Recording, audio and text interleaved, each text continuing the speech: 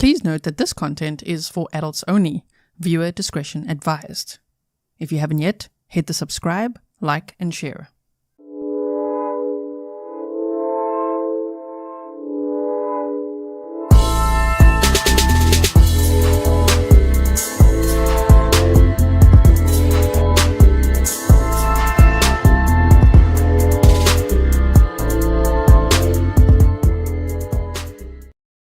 Hello everyone and welcome back to another live stream with me, Grizelda K. This is day 5, the morning session of the Ronald Anthony Burgos-Aviles trial, a death penalty trial. If you haven't been following along, don't you worry.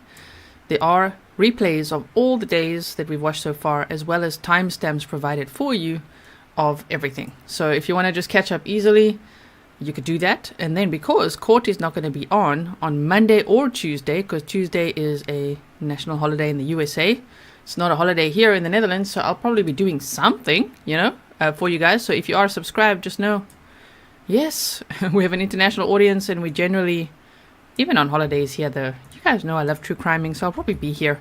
We've got lots to discuss in many cases as well, but you can catch up on that. And then because they're not in court, let me finish that sentence. On Monday or Tuesday, I would like to make a little bullet point presentation for you, just to recap what we learned from each witness so far. The most important points. We've learned a lot, but I think it would be helpful for you guys if I just offer that as well. Let me quickly get the chat going here. Welcome to all my moderators. Thank you so much for everything you do. Thank you to everyone who's bought the mods coffee as well. Really appreciate that you support them as well, and show them lots of encouragement, because they're here for hours keeping the community grizzly, as we say, which is kind and respectful, particularly to victims of crime and their families. So thank you so much. Welcome to all my patrons. Thank you so much for your support. I wouldn't be able to do this full time without you. Welcome to members. There's lots of new members as well. Subscribers, everyone. Thank you, Geneva Lopez, for your $1.99 super sticker. Really appreciated. And yes, good morning to you if you are in Texas or on the west side of America. I am in the Netherlands, otherwise known as Holland, which Holland is actually a province, but it's 4 p.m. for me. And let's see, so it would be now 9 a.m. The judge said he would like the jury there at like 8:45 and then to start at 9. So let's see if they do start at 9-ish today. Now it's 9-ish. Any minute now. Would be great. Karen Yalaki, thank you so much for becoming a member. We will have a members only stream, hopefully today would be the plan, but let's just see how it goes energy wise today as well, because for example yesterday with that Daubert hearing for 3.5 hours and then the afternoon session, it was very tiring, and I want to make sure that I have energy to snark it up with you guys or chat with you guys, whatever we're normally chatting about there on members only stream. So I will let you know. Helen says, feeling very educated on all things cell phone related, feeling very smart. Did you also rewatch it? Because I rewatched it this morning, and while most of it is still like, that's a lot of info. It's not like right over my head, but you know what I mean when I say it's like over my head. It's just so much data. It's explained so well that it was really great to see those, the arcs and the graphs and everything again. Thank you for upgrading, Linda Sue. Really, really appreciate it. Okay, let me just quickly not miss these. Harleen Ann, thank you for your $1.99 super sticker. Irene, tuning in at midnight here in Guam. Oh, it's midnight for you. Oh, my word. Wow, it's midnight for you already. Okay, you say love you, G. Please give a treat to Fury. Fury is so spoiled. Are you sure? I will do that. Thank you so much. I actually went this morning to buy him some more. So, yes. All right. Let's see what else we got. Rexy, thank you for your $5 super sticker. If you guys haven't yet, please like and share. I would really appreciate if you guys are on Facebook to share it on Facebook as well, because I don't see this trial and these streams shared much on Facebook. We are sharing a lot on Twitter, and I'm most active on Twitter. I hardly do anything on Facebook, but I'm trying to share it there as well. It'll be very helpful if you shared it the way you do on Twitter, on Facebook as well, if you can, please. Okay, so let me see. Wait, I've got a little something here for you, but obviously when we start it, then they'll start court, won't they? That's just how it goes. Okay, so just hold on 1 second. I think it... Where did that now download to? Just hold on. I'm trying to find something for you. This one, yeah. Okay.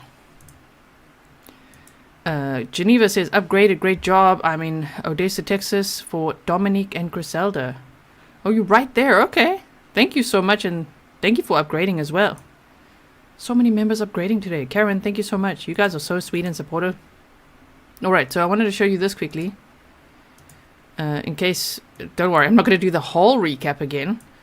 So this crime happened in Laredo, Texas on April 9th, 2018, which yesterday I was just like, wow, that was months before the Watts family murders even happened. That's how long this has taken to even get to trial. So I really feel for the families. This must be, like, finally, but at the same time, very traumatizing. So we've got Ronald Anthony Burgos-Aviles. He's now 33 years old, for those of you who don't know. He was 28 years old at the time of the crime.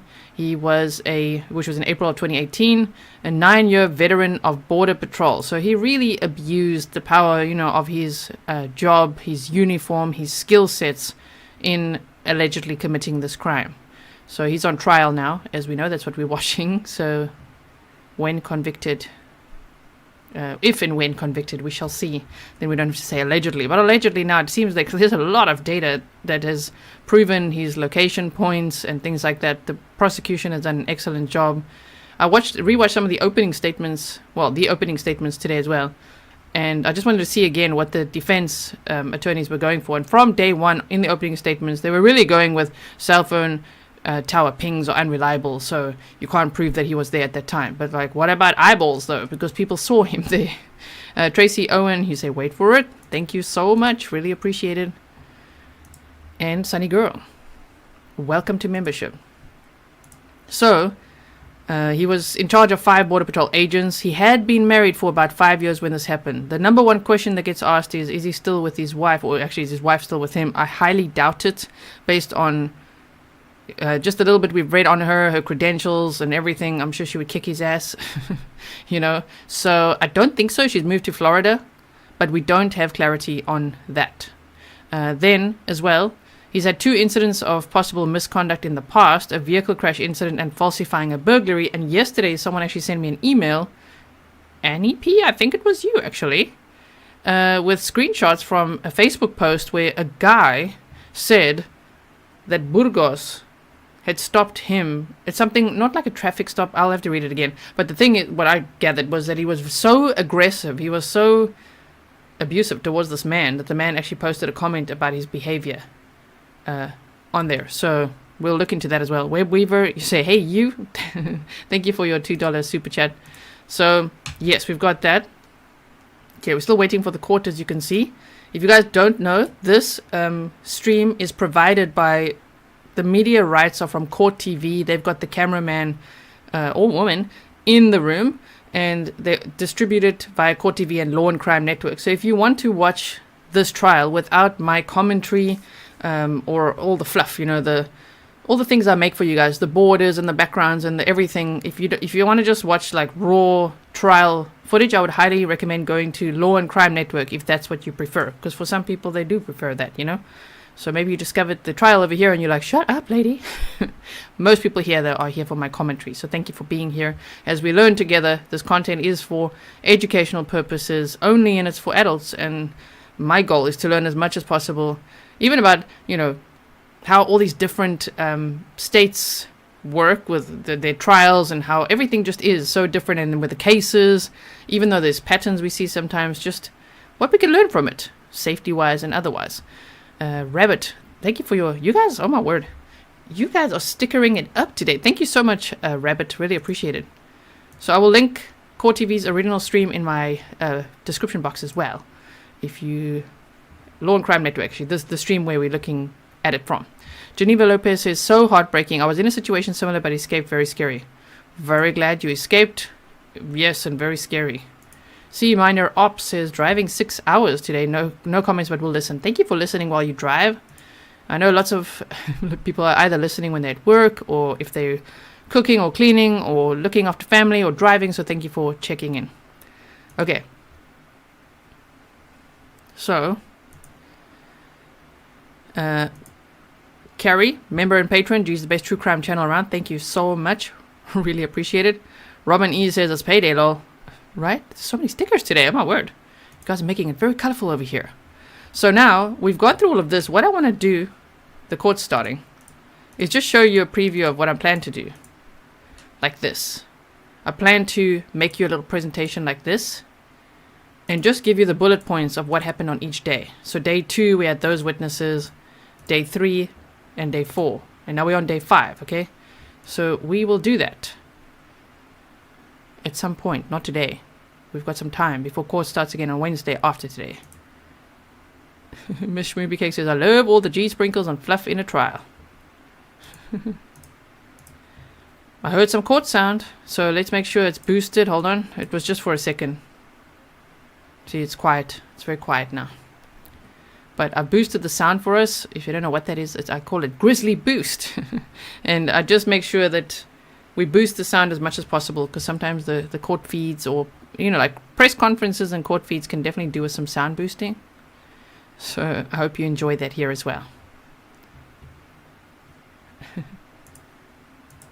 Heather says, I enjoy the commentary. I appreciate no horns. Loud, annoying sounds make me cringe low. No horns. Do people do that? You mean like those background type sounds? No horns. Tracy, thank you for upgrading your membership. And Carol, thank you for sharing the purple hearts. If you didn't know, we're sharing purple hearts throughout the stream, as well as white ribbons and the baby Yoda, to show support and solidarity for the family of the victims of this crime. The victims, Grizelda Hernandez, she was only 27 years old, and her baby Dominic Hernandez. April 9th, 2018, brutally murdered in Laredo, Texas, at the Father Charles McNaboe Park, where a Border Patrol agent had asked Grizelda to meet him so that he could check out his child's leg. And the first time he met his baby was on March 25th of 2019, just 2 weeks before, and he injected something into the baby's leg. So Grizelda wanted to take the baby to the hospital, but he was like, no, just bring him to me first. Remember, he was trying to keep this all a big secret, because he was cheating, which she didn't know. She thought he was separated, and then later found out, whoa, this guy is married. He's got 2 kids of his own. And that's after he'd already distanced himself from her. Yes. So as soon as she got pregnant, he's like, oh, hell no. Nope. Block. That's how he handled that. Like a coward. Megan Holly, you say thank you. Thank you so much. All right. Michelle Marcus says, hello. Hello, Michelle Marcus. Yes, there we go. Thank you for sharing all the purple hearts. Mish Movie Cakes. We have a smooth trial day, you think? I'm really hoping so. But I'm armed with coffee, water, everything. Snacks. We got it all. Fury's napping for later. So, yes. Kamala Norris says, thank you, G, from sunny Florida.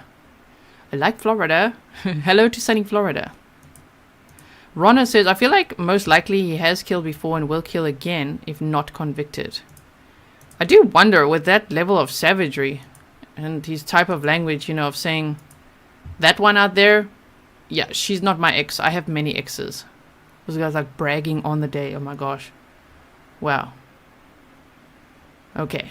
So, let me try find that, I just want to find that screenshot. Just hold on 1 second. There we go. Is it this? Nope, that's not it.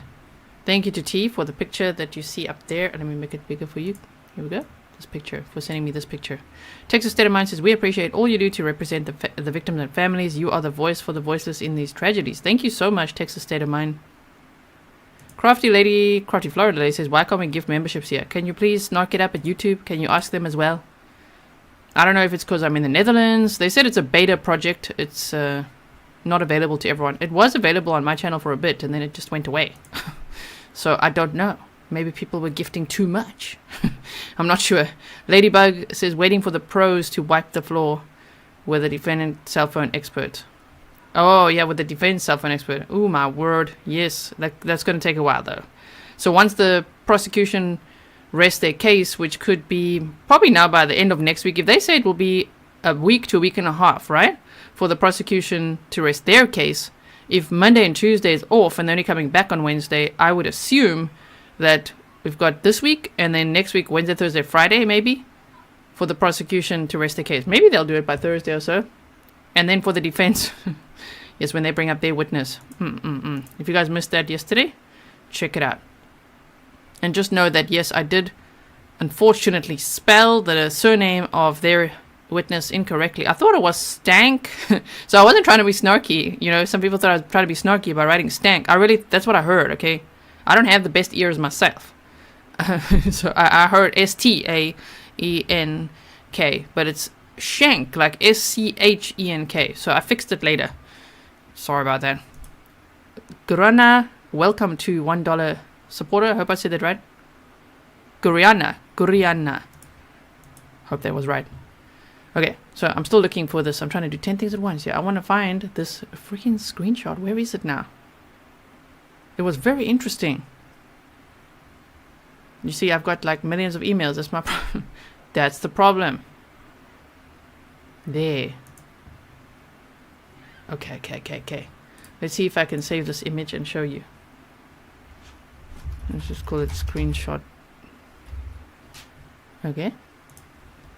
Yeah, you see the courts. They're so late. So late. Oh my word, so tardy. I hope they're drinking coffee though. Maybe that's what they're doing. Gypsy Girl, welcome to membership. Silas says, you are doing a good job, G. Thank you.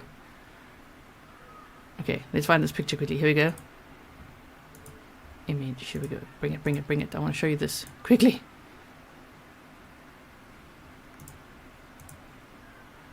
Okay, now it's right over my face.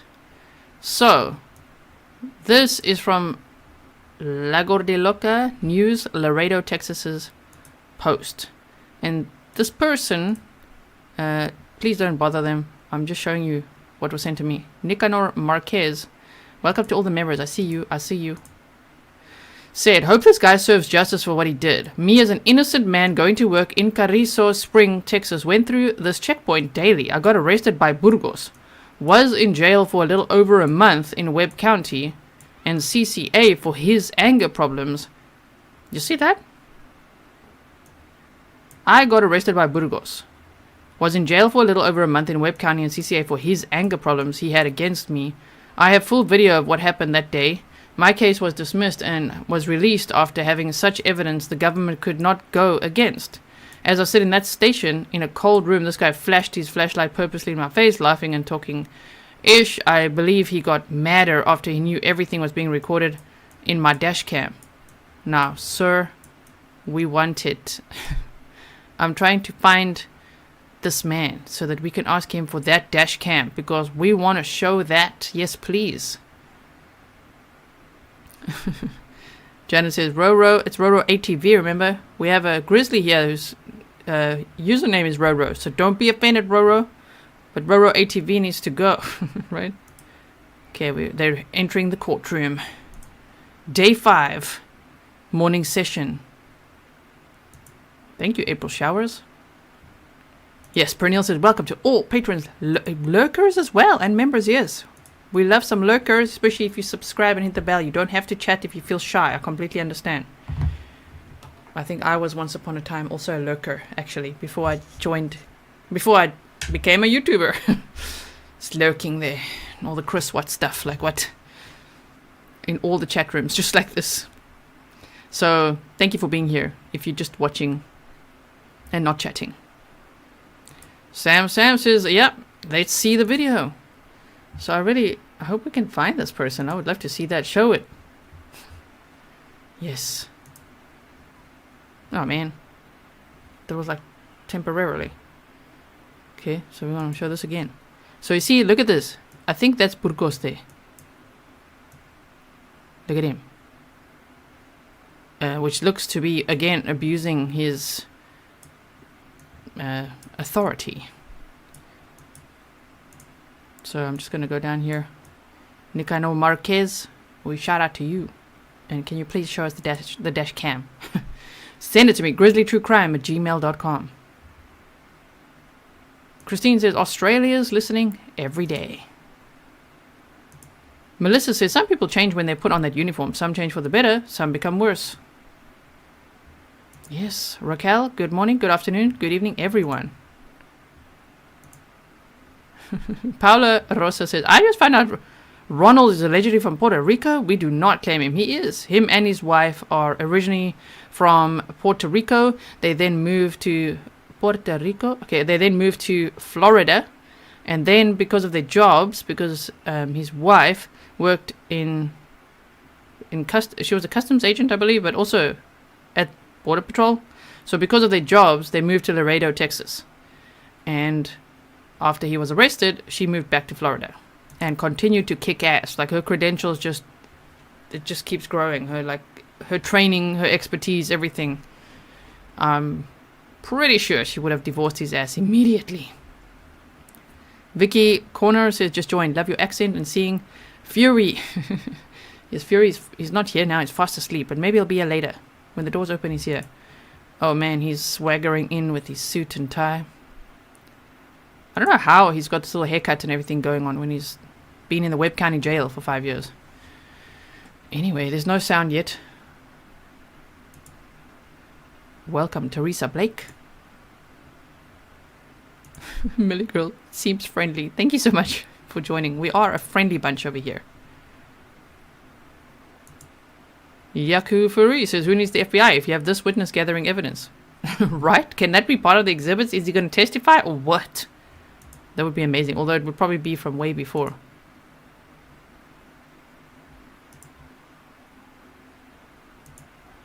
Brenda, I'm guilty of lurking. Lurking is not a bad thing. In fact, I think I'm still a lurker, you know? When I'm going to watch other streams and things, I'm mostly lurking. I'm not chatting too much. So we'll have a lurker. Roxy and Dilo. Wait, Roxy and Lilo. Was that blood on the back of his Border Patrol truck that they found busted? It was, and so sadly, it was apparently the baby's blood. Oh, man. We saw that yesterday. If you didn't see it, I did timestamp that for you as well. If you don't know what timestamps are, if you look at the pinned comments in the description box or hover over the video, it means I've sat there and written down the times that critical moments happen and organize that for you. So it's really easy for you to just either click on the little blue time allocation, you know, the little click on it, it's blue, it'll take you straight there, or just hover over the video to the chapter that you want to see.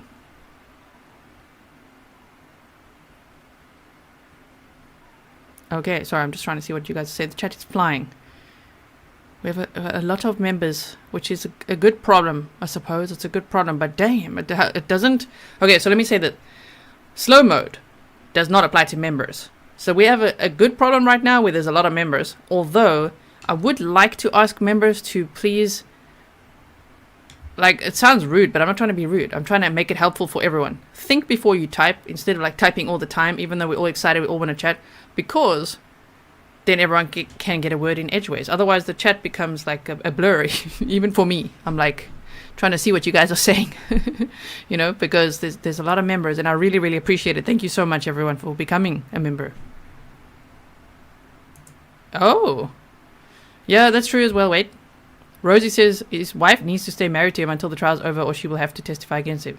Well, let's hope for the latter. Actually, I would love for her to testify against him. Now there's a character witness. I like this. Teresa says, please do not attack the female defense attorney. Women support a woman. We do not tear each other down. I do like that, actually.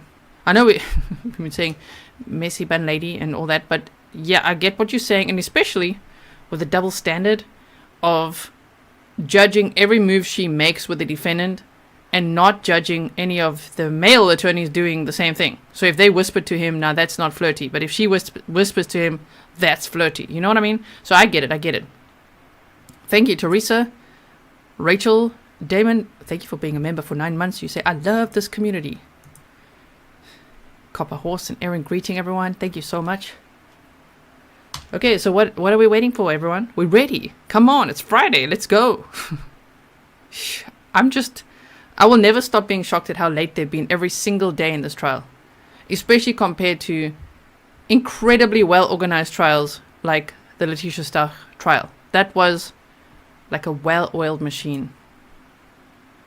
I appreciate that trial. I missed that trial a bit. Right. Tanya, thank you for your $5 super sticker. And you say, bravo. And look at the sticker, everyone. Okay, so we hurry up and wait. We're looking at the ceiling. We've seen the ceiling quite a lot. Yeah, Texas time. Okay, so let me find... There were actually screenshots before that one. So let me try find that. Okay. Is it this one? Yeah. Okay, let's try to look at this one now. This one was April 11th, 2018. Also from La Gordiloca News, Laredo, Texas. Update on breaking news. This was April 11, 2018. You see that? After the arrest of 28-year-old Ronald Anthony Aviles Burgos, more information of his life has come to light. The 28-year-old Border Patrol supervisor was also in the U.S. Navy, who is married to a U.S. Custom agent and has 2 kids. It's just I think, really an administrative matter. It was brought to my attention that the suppression hearing... that what, sir? The suppression hearing that we held last year in 2022. A hearing from last year is what this defense attorney is opening with? There was, as we understand from looking at the record, the state properly filed their proposed findings of fact, but there wasn't a formal adoption by the court. So, in order to preserve Mr. Burgos-Aviles' rights, we're asking that the court formally make its findings of fact. I don't remember. Do you have a copy of it? The state graciously printed a copy of she is also a social worker, this morning was given by so maybe, yeah, but she's keeping him informed of what the process is as well. I had a memory of it being adopted orally by the court, but we can't find it in the record, and in abundance of caution. Welcome to all the locals that are joining the stream. I see there's a few from Laredo, Texas. Welcome to you and welcome to any family that's watching. Friends. Assuming that for a moment that I've signed these already, because I'm going to check my records. But I'm pretty sure I would have signed it without it saying states proposed. He's also wearing purple. So, can you just have somebody send it to both counsel for the defendant and me? Either in a if anyone can find the defense, the prosecuting attorney's name, I would really appreciate that. So that I can take out state the one with the glasses that's wearing the purple now, and whatever else had I the think Baby Yoda pin. Can you do that today? Have somebody do that today for you? For a baby's mom, welcome to $5. You can just send it like that, and then I'll edit this. I'll edit. Just send it in Word. Don't send it in PDF format. Send it in Word, basically. What I'm saying. Hello, Fiona. I'll look for the one that I thought I had signed, and if it's, I'll read it again. I'm pretty sure I had already done that. They're going to send it to me in Word format so that I can. Is there an echo? Anyone? Edit whatever I need to edit, echo. whatever I don't, because I'm sure that's what I did last time. So we'll take it from there. Thank you, sir. But I'll get it to you. Thanks. Good morning. Ready? The red chair is coming. Yes, sir. Please rise for the jury. There is an echo. It's my own stream. Stand by.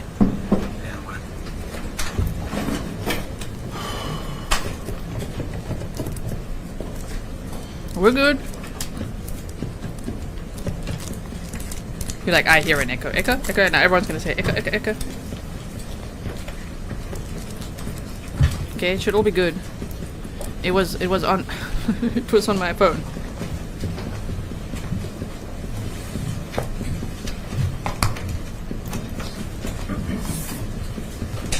Okay.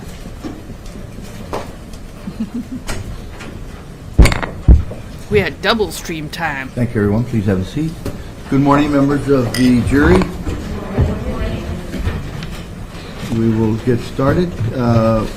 We left off with Mrs. Camilla on the witness stand, and Mr. Pena, you were about to cross. Do you have any questions? Yes, Your Honor, please. You may begin when ready. Oh, Good morning, Mrs. cross-examination. Camilla. Good morning, sir. Mrs. Camilla, yesterday you testified that Mr. Burgos made a call, a radio call to dispatch at around 11:18 a.m. on the morning of April 9, 2018, and reported that she needed, that there was a woman that was in need of immediate medical assistance, correct? I testified, yes. Okay. And prior to that call, there had been no reports of illegal activity having been observed or reported by any Border Patrol agent in that area, correct? Are you talking about the radioactivity that was obtained, or are you talking about any other source that recorded that vehicle in that area before? No, I'm asking whether any agent, including Mr. Burgos, had reported any illegal activity in the area that Mr. Burgos was assigned to that morning. Someone else, right? Aside from the call that came in of him requesting assistance, is that your question? Right. I believe there was regular traffic, regular radio traffic as far as detections of possible activity that Border Patrol agents needed to respond to, if I remember correctly. In the area that Mr. Burgos was working? Yes.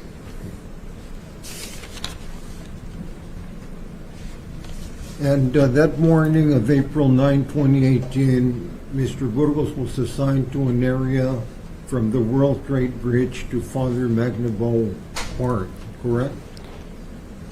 So that was one of his areas of responsibility, to include from Flecha Lane all the way to north of 255, since he was a supervisor for deployments. And the area where Grizelda Hernandez's body was found is included within that area that you described, correct? Yes, that is correct. And as part of your investigation, you searched Mr. Burgos' desk at the Border Patrol North Station, and you were looking for evidence, correct, of the crime? So there was two searches conducted in Mr. Burgos' shared workspace. Like I've mentioned, one of them was done the day of, April the 9th in the evening, and that was done by Laredo Police Department, accompanied by one of our agents from my office. I was at the headquarters station. The second search was actually done by admin, the Laredo North managers, that they were trying to clear that office because, again, it's a shared office. And when they were doing so, that's when they came across the documents that I testified to yesterday. The child support documents? That is correct. Okay. And other than the child support documents, there was no evidence recovered from Mr. Burgos' office, correct? Not that I recall, no. What would be in his office? Now, at Border Patrol here in Laredo, Mr. Burgos was simply known as Ronald Burgos, correct? I am not sure, to be honest, how he was known by his fellow agents or supervisors. All I know him was obviously, or the first time I learned of him was the day of the call. You looked at some of Mr. Burgos' employment records, correct? Yes, I did, sir. And those records contained the name simply Ronald Burgos, correct? I'm not mistaken if it has his initial or not. I would need to see the actual employment records that were provided. Okay. And you also searched Mr. Burgos' computer that he used in his office at the Border Patrol Station, but the search did not reveal any evidence of the murders in his web browser, correct? That is correct. Oh, nothing in his web browser. Okay. You mean Google, sir? Mr. Burgos was hired as a Border Patrol agent in 2009, is that correct? Yes, that is correct. And he was promoted to supervisor in 2012? No, correct? he was promoted to supervisor July of 2017. Oh, 2017. Yes, sir. Okay. Now, you learned as part of your investigation that Border Patrol agent Francisco Lara placed a bloody glove in the bed of I the knew they were gonna Tulo go with that. unit that was assigned to Ronald Burgos, correct? Yes. Yes.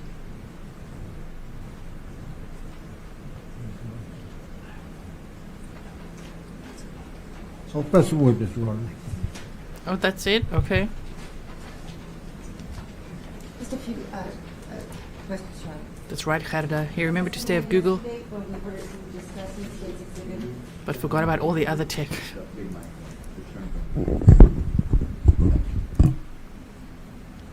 on state's exhibit 514.5, which was the radioactivity for the handheld radio, Yes. are you able to see document 514.5 exhibit? Yes, yes, I can. And when asked, how is it that we knew that this handheld radio belonged to Mr. Burgos? So this report, again, was requested for any activity that came from his handheld.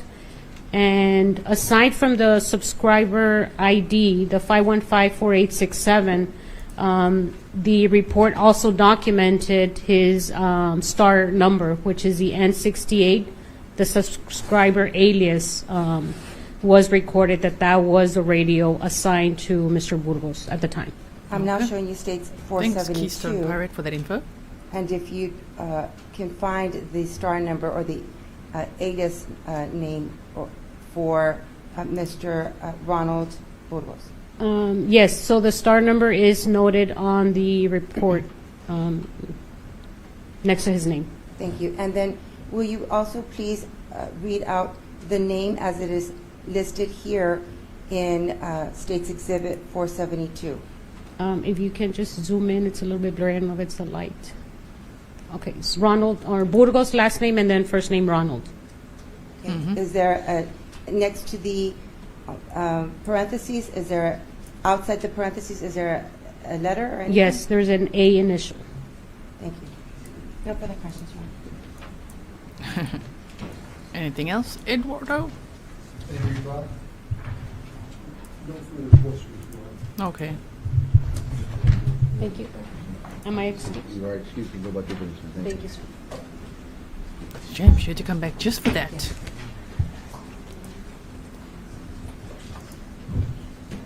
I don't know. This lady was sitting on this side yesterday. So right now we don't see the lady that we normally see. Your next witness. Yes, Your Honor. State calls Nicole Morales to the stand. Who, sir? Nicole Morales. Nicole Morales. Yes, Your Honor. She's outside. Nicole Morales, She's okay. sworn in. Just K, welcome to membership.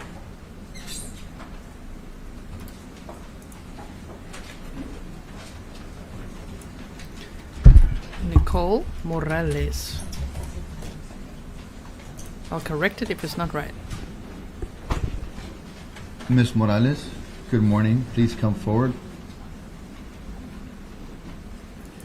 Good morning. Could you state your full name? Nicole Morales. Ms. Morales, please raise your right hand and be sworn. You swear to to tell tell the the truth, the whole truth, and nothing but the truth, so help you God? I do. Thank you. Please have a seat right over here.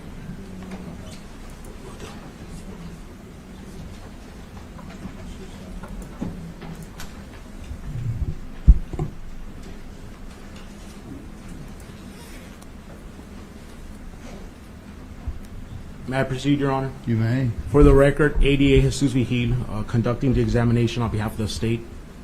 Good morning, Ms. Morales. Good morning. How was your drive down? Fine, thank you. It's good to hear. Shall we get to it? Yes. Can you please state your name for the record? My name is Nicole Morales, Morales. Nice. And what's your occupation? I'm a forensic scientist at the Bexar County Crime Lab in San Antonio. Bexar County. And where are you currently employed? At the Bexar County Crime Lab. Okay. And how long have you been employed there? 10 years. And what are your duties? I'm a forensic DNA analyst, so I screen evidence that comes in from law enforcement, and then I provide DNA comparisons to profiles. And would you Love be it. able to tell us what educational background and professional training you have that qualifies you as an expert in forensics? Yes, I received my bachelor's degree in biochemistry from the University of Nevada in Reno, and I have my master's degree in forensic science from Sam Houston State University. And this laboratory, is it accredited? Yes. Is the accrediting organization recognized by the Texas Forensic Science Commission? Yes. What does accreditation mean? It's a set of standards that you have to meet that is comparable between all the laboratories that meet those accrediting standards. So there's certain proficiency testing that has to be done every year. There's certain training that analysts have to go through every year. And it's just a set of standards to show that you meet these requirements. And are you licensed as a forensic analyst by the Texas Forensic Science Commission? Yes. Have you received any additional training in the area of DNA analysis? When I joined the laboratory, I received training in both forensic serology and forensic DNA, and there's continuing education every year. Nice. And have you testified in court before as an expert witness in the area of DNA comparison? Yes. More or less, many occasions? Many occasions.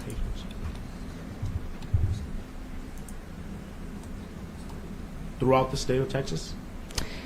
Typically Laredo, Killeen one time, and then mostly Bexar County. Pretty sure the jury knows, but would you I remember this. tell the This jury country what goes DNA live. is? Sure. So DNA, I describe it as the genetic blueprint of what makes you unique. So if you think about a blueprint of a house, you have a set, walls, doors, rooms, how they're set up. So DNA is the genetic blueprint of what makes you unique. You get half your DNA from your mom and half your DNA from your dad, and each person has a unique genetic profile unless you have an identical twin. It's DNA time, guys. Could you generally explain what happens with evidence when the lab receives it for testing? Sure. So law enforcement will bring in the evidence. It gets stored in our evidence receiving section. It's a vault that's accessible to analysts and evidence receiving staff. At that point, someone will pull that evidence for analysis, and then we pick it up from evidence receiving. We perform any necessary testing. We keep any items stored in our section for DNA testing, and then the bulk evidence goes back to evidence receiving, and then subsequently goes back to the law enforcement agency. Okay, and now in this case, were you provided with evidence to conduct a forensic analysis? Yes. How did you receive that evidence? I picked it up from evidence receiving, and it was submitted by Laredo Police Department. And once you finished conducting your analysis, what happened to the evidence? The evidence, once I retained whatever cuttings, swab tips, etc., from the evidence that I wanted to keep, the bulk evidence was submitted back to evidence receiving, which submitted it back to Laredo PD, and then I had just samples of the bulk evidence in my custody. Okay. And did you prepare a report? Yes. Several reports? 6 reports, yes. Your Honor, may I approach the witness? You may.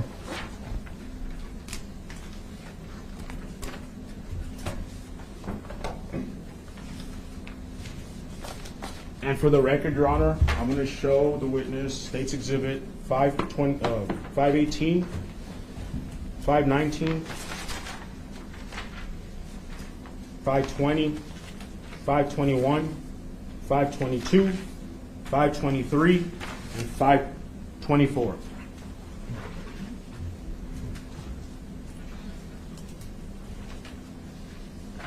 Do you recognize these documents?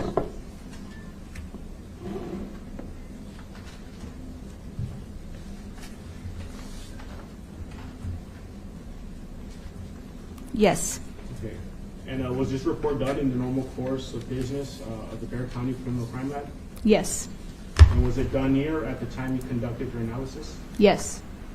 Thank you. Your Honor, I'm going to show the defense for any objections, and I move to admit into evidence State's Exhibit 518 through 524, and I request to publish State's Exhibit 518.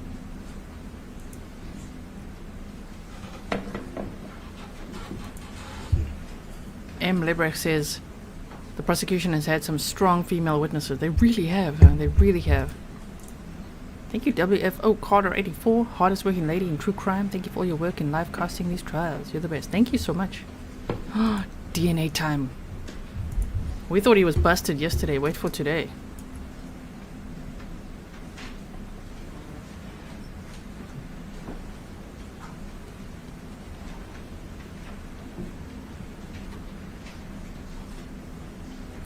Dusty Den says, I love DNA time.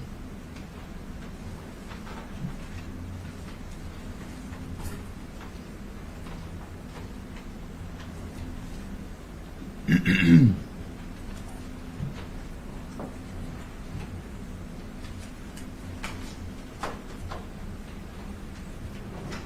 have no objections. It would be admitted without objection. Thank you. And may I request to publish 518, Your Honor? Sure, go ahead. You can see it there. Yes. Thank you.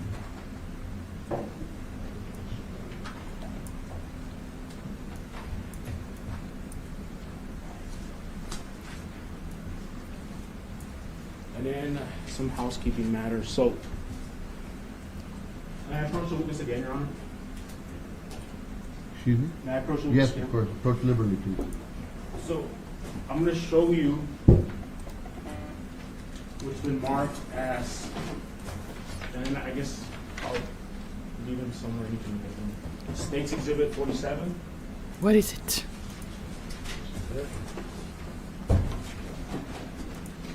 Mishmuki Cake, State's super Exhibit supporter. 7, State's Exhibit 8, State's Exhibit 4, State's Exhibit 17, State's Exhibit 18, and State's Exhibit 35. If you can review them.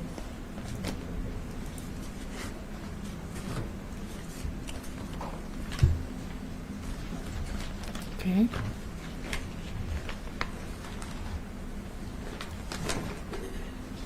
Okay. Do you recognize them? Yes. How do you recognize them? Each of these packages has the unique CIL, which is the Criminal Investigation Laboratory case number on it, as well as my initials and the date and the exhibit number that each item is. What date do they have on them?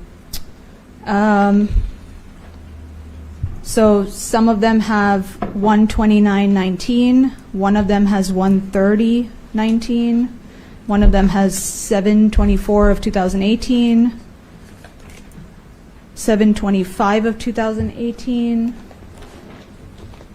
and 7/18/2018. Okay. And are these the items that you received and analyzed? Yes.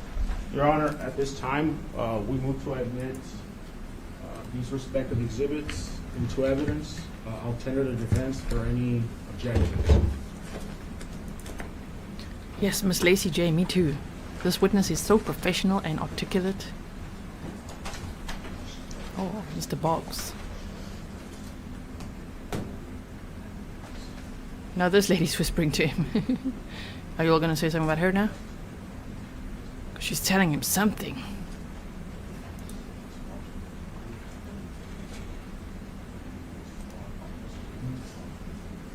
He didn't like whatever she said.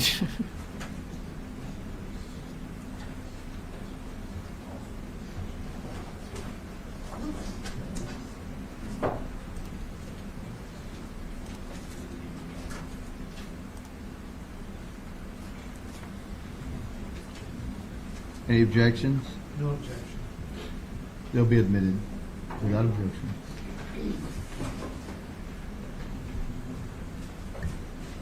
I think we got different security today as well, huh? Are you familiar with the case at hand? Yes. Now, I know you said you were given some samples to analyze. You actually did an analysis on these samples? Yes. What analysis did you utilize? So typically in homicide cases, the typical analysis is looking for blood evidence or touch DNA. So if it's blood evidence, I would do a screening test, which is basically a presumptive chemical test for the possible presence of blood. That's basically a color reaction test. So if it tests positive, it would turn the sample pink, and then I would retain it for possible DNA analysis. So that's typically the presumptive test that I would do on homicide cases, unless there was something else specifically asked for. Let's say there was an indication of a sexual assault or something like that, then there would be additional testing. Other items that might just be retained without any sort of presumptive testing might be something that was handled, like let's say a firearm or a steering wheel cover or something like that. So there's no presumptive test for that. It's just kept and DNA is performed on them. Okay. Well, would that cover the methodology? Yes. Okay, let's move on then. So I guess after you did your analysis, what did you do after doing the analysis on the samples? What did you then do? So anything that tested positive for the presumptive presence of blood, either a cutting or a tip, if they were swabs, I would keep just the tips of the swabs. Those would be retained in the laboratory. Any items that were sort of positive for touch DNA, like I said, no presumptive testing was done, but samples would be kept from those items. And then they would be retained within the laboratory, and the bulk evidence would have been sent back to Laredo. Okay. So you looked at State's Exhibit 47, right? May I approach, Your Honor, just to place it? You may. Just to refer to it. Thank you. Okay. I wonder if they found the clothes, you know? So can you tell us State's Exhibit... His. Was it 34, did I say? This is 47. 47, I'm sorry. Where does that exhibit corresponds to where on your lab report? It's Exhibit 1, so it's the first brown paper bag listed. So would it be these items right here? Correct. Would you mind, I don't know if you can see or want to refer to the exhibit, what the items consist of? So the description might be different between what's listed by law enforcement and what I described it as. So it depends on which one you want me to use. Do you have a copy of your report? Yes. Would you like to refer to your report? Sure. Okay. It's going to need to evidence. Stroller Okay, handle so phone. in this container, which is Exhibit 1, the brown paper bag, there were 5 different sub-items in there. The first was a stroller handle foam. The second was a stroller canopy fabric. The third was another brown paper bag like this inside of this bag, and it had 5 items within it. So 1-3-1. So stroller headrest fabric, stroller seat belt buckle, dry grass, then another tape-sealed manila envelope, which had 4 items in it, swabs 8, 9, 10, 11, and then apparent hairs, and then stroller seat fabric and tire prints were all in Exhibit 1. And so you conducted an analysis of these items, right? Yes. Would you mind telling us what your findings concluded? Yes, what as was to it? These items?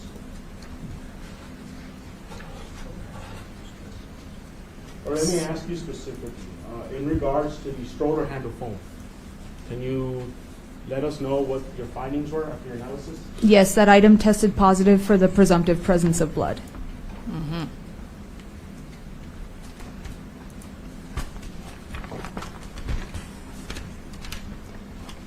And can that be attributed to anybody? Until DNA analysis, that would be when the comparison is made between that Okay. item. So that's on a separate report We'll later. get to that. He's like, And so about in regards to the shoulder canopy fabric, That also tested positive for the presumptive presence of blood. about in regards to the stroller headrest fabric, That also tested positive for the presumptive presence of blood. and in regards to the stroller seat belt buckle, That also tested positive for the presumptive presence of blood. in regards to the rock, The rock was, swab 9? I believe yes. Swab 9, that- 1342. Yes, that also tested positive for the presumptive presence of blood. Now, if I can have permission from the court to publish State's Exhibit 519. all from the Sorry, stroller, Adrian. all these tests at first, yes. So can you tell One us second, what sir. warrants you- One second. Yes, yes, I'm confirming whether it should have been admitted or not. Now you can publish it. Can you inform us what the difference is between the first report that we looked at, State's Exhibit 518, to State's Exhibit 519? So the first report was the serology report. That's where I was screening the items of evidence to keep what was probative or what tested positive for any presumptive bodily fluids. The second report is the DNA report. So at that point, I'm taking those items that I retained, developing genetic profiles from them, and then comparing them to any known profiles I have from individuals. And so your findings will be on the following pages, correct? Correct. So can you tell us now, the items that I mentioned, can you tell us then, you mentioned that you found human DNA on these items, correct? So those items tested positive for the presumptive presence of blood. It's only a presumptive test, so I would develop a genetic profile and then compare it to any known profiles. Okay, and then I guess let me show you then. Now that you mentioned that.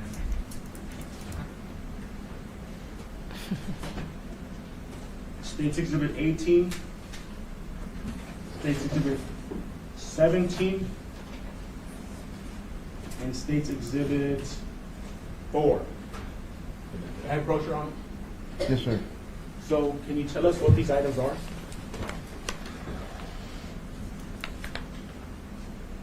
So States Exhibit 17 is my Exhibit 8-1. It's a known sample from Dominic Hernandez, and it would have been a bloodstain card from the medical examiner's office. States Exhibit 18, my Exhibit 8-2, is the known standard from Grizelda Hernandez. That would have been a bloodstain card as well from the medical examiner's office. And States Exhibit 4 is my Exhibit 15-8. Those are buccal swabs. Let me double you check. see? Buccal, not buccal. Just saying.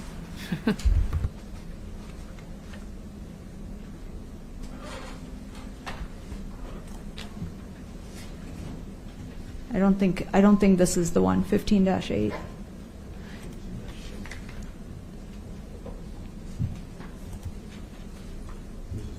No.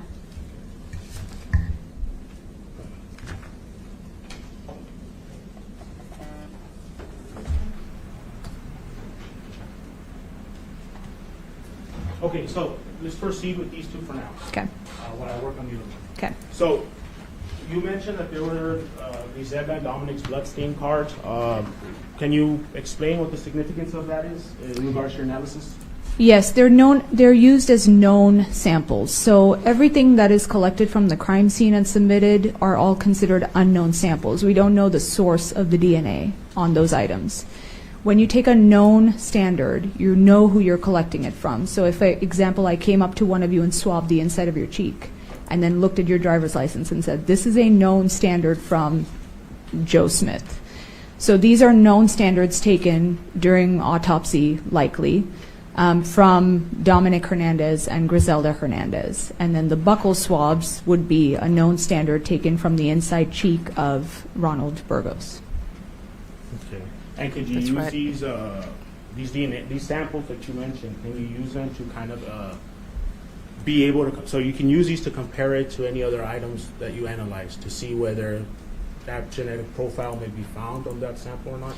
Correct. So we use the term consistent with. So the known samples are compared to the unknown samples, and you can see if there's a match or not, basically. Okay. And so I guess let's get back to your report. So in regards to the items that we mentioned in States Exhibit 47, can you let us know what your findings were?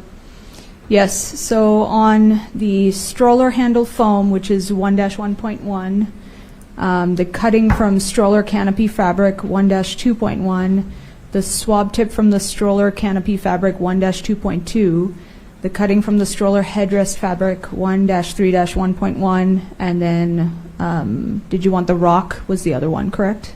Yes. Swab tip. I mentioned the belt buckle and the rock. Swab tip 9 from the rock, 1-3-4-2.1. Griselda Hernandez cannot be excluded as a source of the human DNA on those items. Mm-hmm. You can see they've got fingernail clippings. They've got something from the floorboards. I don't know if you were scanning like I was. It's like, quickly, read it, quickly. I think, can you, how about in regards to the stroller seat belt buckle? Stroller seat belt buckle, 1-3-2.1. Is that the correct one? I have 1-3-2.1, correct. Yes, Griselda Hernandez cannot be excluded as a source of the human DNA on those items. Your Honor, just if I can have a minute just so that I can show the jury the belt buckle and the rock, Your Honor. Oh, shame. And the rock. This must be so hard for the family.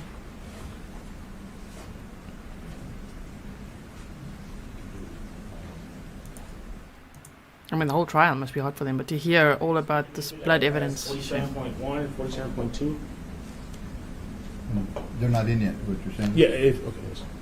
Is that correct? Yes, that's correct. Or are they in already? No, they've been admitted, Your Honor. 47. Has the rock and the buckle been admitted? No. I That's guess all we'll that. cross that bridge when we get there. So that's, maybe you could show it to them then. Yes. Okay. Guten Tag, everybody. From Deutschland. Happy Hermit says he has no defense. That rock was found right next to Grizelda's body, and the Border Patrol agents Lara Mr. Dennison said that he was scuffing his feet and kicked the rock. Present to counsel? Yes, Your Honor. Okay. Maybe you can do that over here instead of over there. Like right here at that table there. Yes, Sheila, her blood was on the stroller because he attacked her first and stabbed her 27 times. Then The box he has went to already been- unclip the little, like a little seatbelt, the buckle, from the stroller and picked up the baby and Okay, so carried you him removed the box, but not the a contents. little of the further box? into the nature there How did that happen? and killed him. So yes, her blood was on the stroller. Approach, please.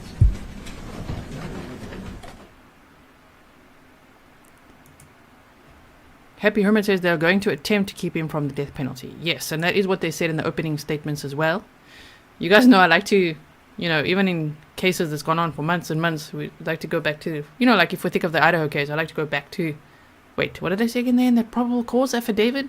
Same as in the Delphi one. We just did that as well. Don't worry, we're going to do a deep dive on lots of Delphi documents soon.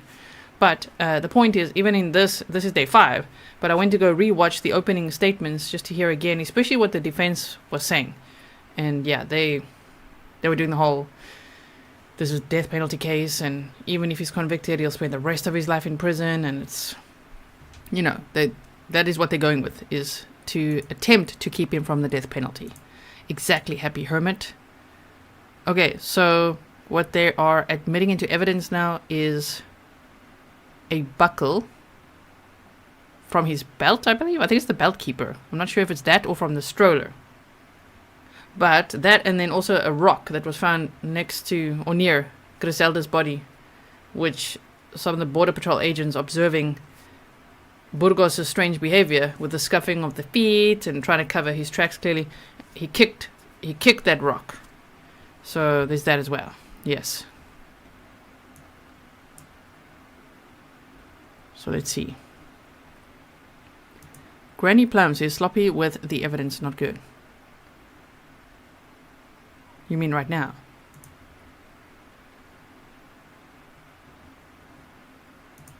Miss Muller says, I can't fathom this kind of evil. I mean, it's horrendous. Nikki says, seems there are some logistical issues here entering evidence or not done as it should.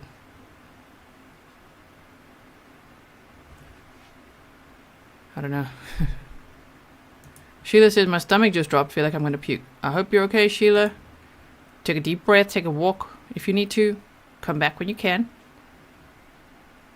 This content is, it can be triggering. So make sure you look after yourself. Plain Jane says, I didn't know he stabbed her. Yeah, 27 times. And while we said we don't want to be spooky with numbers, she was 27 years old. He stabbed her 27 times. And Dominic would have turned 2 maybe 3 months later, and he stabbed him twice. So that's interesting. But yes, 27 times. They even said it was a cluster of injuries around her neck, and she was found face down. And we saw some of the pictures after they'd removed her body from the scene. Wow, with all the blood on the sand, and it was horrendous.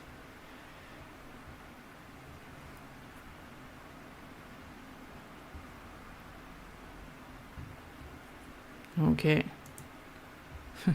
Sophia says this whole trial is a huge trigger warning. Yes, this whole trial is a huge trigger warning. Danny Dawn says, and in the opening he talked about his impeccable 9-year stint as a Border Patrol agent. Yep. Happy Hermit says will be at least a decade before he's in the chair or on the table. I believe on the table, I think the family indicated along with the prosecution, that they'd be seeking the death penalty with lethal injection. Stephanie G, do you ever sleep? Well, yeah. I'm not sure where you're at, Stephanie, which time zone. But in the Netherlands, I mean, it's 5 p.m. for me. So I've had a whole day. Like, for a lot of people in America now, it's morning. And you're like, did you sleep since we last saw you? Yes. I've had a whole day. Before the trial even starts.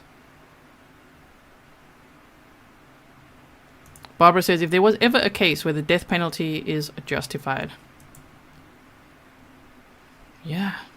He's definitely less responsive to this lady. She's not getting through to him the same way the other one did.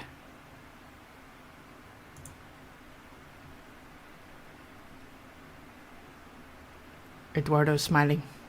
This is his name is literally Eduardo Pena, defense attorney. This one is the district attorney, Isidro Alanis. The judge is Joe Lopez. And this one is William Boggs, also defense attorney. I don't know what this prosecuting attorney's name is, or the other one with the bow tie. I'd love to know. Or the lady.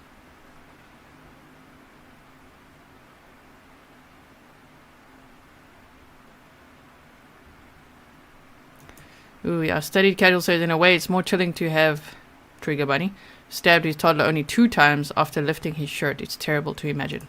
If you guys are new here, there's a lot of new people here. We have this little thing here called a Trigger Bunny.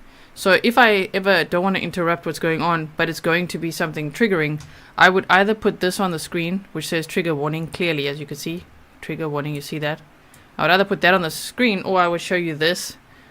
Trigger bunny. Now some people get triggered by the bunny, meaning they get angry with this little bunny. They think it's so ridiculous, but we just show it sometimes as trigger bunny. Okay, so if you see this, the nerdy little trigger bunny, oh, it's now content that could be really graphic or really triggering. And triggering doesn't just mean it's harsh. It could literally be triggering. We fully understand that word here. You gotta look after your mental health.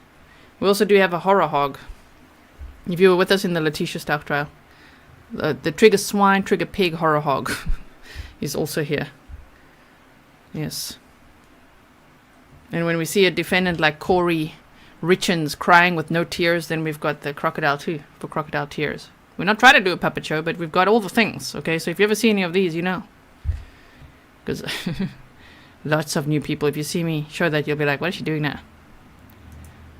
Jean never says, Grizzly takes good care of us. Yes. Thank you, Solaris. You like the trigger bunny. Teresa says, I personally feel the death penalty is too good for this. Let him rot in prison. Bless Mom FR Texas, from Texas. I think death penalty is too easy. They put you to sleep. That's it. She should live out, or he should live out his entire life in prison, but not in Gen Pop. Isn't Gen Pop worse than death penalty, death row, right?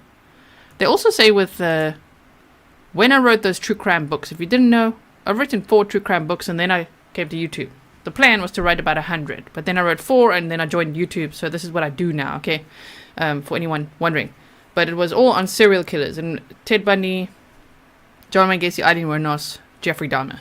And when they talked about lethal injection there, like with John Wayne Gacy saying, kiss my ass, as his last words, they actually studied up quite a bit on how that works and if it is really painless. And apparently it isn't. Now, I don't know, we don't have a way to prove that, because what they do, there's 3 chemicals that are released. The first one paralyzes you, like puts you to sleep, but actually paralyzes you. The second one, they say, would feel like fire in your veins, like fire going through your whole body, and it's apparently excruciating, but the body can't react. So if that's the case, then, well, yeah, it made me feel a little better about like, oh, so it isn't just, completely pain-free. Kimberly Davis says, hey, you. Thank you so much, Kimberly Davis. Jilly Bean says, let him suffer on death row in isolation for years. You see, for someone like Brian Koberger, if he is found guilty, if he gets convicted, if he goes on to death row, I feel like he would do really well being isolated. That's his thing, right? From what we can see. However, someone like Burgos, I wonder. I think he would probably, just based on the little bit we know, thrive on interaction. Don't you think? Katrina says, puppet show at the defense table. Yes. Is that what we were doing? Was it right behind me as well? Yes.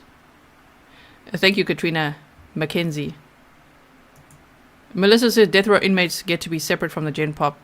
Essentially, they're protected, and essentially they have it better. They just don't know which day they're going to be killed.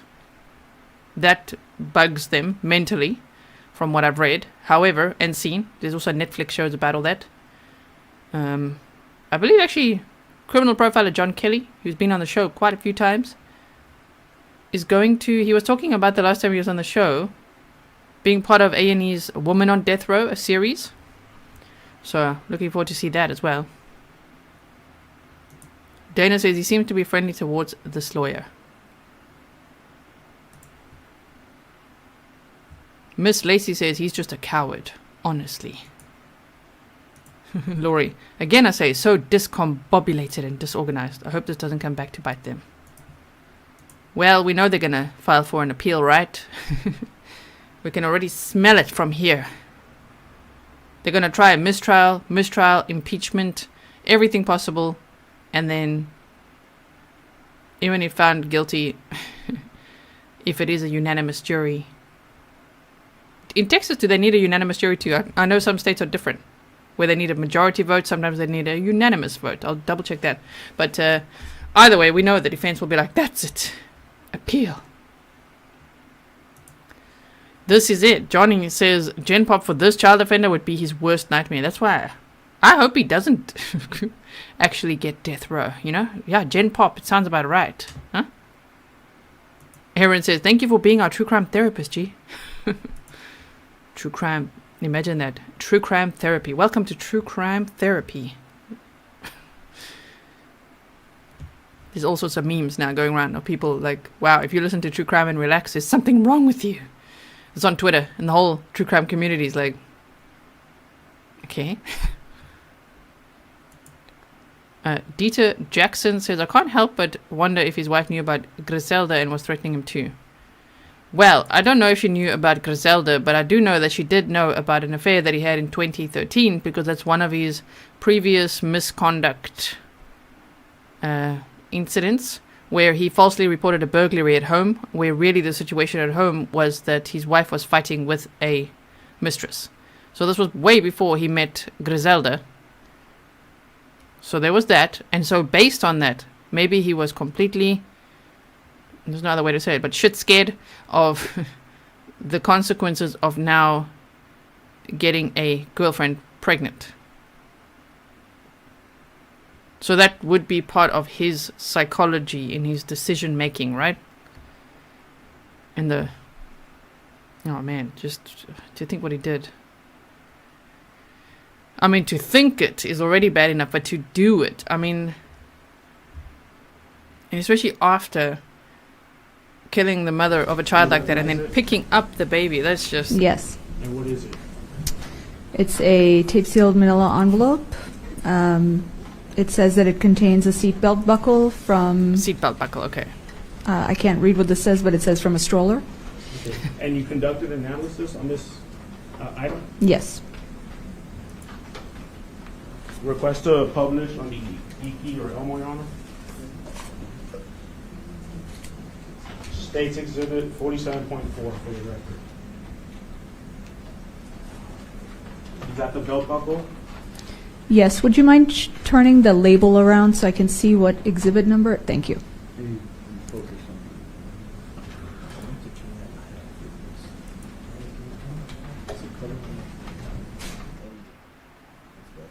A belt buckle, okay.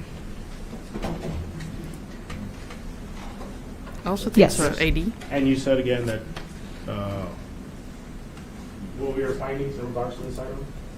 So on that item, I took a swab from that item, and Grizelda Hernandez was not excluded as a source of the human DNA on that item. Thank you.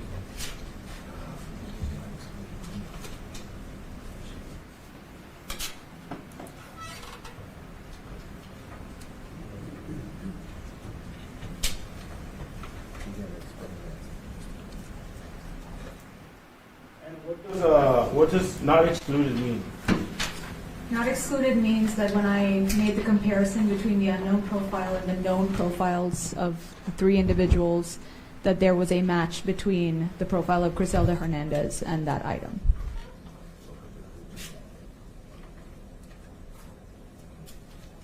Okay, so let's move on. So now, let me show you State's Exhibit 4. Thanks, Donald. May I approach, Ron? So can you tell us what this pertains to in your report? So State's Exhibit 4 is my Exhibit 15-8. That's on a separate report. That's not on this report. It's on State's Exhibit.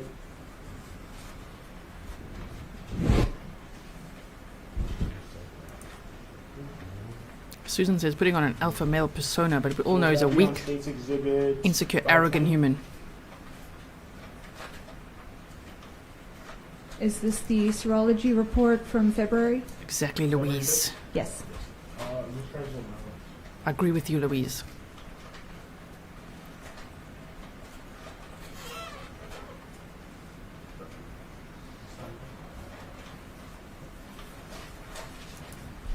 Thank you, Malina. So what does State's Exhibit 4 correspond to in this report? So they're labeled as 2 DNA swabs, and I labeled them as, there's 2 items in here, and so they were subbed out as 15-8-1 and 15-8-2, and I labeled them as swab from R. Burgos-Aviles.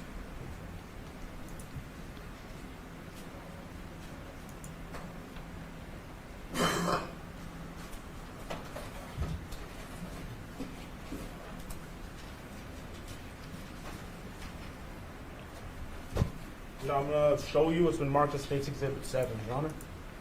Approach liberally, please. Thank you. Thank you, Your Honor. Can you tell us where that corresponds to and which of your reports would be the February? Yes, this would be the February 5th serology report as well. This is my item 15-7. There's 4 items in this envelope, which I subbed out. They're all 4 swabs. The 2 first ones, number 1 and number 2, are from a Cricket cell phone, back and front. And then items 3 and 4 are from a Samsung cell phone, front and back. And what did I guess I'll go ahead and show you State's Exhibit 21. Can you tell us what your findings concluded in regards to these items? Brenda, please email it to me, if you can. I guess you can take it. If you have first more and info. second. 21, Yes. was that one of the ones that was originally admitted? Yes, Your Honor. But we don't have it as admitted. I Do you have it, Cindy? Can you check your list? 21? Yeah, it's 521. I had asked. Oh, 521. It was about We 6 heard you say reports. 21. No, 521, Your Honor. I'm sorry. Right. So again, can you tell us what the findings were in regards to the items that you just stated are in State's Exhibit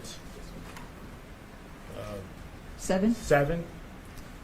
So just to clarify, for serology purposes, for the screening of the items, the 4 items in State's Exhibit 7, which were my 15-7-1, 2, 3, and 4, they all were positive for the presumptive presence of blood.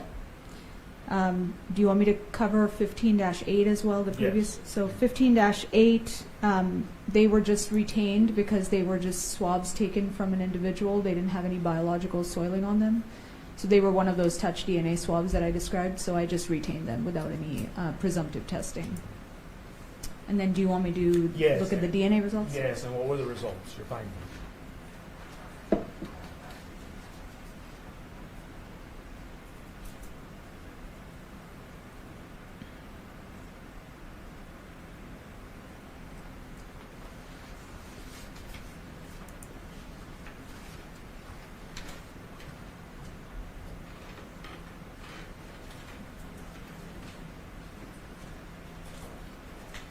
can kind of direct us to the page number of the report. Yes, I'm trying to find them first on my No report. worries.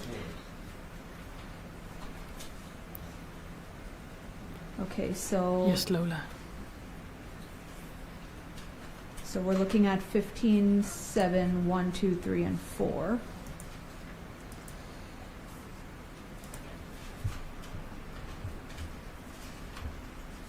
If it'll help, would you know what page it's at? Should we direct the witness to that page, please? Yes, Teresa says he probably wore gloves. Scary thought, huh? Because you already had it then. Yeah. So I if have- you go to page 3 Okay. of your forensic DNA report. Yes.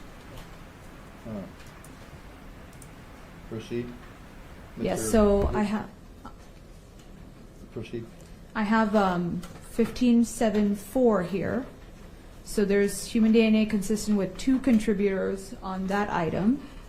Dominic Hernandez is not excluded, and Grizelda Hernandez and Ronald Burgos-Aviles are excluded as a source of the major contributor of human DNA on that item. There was additional human DNA not attributed to Dominic Hernandez, but was of an insufficient quantity and quality for me to do anything with that additional DNA. So what does that mean? So that means that there's a major profile that I can attribute to someone or make a comparison with someone, and then there's very low level amounts of DNA that I don't feel comfortable using. It's just not it's not enough to use it to make any sort of comparison. So I don't make a comparison to anybody. I just say that there's an insufficient amount to do anything with it. Okay. So would it be safe to say you would need more Yes, please. DNA matter? Correct. I would need a more robust profile. So I'm sorry. I was just going to say there was a major contributor, and that's who I made the comparisons to. So from the major component of that item, Dominic Hernandez is not excluded, and the other 2 individuals are excluded. And again, when you mean not excluded, what does that mean? That there's a match between the known profile and the unknown profile. Okay. And it was on which item? Can you tell us again? 15.7.4, which is the Samsung cell phone, the back. Now, how about if we look right here, same report? Do we go down maybe Right, 1 to Yaku? 2 paragraphs? Okay. What do your findings show there? So that one is. So if you go to the paragraph before that, it talks about the Cricket cell phone front. I don't know if you wanted to cover that as well. That's 15-7-2. Yes. So on that one, there was DNA consistent with originating from 2 or more contributors on that item. Dominic Hernandez and Grizelda Hernandez are each not excluded, which means that when I compared the profile on the item, which is a mixture profile, they each could not be excluded as a contributor of the DNA, and Ronald Burgos-Aviles is excluded from that item. That's the Cricket cell phone front. And then the following paragraph? So the following paragraph is a match statistic, so it's basically giving the jury the weight of that evidence, because when I say not excluded, what does that mean? So the match statistic that we use is called a random match probability. It means what is the chance of me going out into a random population of people, so the jury, for example, if I pulled one of you and developed your known genetic profile, what is the chance that your profile would also match that on the unknown sample? And so in this case, for those items that we discussed, the RMP, or the random match probability, is, and I'll give you the most conservative one, or the smallest number, would be 1 in 53 octillion people. We're back to the octillions. We've seen that in the Idaho case. Can you explain that number in layman's terms for us? So people like to think of it as like, what's the population of the world? That's typically what I get asked, which it has nothing to do with. It's a statistic. But there's 7 billion people on the planet, and this would be like many, many sets of decimals over from that. It's octillion. So I would say that this profile is very rare in a population. So it would be very hard to find another individual that had the same profile. And then I'm approaching you to show you what's been marked as State's Exhibit 8. Can you tell me what that is? So this is my Exhibit 16-3. It's labeled as 2 swabs from the tailgate of a truck with a license or a driver's license plate number K66119. Kilo number, what was that? K number what? Kilo 66119. Okay. Now, Your Honor, I'm going to request to publish what's been already as pre-admitted, State's Exhibit 305 and 217. So there's a number that's written on that envelope, I believe, bottom left side. Can you read that number? Is it the state's exhibit number you're talking about? No, there's or? a little hashtag. Oh, item number 1.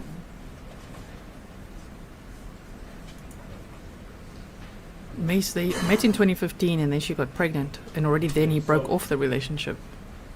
This is. So she met up with him again in 2018 for child support, yes. Which is the back of the tailgate. With, Oh, man. Blood. It's been then marked number 1. What number is that? Right here.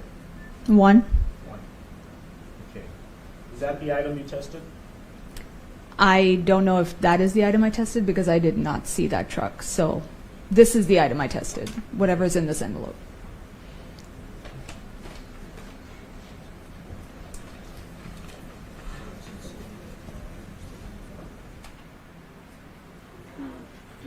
Okay, so where did the swabs come from? The swabs are labeled as coming from the tailgate of truck K66119. Okay, thank you. And so I guess let's stick to these, the DNA, forensic DNA report where, and I'll go ahead and I'll point it out for the court. It is 16-3.1, swab kit from tailgate of truck K. What's a source pack? 119. Can you tell us what your findings were after doing your analysis? Yes, so on that item, there was human DNA consistent with originating from 2 or more contributors. Dominic Hernandez is not excluded, and Grizelda Hernandez and Ronald Aviles are excluded as a source of the major contributor of human DNA on that item as well. There was additional DNA not attributed to Dominic Hernandez, but was of an insufficient quantity. Okay, so 2 things. Dominic Hernandez was not excluded. Again, can you remind us what that means? That there was a match between the known profile of Dominic Hernandez and that item. And you said that there was more, but that you couldn't attribute it. Can you again remind us what that means? Just that there was an insufficient amount for me to develop a profile suitable for comparison. In other words, you would need more. Correct. So this was the baby's blood on the truck, yes.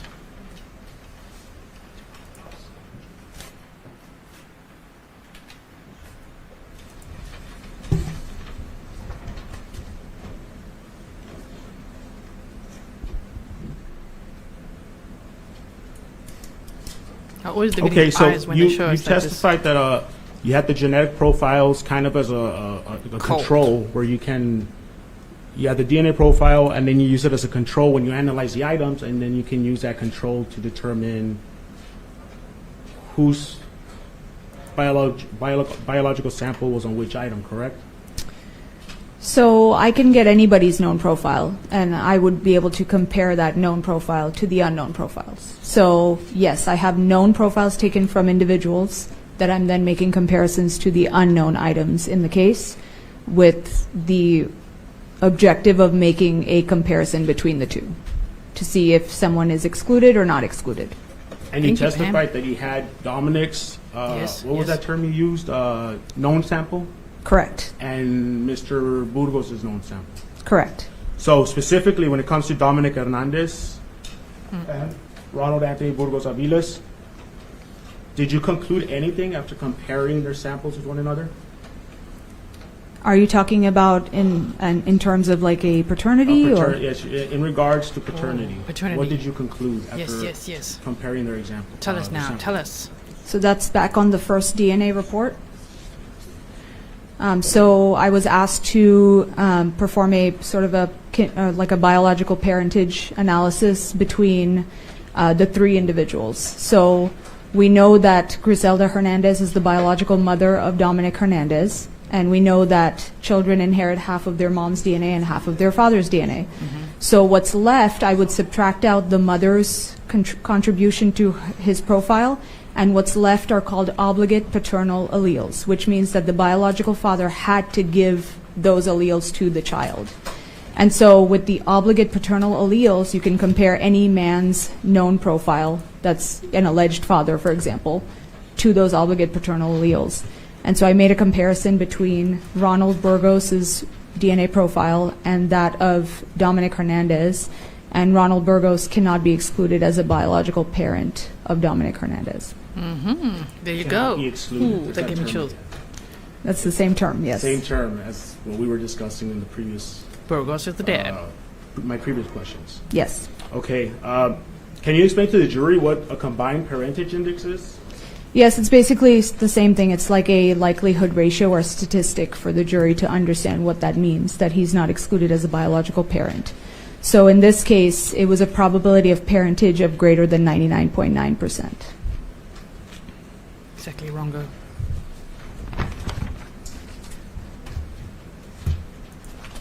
Okay. That's right, I'm gonna Burgos. approach you real quick. He's pushing his own lip down a little. So, I'm gonna approach and show you as the mark as State's Exhibit 46.3. Do you recognize this item? You don't have to say what it is, just you recognize it. Yes. Okay. And how do you recognize it? I have my CIL on it, as well as my initials, the date, and the exhibit number. Okay. I'm tendering to defense State's Exhibit 46.3 for any objection.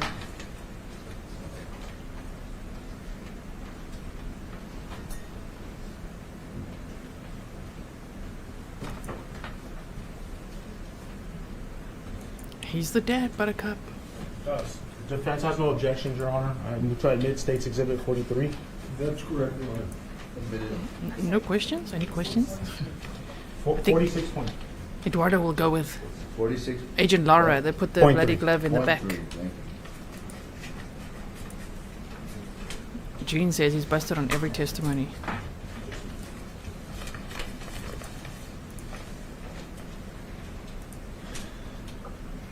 And can you tell us what that is So this is a swab box that would contain swabs inside of it. pertaining to who? These are labeled as buccal swab samples collected from the inner mouth of Ronald Anthony Burgos. Thank you. Yeah, Pam.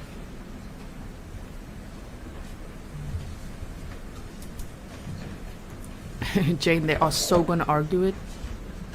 And there's another This guy's getting item ready. that I want to show you. State's Exhibit, it's marked as State's Exhibit 35. Can you tell us what that is?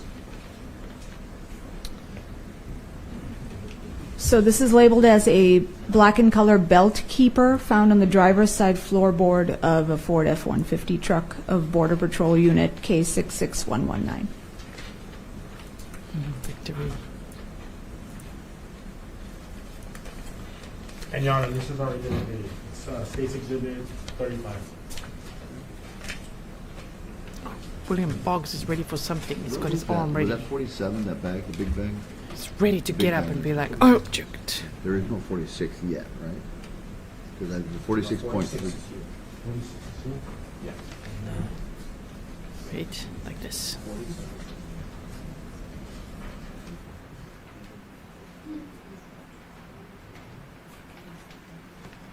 Just wanted to know, we have 46.3, but there is no 46 yet. Thank you. You can proceed. I just want to make sure we don't get mixed up. TT Cross says, I can't comprehend how he thought he would get away with any of this. I think if there was no one out there by chance that day, like Agent Lara and Agent Edison seeing him on the way there, he would have had more time to either stage or clean up or contaminate the scene even more, right? Well, Your Honor, That's probably how. The plan failed. real quick. I'm showing you what's been marked as State's Exhibit 46. Do you recognize it? Yes. How do you recognize it? It has the CIL, my initial is the date, and the exhibit number on it. Thank you. I'm tendering to defense for any objections with what's been marked as State's Exhibit 46, Your Honor.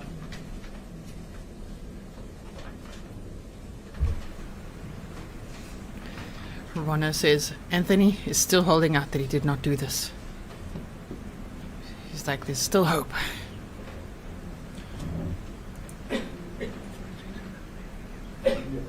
Welcome, the Celtic Girl 62.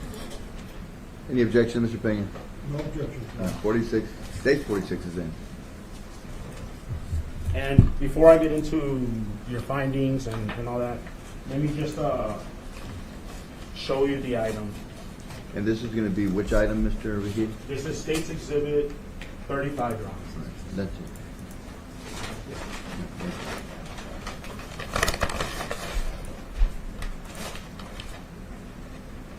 How many bags are in there? Just one? All right.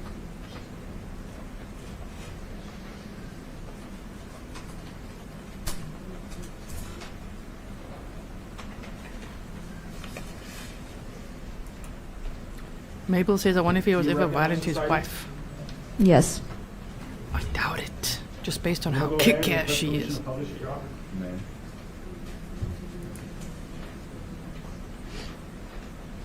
Is that the item you analyzed? Yes. Okay, and so I believe this one was an item in the first. Oh, the in your belt first keeper. report. Yes. Can we just find it? So that's what exactly it looks like. Mia says he calling it in himself, yeah, was a major mistake. Would it be?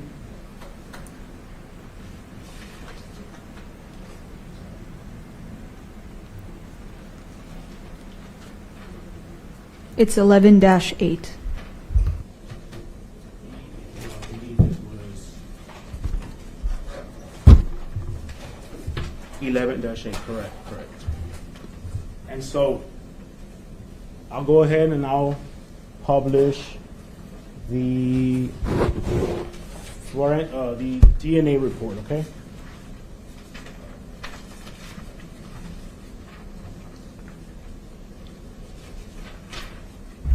Mr. Boggs is getting so ready for the cross-examination. They're going to go with the 99% accuracy. So there is 1% chance that he isn't the dad, that it isn't accurate, right? Correct?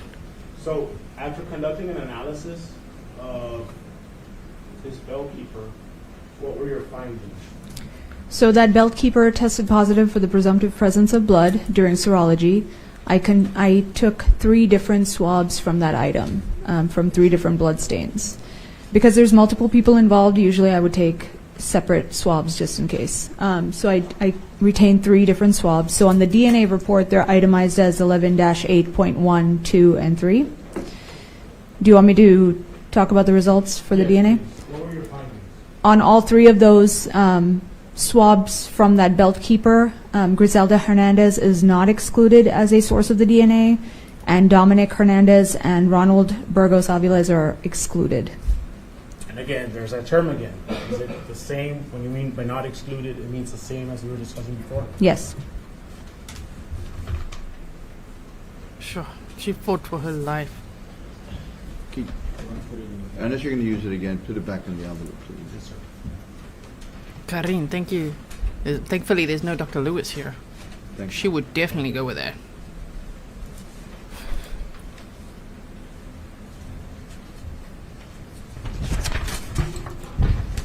Lilac peach, maybe. Is Thea checking social media today? Thea could be.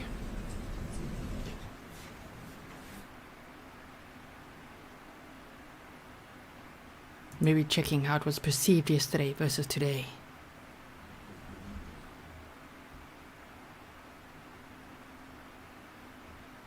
Hilarious says, I can't imagine going to this extreme to not have to pay child support. Which is why I also say it would also be the fear of his wife finding out and his job, the reputation at his job. I mean, when he was detained, all he was thinking of is, this is embarrassing. Can I take off my shirt? What if you take a stupid picture of me? And he's like, I've got many exes, and you could just hear ego, ego, ego. So I don't think it's only about the child support. I think it's a lot to do with his reputation as well. His egotistical one, narcissistic in his head, that one.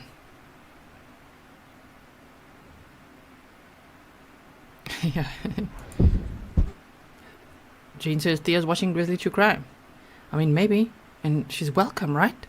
Welcome, Thea, if you're lurking.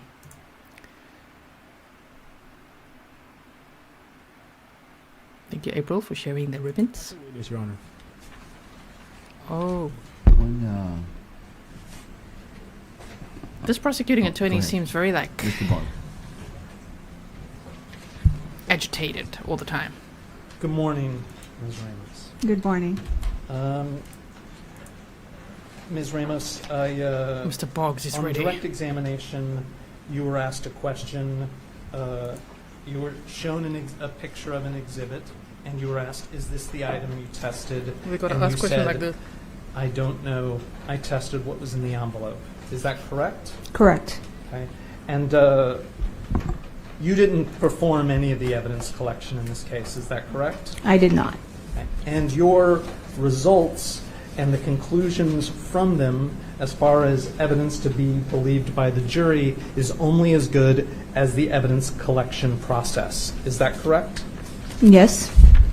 Told you, here we go. So you're not here to tell this jury that the evidence collection was proper or perfect, or offer any information about the evidence collection, are you? I have no opinion about the evidence collection, no. And so, for instance, you testified about blood on the stroller seat belt buckle. You don't know anything about how the blood came to be on the stroller seat belt buckle, correct? No, I do not. And you don't know how the stroller seat belt buckle was collected, correct? I do not. And you don't know what He's like, you're any basically of the, clueless. People on the scene did with that stroller seat belt buckle prior to it even being Objection, Honor, collected, speculation. correct? I do not. That was a strong objection. And contamination is the biggest enemy of proper DNA analysis. Is that correct, or a fair thing to say? That is fair, yes. Okay. And you have no control over contamination at the scene, correct? Correct. Okay. And for instance, DNA transfer at the scene may cause your results to be meaningless. Is that correct? My results to me are my results. I don't know what meaningless means to anybody else, but I'm speaking for the evidence that's submitted. Nice, you tell them. So you testified about a belt keeper Yes. possible match to Mr. Burgos-Aviles. Is that correct? No, I believe he was excluded from the belt keeper. Oh, so it's not even He was his. excluded from the belt keeper. Correct. It is. He I'm was just saying what he's saying. a match to the blood that was purportedly collected from the back of the truck. Is that correct? No, that is also not correct. I apologize. Could you, what was the result of the testing regarding what is purported to be the blood from the back of the truck regarding Mr. Burgos-Aviles? So he was excluded as a donor of the DNA on the belt keeper. Let me go back to the truck.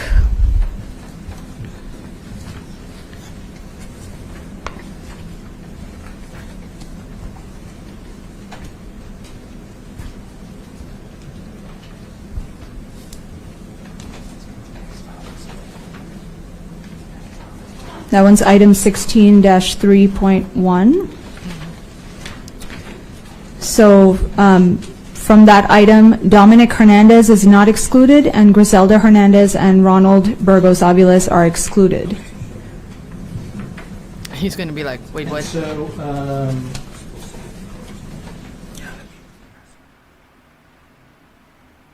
I could just have one moment. I apologize. Eduardo.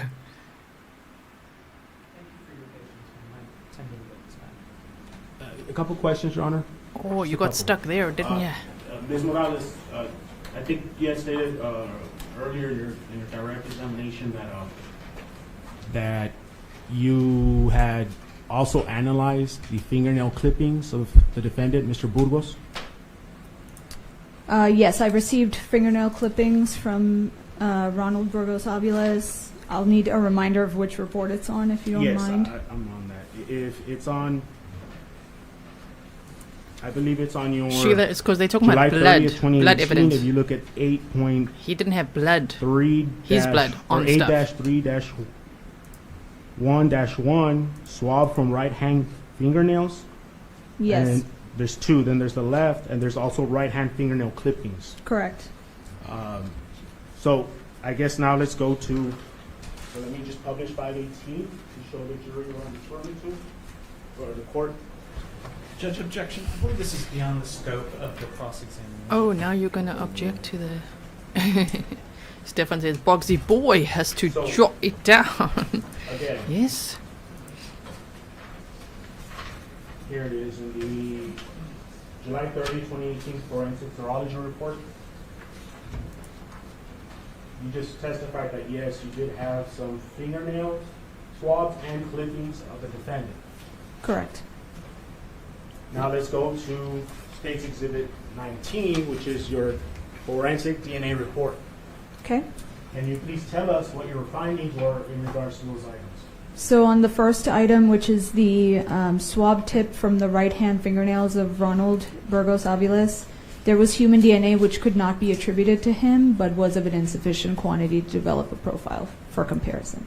Oh. Meaning there was DNA, not from him, just you didn't have enough to make a determination as to who it could have been to. Correct. belonged to. And the other two items in question, the left-hand fingernails of Ronald Burgos-Aviles and the right-hand fingernail clippings, there was no human DNA foreign to Ronald Burgos-Aviles on those items. Okay. What hand was that again? The no human DNA foreign to Yes. was the left-hand fingernails and the right-hand fingernail clippings. No further questions, Your Honor. No recalls. Thank you. You are excused. You may go about your business. Thank you, Judge. Appreciate it. Well done. If you can wait, I'm gonna shoot That was so for a second, good. If you can wait there while they walk out. From Remember the Nicola. jury, I'm going to give you a real quick break, and then we'll be right Morales. back. Elbow's mom says, whoa, he didn't eat all the DNA just enough. He knew exactly what he was doing. Right? We saw him. And he was biting that right hand. Oh, my word. What a scary thought. Yes, so, okay. I will have to re-listen to some of that for my presentation I'm going to make for you guys with the bullet points. But in case anyone's confused about why is his DNA excluded from some items, it's not because none of his DNA is on it. They're talking about blood DNA. So they're testing the blood on the truck, the blood on the belt keeper. So when they say his DNA is excluded from the belt keeper, it's not his DNA. There's none of his blood on there. But on the belt keeper, there was Grizelda's blood. And the belt keeper had fallen off and was in his truck. Yes. Question. Appeals. Is that the question? I object. Rainbow Rising says, so what do we have? So, I think the most damning evidence we just heard was that the baby, Dominic's blood, was on the back of his truck. Because that's another one of those of how is he going to explain that? You know, he's got the victim's phones in his car, in his truck. But now there's also that blood smear. Yeah. Vicky says, keyword, jury, quick break. 13 minutes later. Let's see the time now. Now it's 5:46 p.m. for me. Texas time. 10:46 a.m. So, I don't know, 15-minute break or so. Kelsey Tingle, welcome to Grizzly $2 supporter. Cherry's like, did she say bullet points? My favorite things. We're so going to do bullet points next week when we come back. Meaning today is day 5 of the trial. Day 6 will only resume on Wednesday because the judge has decided that Monday and Tuesday will be off. Yes. Blue Monkey says, oof, imagine if he was planning to set up his wife. Hope and Fear says, and he showered. Exactly. And he showered. Yes, indeed, he did. A. Heinemann says, quick 30-minute break. Gerda says, the prosecution is on fire. Dinora says the left hand, that's the one he had in his mouth. We'll have to look again. I remember his right hand also being there. I mean, he's even now he's sitting in court with his hand always on his face, right? So probably both hands were in his mouth at some point. Pistol Amy says another excellent witness. So good, right? Very, very good. Okay, now somebody's calling my house. So let me quickly go look. Okay, hold on.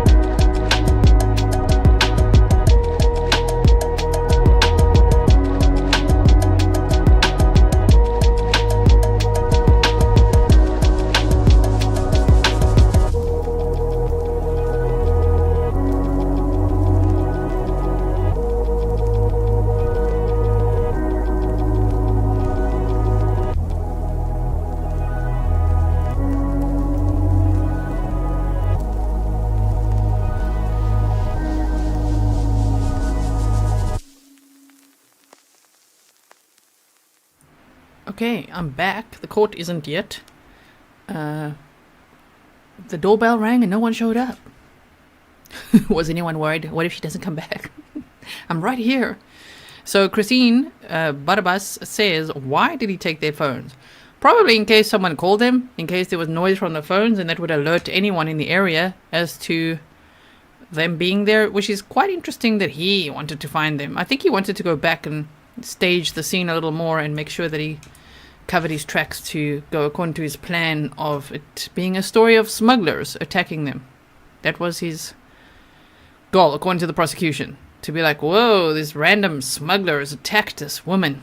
But he never mentioned the child, you know, which is Dominic.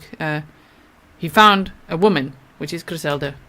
But it's interesting how even in that incredibly terrible moment, he'd still there made as if his son did not exist. Akisu Emi says, thank you for your coverage of this trial. You are the only one that I can find with commentary on this trial. I'm now subscribed. Thank you. Oh, thank you so much. Really appreciate it. We do love trial commentary, right? I do like to comment on these trials with you guys and see what we're all thinking here together. Really appreciate it. May says, hello, we've been trying to reach you about your car's extended warranty. Just kidding, appreciate you and all your... You mean from the... No, that was like a physical doorbell. Like, grrr, they want to come into the building. Yeah, right. Like, I would just let someone in. We don't have visitors. So thank you so much. Really appreciate your sticker. Sheila says, kind of creepy, no one showed. Okay, let me explain. It's not creepy. Franco, the postman, he always tries my door when the others don't answer. So I'm pretty much a secondary postman here. I'm the postwoman of the building. If you can't get hold of others, he comes here. So yes. Okay, so Janet says, okay, now, G, back to kicking more of his backside. Should we kick some ass? Right? So Laurie also said, can I make a map of all the DNA? I don't know if you mean more like a visual presentation, I guess is what you're asking, rather than a map, right? Because the belt keeper was found in his truck, and on the back of the truck was... So the belt keeper had Grizelda's blood on it. The back of the truck had a swipe that... Oh man, the smear of the baby's blood. And the phones, I believed, they tested 2 phones, and they found Grizelda's blood on the phone. So there's that, yes, which does tell me he must have worn gloves, huh? Interesting how when he was at the scene discovering the bodies, he didn't have gloves. When Agent Lara was there, like, do you have gloves? And he's like, nope, sorry, all out of gloves. Interesting, huh? Denora says, oh, well, welcome to $2 supporter. Now, why is the chat not showing up? Come on, man, freaking YouTube. Carlos Vasquez says, hello from Laredo, Texas. Hello, Laredo. Why am I still saying Laredo? Laredo. Carlos, hello, and welcome to you. Thank you for being here. Welcome to all the locals who are watching. We are covering this entire trial. So next week we'll be back. Wednesday, Thursday, Friday. They're not in on Monday and Tuesday. Kim Stone says, what about touch DNA? They didn't talk about that yet today. I'm not sure if they'll have another expert on for touch DNA, but this specific witness, who was Nicola Morales, forensic scientist, specifically spoke about the blood DNA, the presumptive positive test for blood, which turns pink, and they tested everything from the stroller, the truck, under the victim's fingernails, which they didn't talk about as well. We just read it there quickly, and then his fingernails as well. Yeah, Dia says he was wearing gloves, my guess. Laura says, I'm wondering what the general public in Laredo think of this case.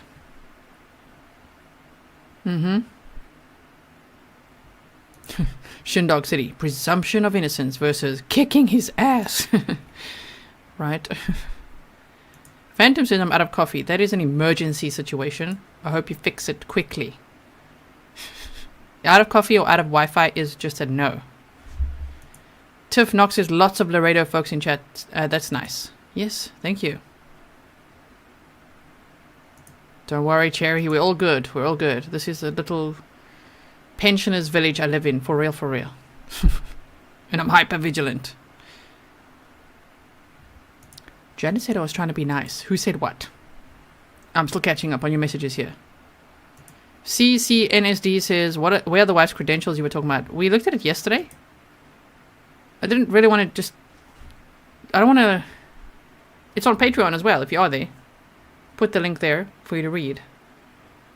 I don't really want people, you know how the internet goes? Like if we show like the wife and all her credentials and exactly where she works and everything, like people are going to bug her. The internet is going to be after her. Like knock knock. Oh no, don't do that. Don't do that. Nom says, loving this quick break. I know, right? I'm sure they have one bathroom. Yes.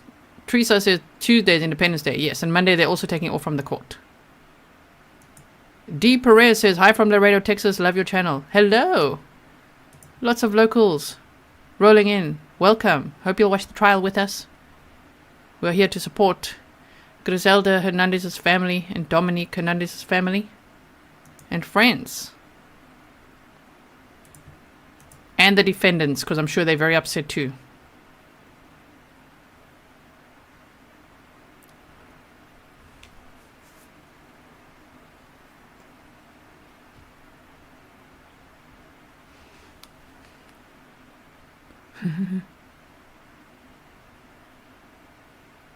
Oh, you mean you want to skip lunch, sir?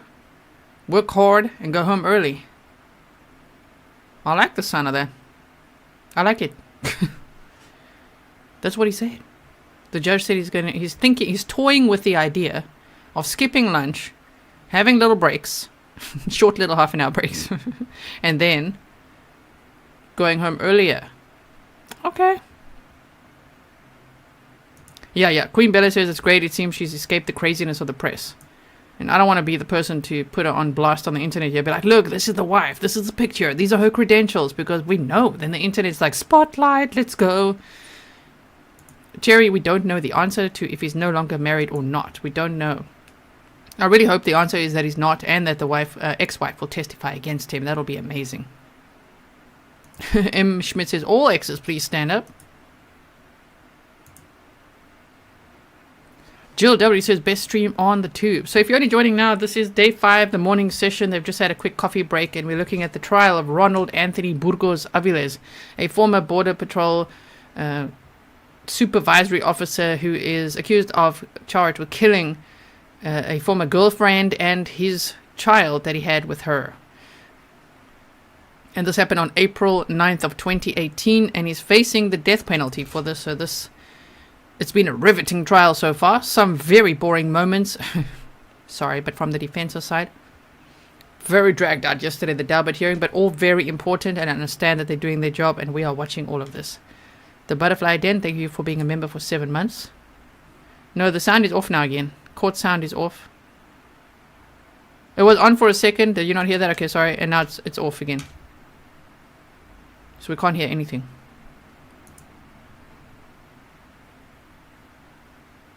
Nope. I think they're waiting for the jury to come back in. So if you missed it from just when I came back, the judge said he's toying with the idea of not taking lunch and just having little breaks so they can all go home earlier. All right. You can hear now. We're good. Sound is back on. Next witness. Detective Richard Reyes. Richard Reyes.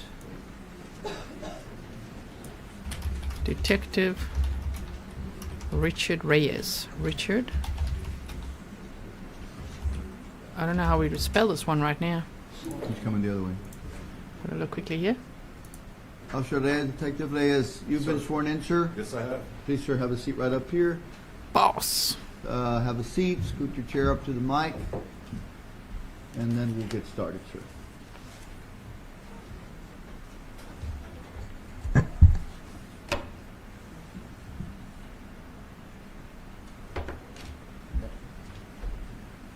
The Reyes, I got it. Can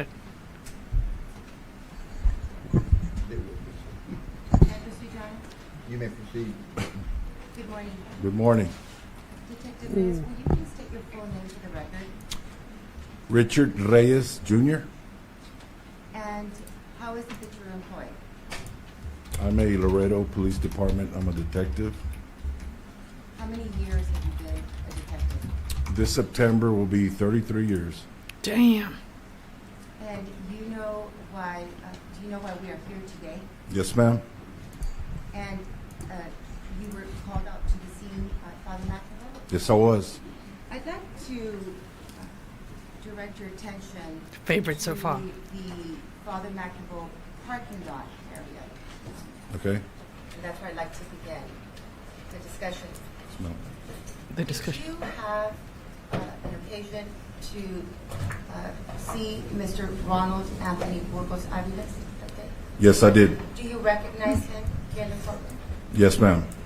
Will you please state an article of clothing that he was wearing? He's got a gray coat, looks like, sitting on the defense table. May the record reflect that Detective Reyes has identified the defendant, Mr. Burgos. Thank you, Anonymous. Now, how long were you at this? Did you see Agent Burgos in this parking lot area? Yes, I noticed that he was there. And how long were you there? Did you have any exchange with Mr. Burgos?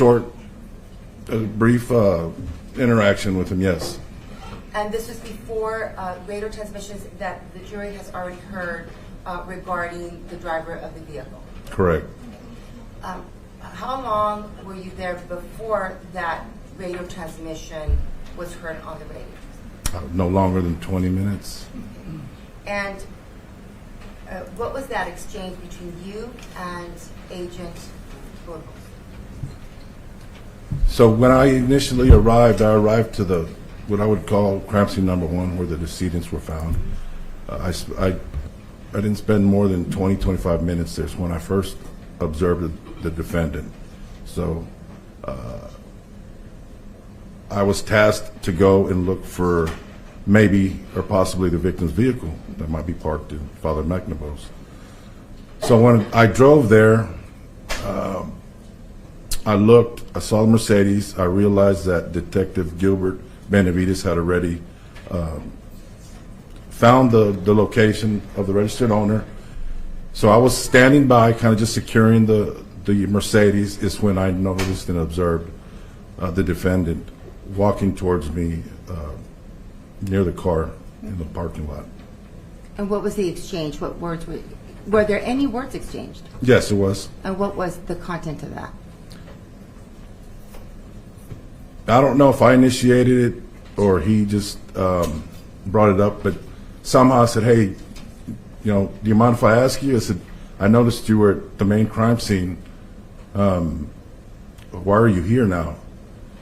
And his response to me was like, I am a supervisor, but I also have to report to my superiors. I said, okay, so you're just kind of filling them in on the latest. And he's like, yes. And at this point, he was the reporting party, correct? Yes, from the information I had at that time, yes. And thereafter, the radio transmission was on, came on. Is that correct? Shortly after, yes. By Gilbert Benavides? Yes. And was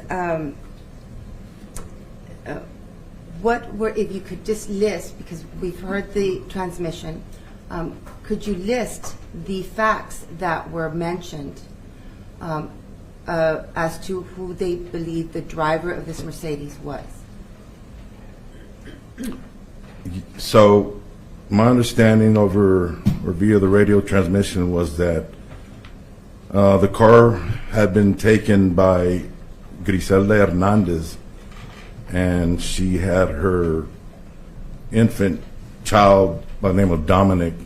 They had gone to the Father McNaboe Park to meet up with a Border Patrol agent by the name of Anthony Burgos. And so did what was said over the radio transmission, did this match information that was at the scene? Absolutely. Okay. It was a female? Yes, ma'am. And you said it was a little boy? An infant, male infant. And it was at Father McNaboe? Yes, ma'am. And were there Border Patrol agents present? Yes, there was. Now, the name Anthony Burgos, so you at this point knew that it was an Anthony Burgos over the transmission. Is that correct? Correct. Now, was this transmission, was Agent Burgos within earshot of this radio transmission? Absolutely, there was. Yes, he was. Okay. And so, at this point, were you able to see or were you able to identify anything on him regarding his name? His name tag. Okay, and what did it say? R. Burgos. So, the initial did not match what was conveyed over the transmission, correct? You're right. Now, at this point, what is it that you do regarding with any conversation or communication with Agent Burgos?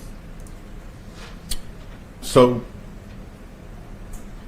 from the transmission, radio transmission, he was in my sight immediately because I recognized the last name from our initial conversation there. I saw his name tag. Mm-hmm. So I just, started piecing together some of the facts. And first thing, of course, was at that time was officer safety. This is, keeping on his right hand.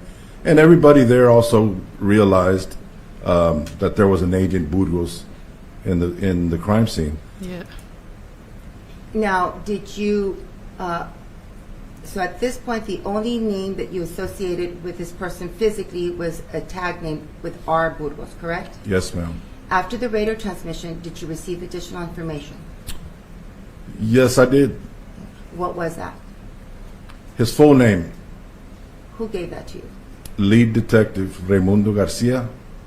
Was this conveyed over the radio transmission or otherwise? He called me on the phone and relayed the information. And what was given to you? What was the name? He says, Reyes, I have his full name. His name is Ronald Anthony Burgos-Aviles. What a moment. Now, before you had spoken to Detective Raimundo Garcia, had you had an opportunity to ask Agent Burgos for his name? Yes.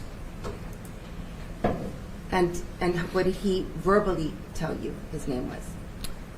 He just did this motion to his name tag, R. Burgos. He may have said Ronald Burgos. Now, how many times did you ask him for his name? Just at one time, but simultaneously I received a phone call. Okay. Then after the transmission, or after the phone call that you received from Detective Garcia, did you ask Agent Burgos for his name? I went back and I asked him, what's your full name? Mm-hmm. I said, you're Border Patrol, you're a professional, what's your full name? Mm-hmm. And then he says, he cooperated and gave his full name, Ronald Anthony Burgos-Aviles. Oh, what are we whispering now? Is that how you asked him? Is that how he answered you? Well, I asked him, hey, give me your full name. What's your full name? I said, it's not the time to be playing games. What's your full name? And this is when he said, it's Ronald Anthony Burgos-Aviles. Mm-hmm. And thereafter, was he, where was he placed, or what happened after this? So at that point, of course, we all were in high alert. He's an agent. He's armed. And so the concern was, number one, he's armed, so let's get a handle of the weapon. So I asked him to walk towards me. He did. Officer Greg De La Cruz was right behind me. We heard from him yesterday. And I grabbed his right arm, I think, and kind of just held it on the hood. I said, just don't move. I said, this is protocol. And he was, he's like, what are y'all doing? It's a big mistake. I said, I'll explain everything in a second. Just let's handle one thing at a time. So at that time, it's when he was disarmed. And I told the officers there to go ahead and detain him and place him behind the unit. And where was he transported?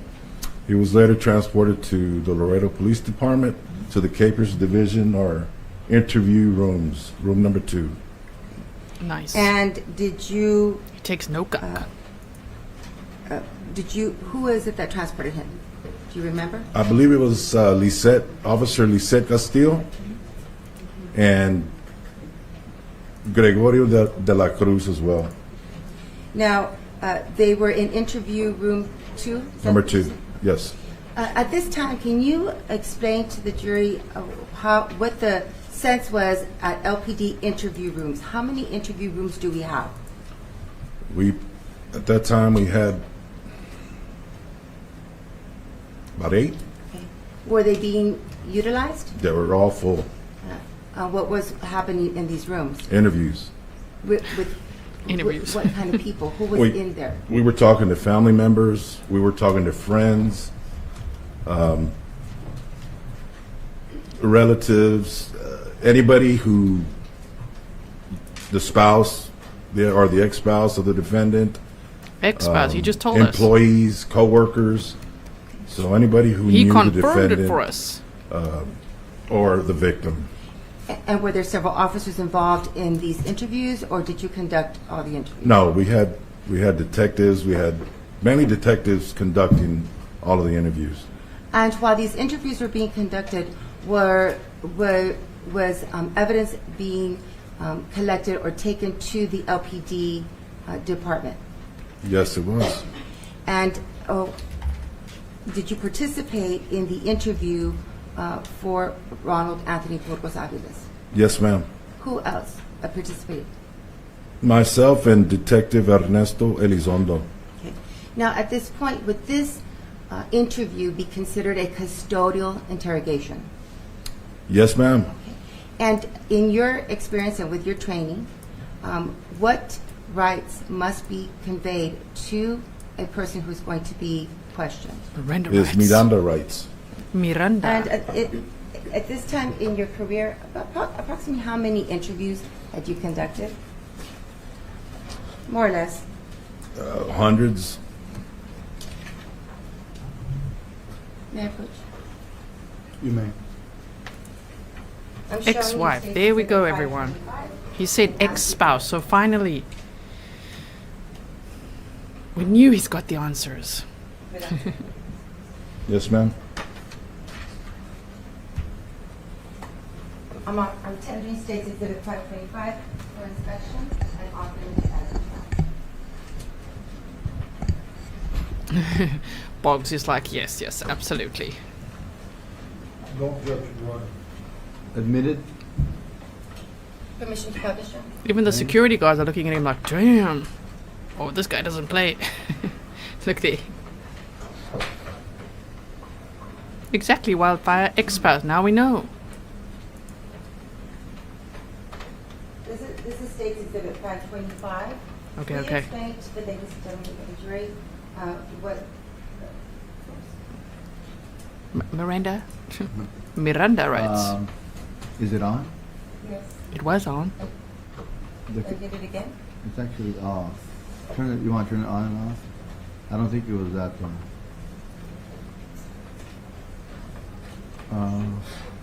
Let's see if we can get that signal again. Give me 1 second. Document imager button is pressed over. Alright. The green light is on. Is it on though? There it Yes, is. there it is. Yes, there it is. Deborah, from what we know, Grizelda wasn't State married Exhibit before. 525. And his Will body you language explain was to the like ladies and gentlemen his here, ex-spouse. What this document is and how it's used by LPD. Yeah, right before our interrogations, each one of his Miranda warnings or Miranda rights are read to the defendant, and usually we'll ask him to initial each and every one just to ensure and to make sure that they acknowledge and understand their constitutional rights. Now, will you read what's... He's not going to read it. He'll know You it. have the right to remain silent and not make any statement at all, and that any statement you make may be used against you at trial. Number 2? Any statement you make may be used as evidence against you in court. You have the right to have a lawyer present to advise you prior to and during my questioning. If you are unable to employ a lawyer, you have the right to have a lawyer appointed to advise you prior to and during any questioning. And you have the right to terminate this interview at any time. And the letters that are in bold? You are making this statement knowingly, intelligently, and are voluntarily waiving your rights. And there is a signature line here. Yes. Did you witness the person, Mr. Burgos? Yes, ma'am, I was present. And did he sign this? Yes, he did. So these are his initials? Yes, ma'am. Do you know which hand he used to sign? This is right hand. And for Wow, he's got a good memory. time, what does it say? April 9, 2018, time 3:15 p.m. Busted on Do day you one. believe that Mr. Or Agent Burgos understood his rights? Yes, I did. Was he in full uniform at this time? He had the BDUs, and I think he had the undershirt, green T-shirt that they wear underneath, and the cap. Now, while you were in his presence, did you believe or did you understand that his law enforcement experience gave him some insight as to the Miranda rights? Yes, ma'am.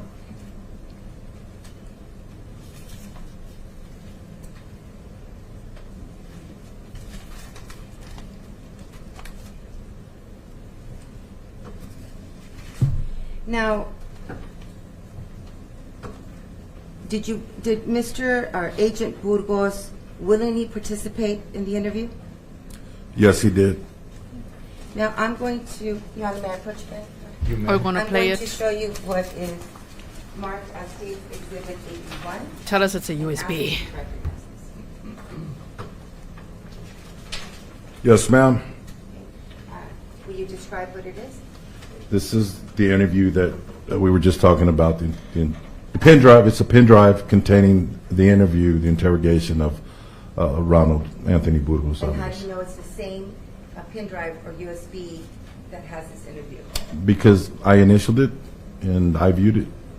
And at this time, states offer tendering to the defense for inspection and offering States Exhibit 81.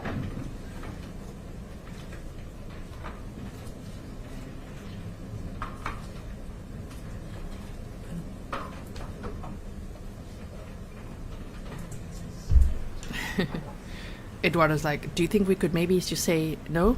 No, I think we can't. We have to go ahead with this. Any objections? Can't wait to see this. Admitted. Now, in this interview number 2, there was an audio recording, correct? Yes, ma'am. I mean, a video recording. Audio, video. And yes. it was capable of recording the events as they were happening. Yes. Has this Shall we? video been altered in any way? No. Are you able to identify all the participants? Yes, ma'am. Permission to publish, Your Honor? Right. Now, before we publish this, I do want to ask you, during this interview, was there a CSI investigator that entered the room? Yes, there was. We had requested, I'm not exactly sure who, but we had requested for CSIs to come upstairs. And so I'd like to show you State's Exhibit 27. They asked us to change to computer. Then I will wait So till you- after, Your Honor. Well, you can do it either way. We'll go back. I'm just letting you know, it's not, when you flop it over there, the computer screen's going to be on. We can do it back. Go ahead. Thank you. Paula says, I am set and so ready to view this. All of us are like, okay. Is this Mr. Burgos in the interrogation room? Yes, ma'am. This is State's Exhibit 279 for the record. That's right, sir. Busted. We've got to try and make this a bit lighter. My word, it's not so light because of that they're using. Exhibit 280.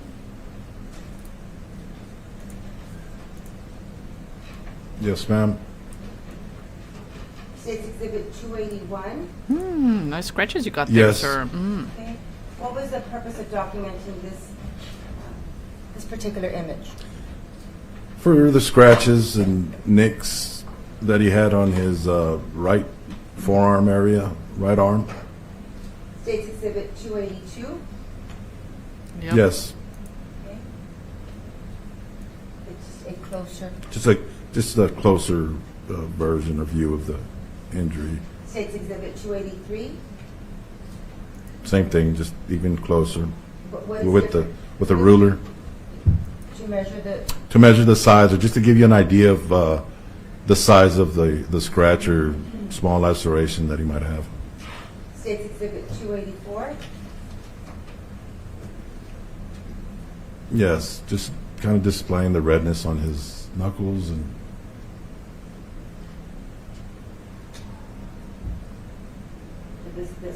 The other side of his hand. yes. And that's State's Exhibit 285. State's Exhibit 286. Yes, ma'am. Is there anything that's been documented in this photo? Yes. Yes, on the inside of his right thumb, there's like a small scratch or light laceration, maybe. Here's State's Exhibit 287. Is that a close-up? Yeah, it looks like the same thing, just closer. 289. Same image. Same image with the ruler, just to give you an idea of the size. State's Exhibit 290. Same image, just And 291. same image, just I think kind of just showing his fingernails, maybe how short they were. What is it? What is the significance of short fingernails, or the importance of documenting the fingernails? Because usually we try to, or the CSI or FIS section will try to swab for any DNA underneath the fingernail. So his were very short. Now, Your Honor, I'm going to tender to the United States Exhibit 526 for their inspection and offer it into evidence. Okay. Offer it into evidence. Thank you so much, Lynn. Lynn says, I learned so much from you, way more than college. Admitted. Your Honor, this is a transcript. Can you? Oh, no. Why is it a transcript? Your Honor, this is the transcript of the interview Oh. that is also translates the portions that are in Spanish. Oh, okay, that's fine. Would the court like for us to... Well, I think that you just need to follow along in case there is in Spanish that you perhaps put that on. Oh, it's going to be, we're going to be using the video, your computer.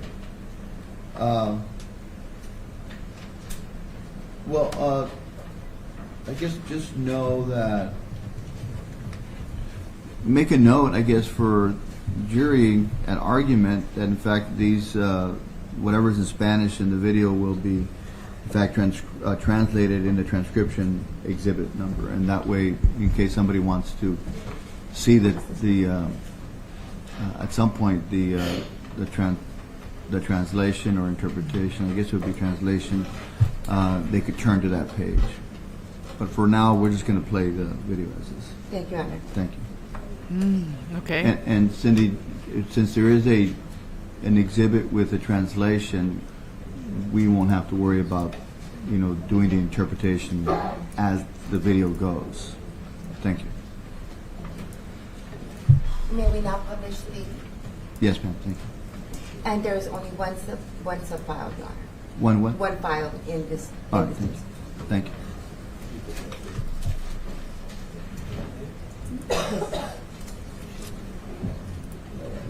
Yeah, thank you.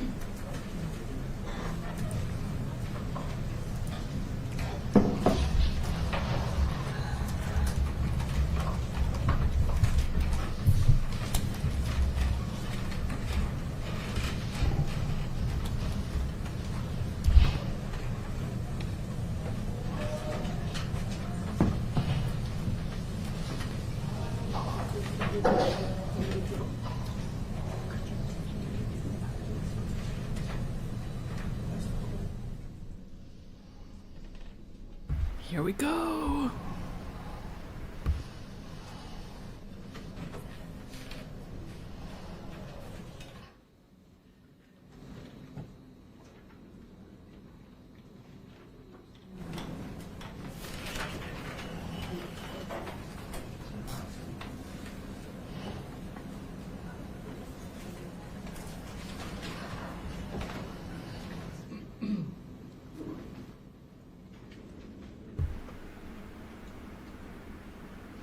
We can hear.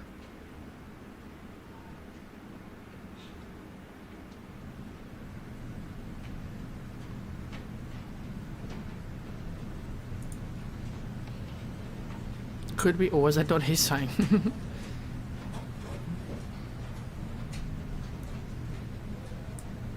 They're in the sound settings. They should have selected speakers as well. So if anybody in the courtroom's watching,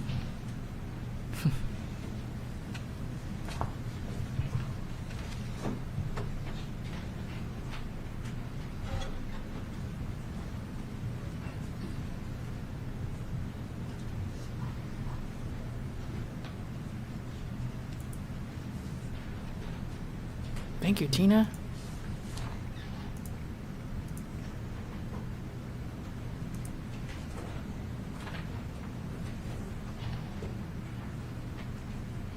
Queen of Hearts, you know, it's Reyes from the list from the court, as far as I could see.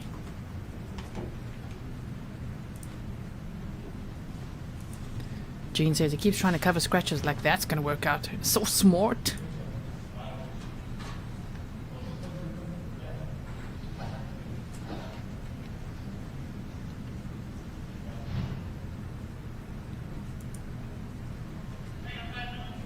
No, we can't see anything.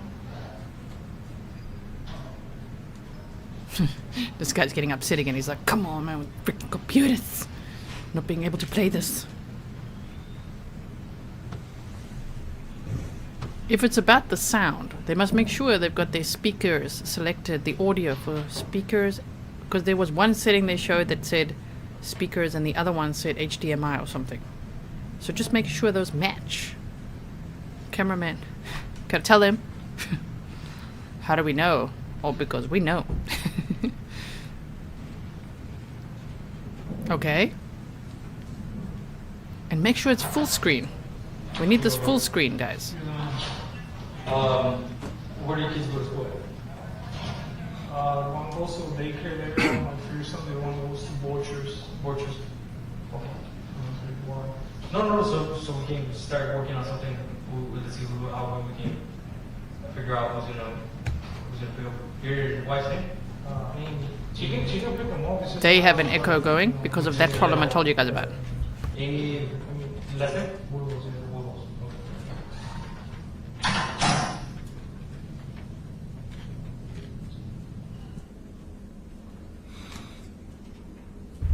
Don't panic, defense. Just make sure that your audio output is the same in the volume settings and in the back end volume settings.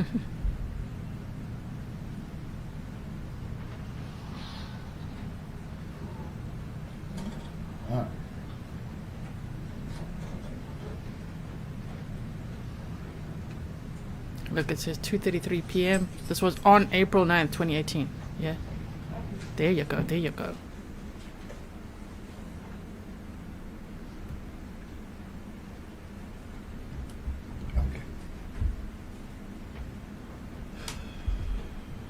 AD says, can you move the video over so we could see him more? Do you really think I wouldn't? If you could, all you're going to see is this.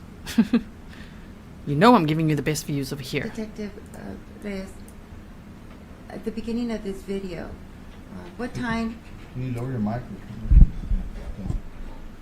before the interview begins, was the camera capturing Mr. Burgos or Agent Burgos' behavior? Yes. And the communications of from any LPD officers? Yes. During this interviews, was he provided water? Yes, he was. Allowed to go to the restroom? I know they asked him.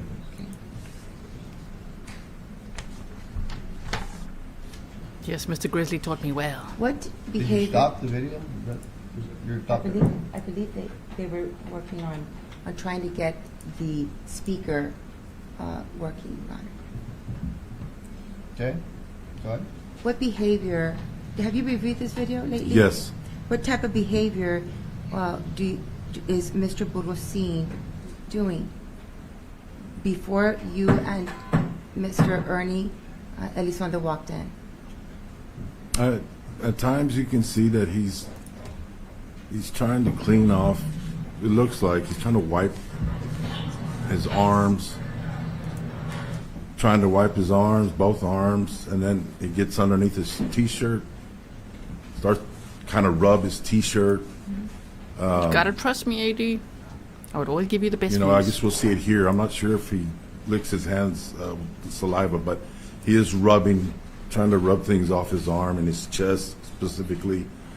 And then he's talking to himself, or he whispers, says things Okay, by himself. thank you. Yes, indeed. Yes. We're not going to start it from the beginning, guys. No, you're going to go where you were at. Why? It's 450 something or other. The judge must be careful by doing that. Don't rush it. Otherwise, in full screen.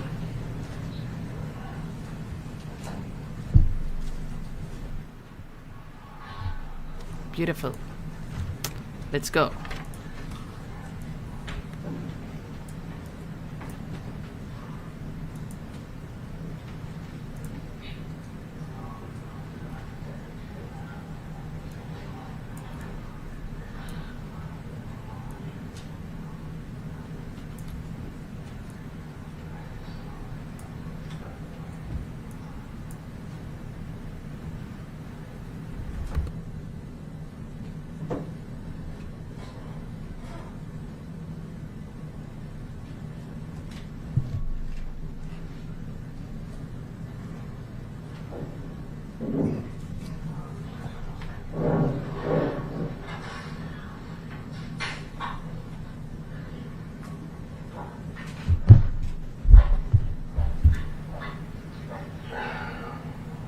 Taste that cold water you'll never have again.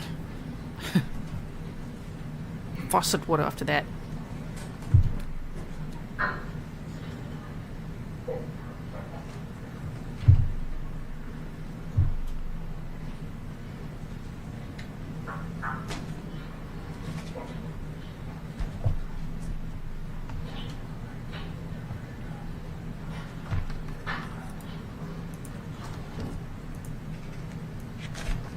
I'm even going to tweak the color for you so you can see it nice and bright and as clear as possible.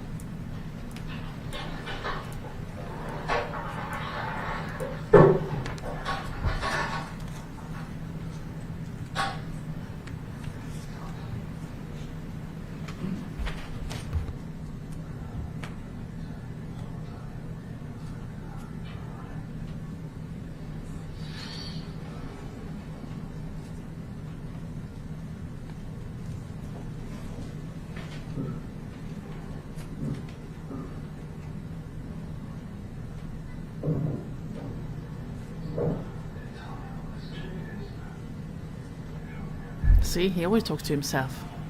To the people that think he's talking to, I don't know who, in the courtroom. He's talking to himself.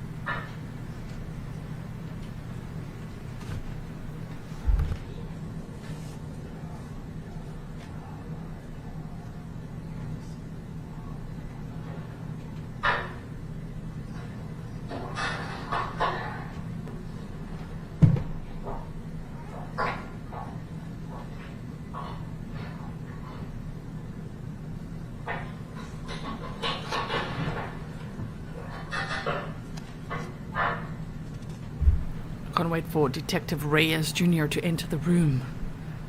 This was from April 9th, 2018, the day of the crime.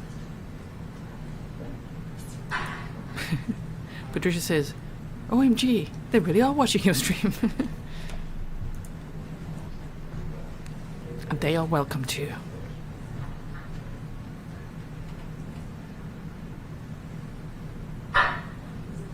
Ew. Oh no, it's nostril clean time.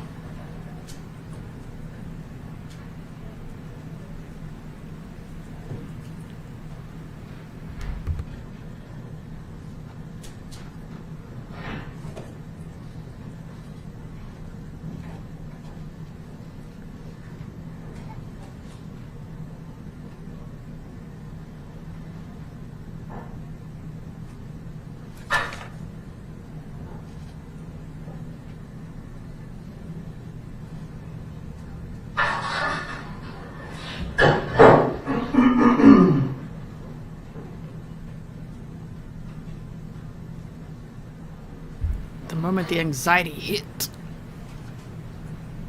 you're so busted.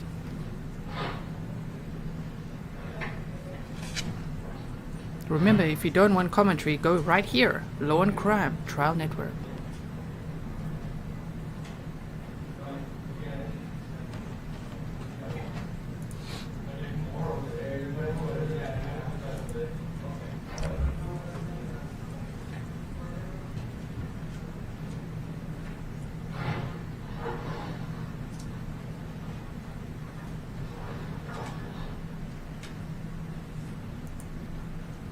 For anyone joining now, you joined at the right time. We're looking at the interrogation video.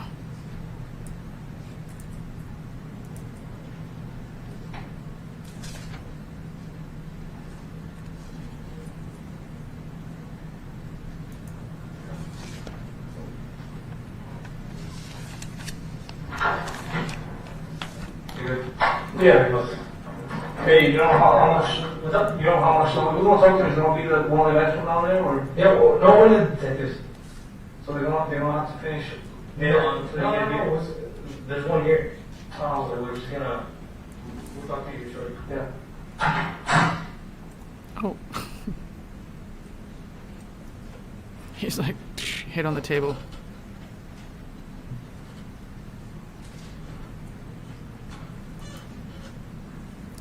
Tan says this is just a few hours after the murders.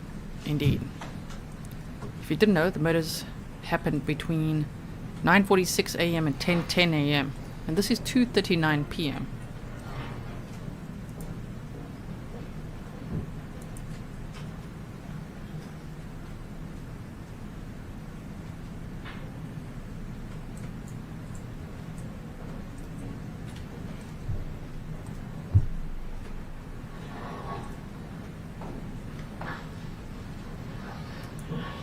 Gail, you heard correctly. He stabbed Grizelda, a 27-year-old woman, ex-girlfriend, 27 times, and their child twice. Once in the chest, once in the throat.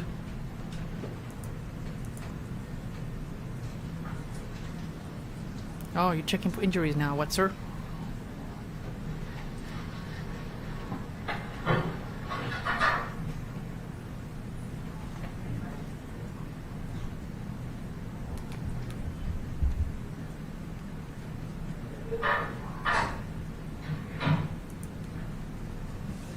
Hello, Karen. Belito is my favorite.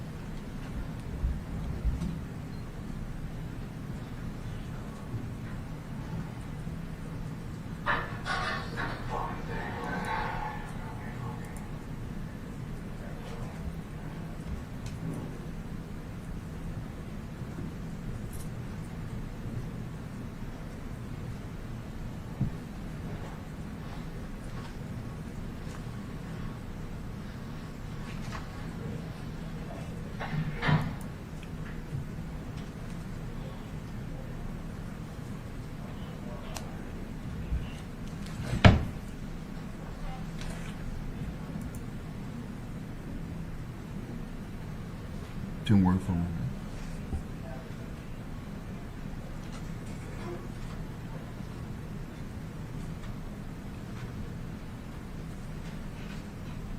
Ms. Jackman, Yes, John. do you know when there's something that's that in terms of verbal conversation that come up where you can Yes, Your show Honor. the jury? Yes, but if the mayor appoints, Your Honor, I can show the court and the defense as to At what time does it start? Do you know? It starts at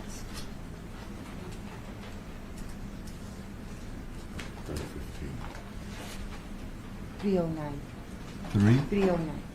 No, we already passed that. No.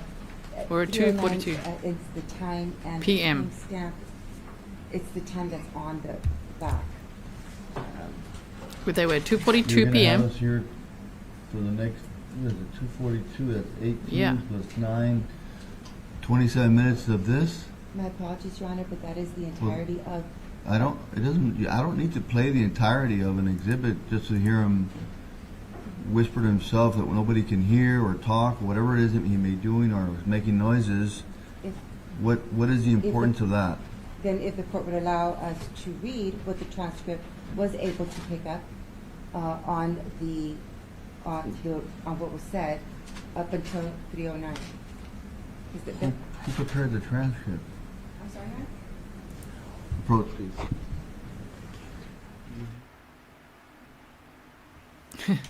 I feel like the judge needs to not be in a rush. You know, with this, I get that he wants to, like, are you going to make us sit here for, well, firstly, make us sit here for 20 minutes. We want to sit here for that 20 minutes and watch this motherfucker there. You know? So, yes, one. But two, don't rush it. Because I know he's the judge, but I worry about the defense being like, you know what?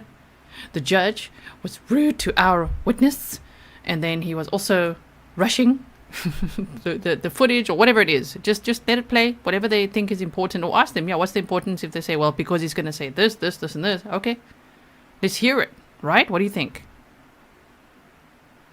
The judge is getting impatient, says Blue Bear Arts.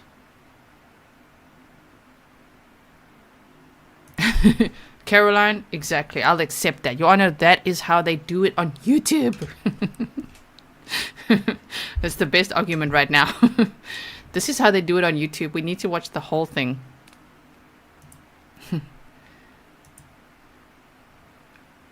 I mean, it is interesting to see him probably deteriorate. Now we haven't seen it. We've only seen like 5 minutes. Already there, he's starting to talk to himself. He's drinking water. He's shifting. He's waiting for Detective Reyes to enter the room. Dorothy says, come on, Judge. The jury needs to see him fidget. Yes, play it all. No one minds. But Granny Plum says the jury are going to lose interest in this. Okay, we don't want that either. We know we don't want that, but I'm sure that the prosecution has a reason to play it, right?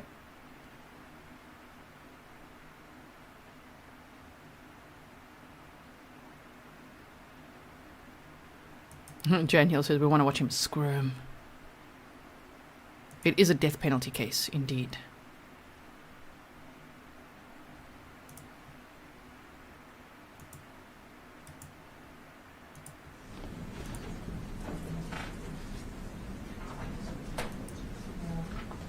Okay, so what's the plan now? Shame, and they just got everything together. Oh. Yeah, they got it. Thank you.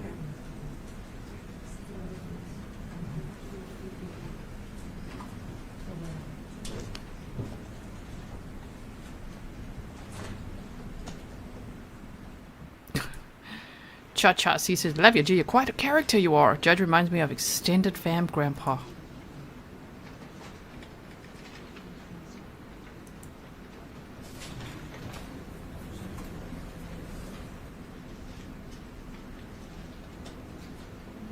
I wonder if that now they're going to read what he said and then skip forward. Even that can then come into question. Rather just play it. This is now taking up 5 minutes anyway. You know what I mean? Man, come on, man. You can hear the trains. The trains agree, you guys. Ellen says, you are amazing. Thank you so much. Look at this little sticker. So cute.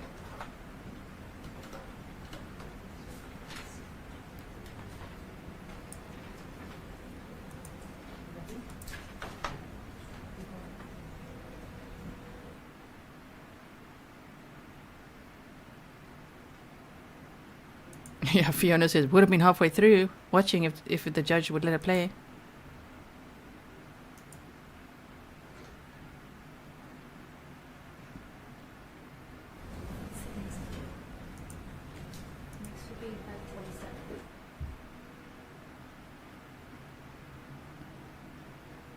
See, the problem is that they need to have their timestamps prepared. Turn the video back on. May I approach Detective Reyes? I'm showing you what has been marked as State's Exhibit 527 and ask you if you know what this document is.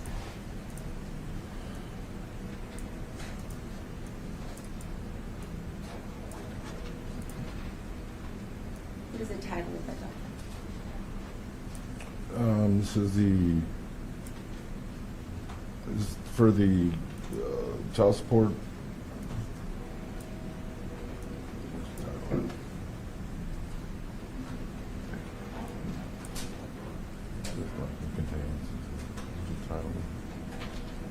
I guess it's child support. They're filing for child support.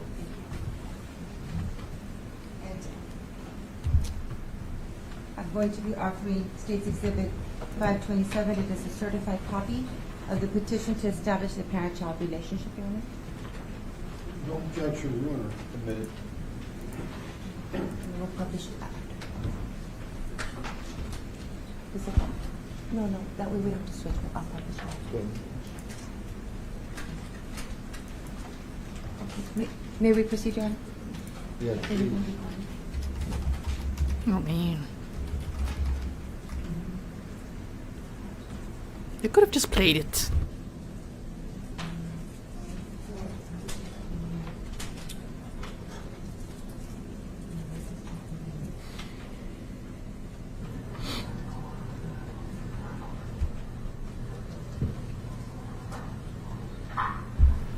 Oh, we're back to playing it? 2:49. Okay.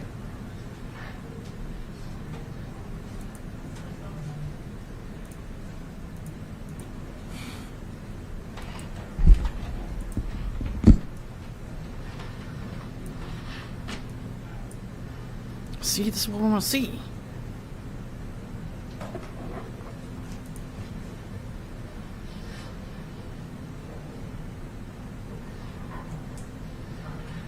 Oh, you're checking for injuries, bro. Literally, look at him go. Why can't we watch this? What is it that Mr. Burgos is doing at approximately 2:49 and 14 seconds in the video? It looks like he's inspecting his arms and looking for cuts. Start swiping again if he sees something. Objection, Your Honor, may I approach? El Fig, don't forget this is thrice. Because we did the Tim Bleefnik trial too. It's 3 or 4 times now, actually. Letitia Staub, Tim Bleefnik. If you didn't watch that trial with us, you guys, you gotta go check it out. Now we're doing this one, and there's many more coming up.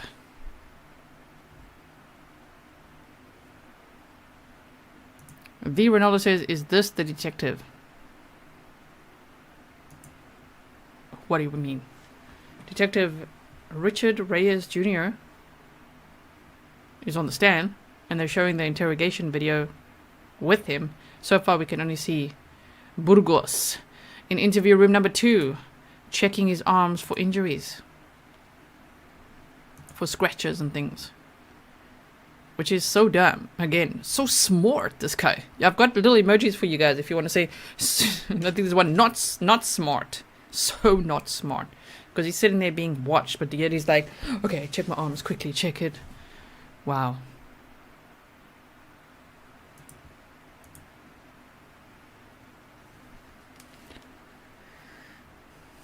At this point, we're all gonna get impatient, right? We're gonna say, just freaking play the video. Just play it. Amy says, Pistol Amy, freaking Eduardo. What is he objecting to now?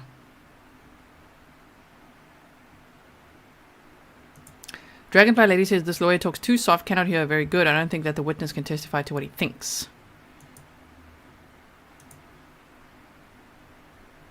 Oh yeah, just saying that he doesn't know if he's checking for injuries. He's just looking at his arms. Yeah, okay. But then just say that. Doesn't have to be a whole sidebar issue. Oh my word, hurry up. You're gonna see us get snarky here. Let's play the video. Okay, here we go.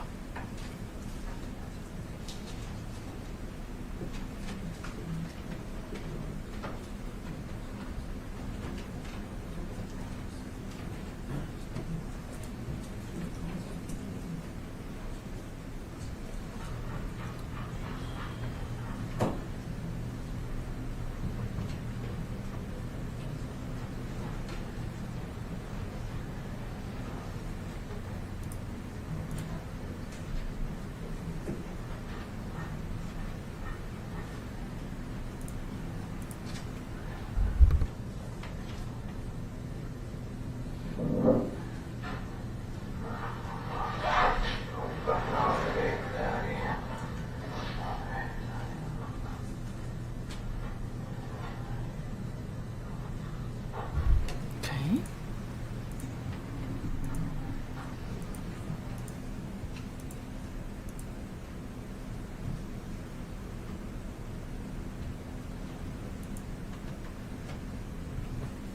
Alexander, yes, if you can pull the... Yeah, you have that one. What's there? Leaving. Everything's good though? I'm just worrying about my kids, about your kids? What? I can't just like call my wife, man, like whatever phone, I just tell her, hey, when you get out, pick them up. I might be... What time does she get out? She gets out at 4. At 4. And they can't find that? They can stay in school, you know, have like that limit. But I could just leave a message, you know, if it doesn't answer. I mean, give me a second. Is that a possibility or? Yeah, just give me a second. Let me just figure out exactly what we're gonna do. How about that? All right. Thank you. Oh, he wants to call his wife and kids. Thank you, Ruth. Cool.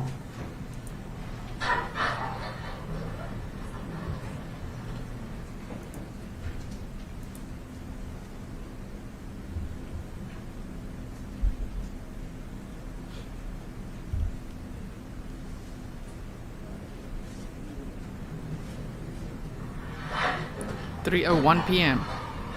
The close-up we didn't need. Is that a cruiser? No, yeah, I was calling him out here. No, I was yeah.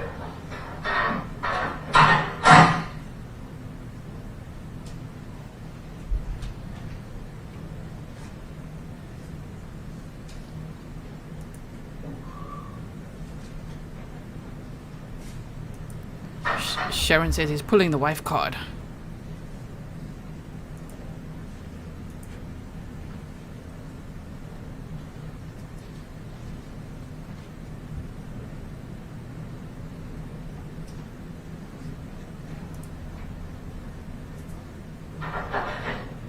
Yes, sir. Do you need something? With your office for that Cruz? Yeah. Okay. Are you going to be the one talking to me or? No, sir. Do you need something? Something I can help you with? I was asking him about if I can make a phone call or the deal. No. Okay. There's going to be a possibility. Yeah. You know what's going to happen with my guys? He said that they're going to bring them in too. Don't answer all those questions a little bit, sir. Just bear with us, right? It's because it's taking forever and I'm getting treatment actions, you know. Relax.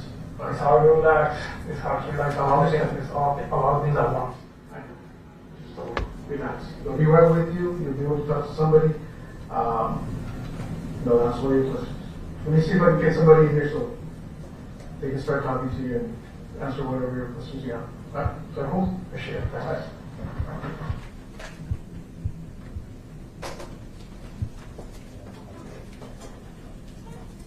Judge, I'm all for the state skipping to what they believe the relevant parts, but if we could just put it on the record as to where is being advanced. Okay, that's a good idea. It's now being advanced to 309, where Ernie Elizondo and 309 of the actual time. And Yes, of the day. Alpha She-Wolf, if I cover this with myself, then people say, can I move to see him better? So I'm showing it so you can see what is on the camera right now.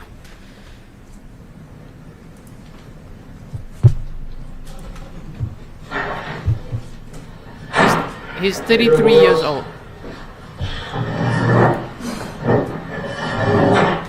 33 now. Okay, here we go. We're not trying to do that. We're just trying to get it, all the facts. You got a pretty young. I told the guy, can I just make arrangements so somebody pick up my kids? Yeah, okay, we'll. Come on. What time do they get out? Yeah, they were, it's fine. 1,500. Do you have family members that can do that, or do you I have? have my wife, that's the only one I can pick more. Okay. Does she work somewhere, or? Okay. I guess before we start this process, we definitely want to arrange that. So, what's your wife's name? Amy Burgos. Amy. What's her cell phone? So sorry. Her cell phone number? 863 863 242 242. 9. That's because she's got a new one and it's 9781, I think. 9781? Yeah, it might not be it. It's just barely on new one. But I have it on my phone. Somebody got my phone. You can look it up. Yeah, definitely. Do patrolman take your phone for me? Yeah, it's at the scene room. Oh. Alright, well, we'll communicate that right now. Does she work somewhere? Yes. On it, or? On the bridge. She's customs, or? Where they at school, or they at daycare? One is at daycare and one's at school. I was going to ask you, can I just call her myself? Okay, we're going to get some assistance to do that right now. I think that it's important that we get to this right now, for starters. Do you think that's the number for sure? What time did she get out? I guess at 4 p.m.? Did she not know to go get the kids, or is it your turn? I know it because I get out before her. Well, I mean, we get out at the same time. What daycare, or? I'm closer. What daycare are they at? Little learning center down my Pearson. So the main concern now is you want someone to go get her, right? To go get the kids.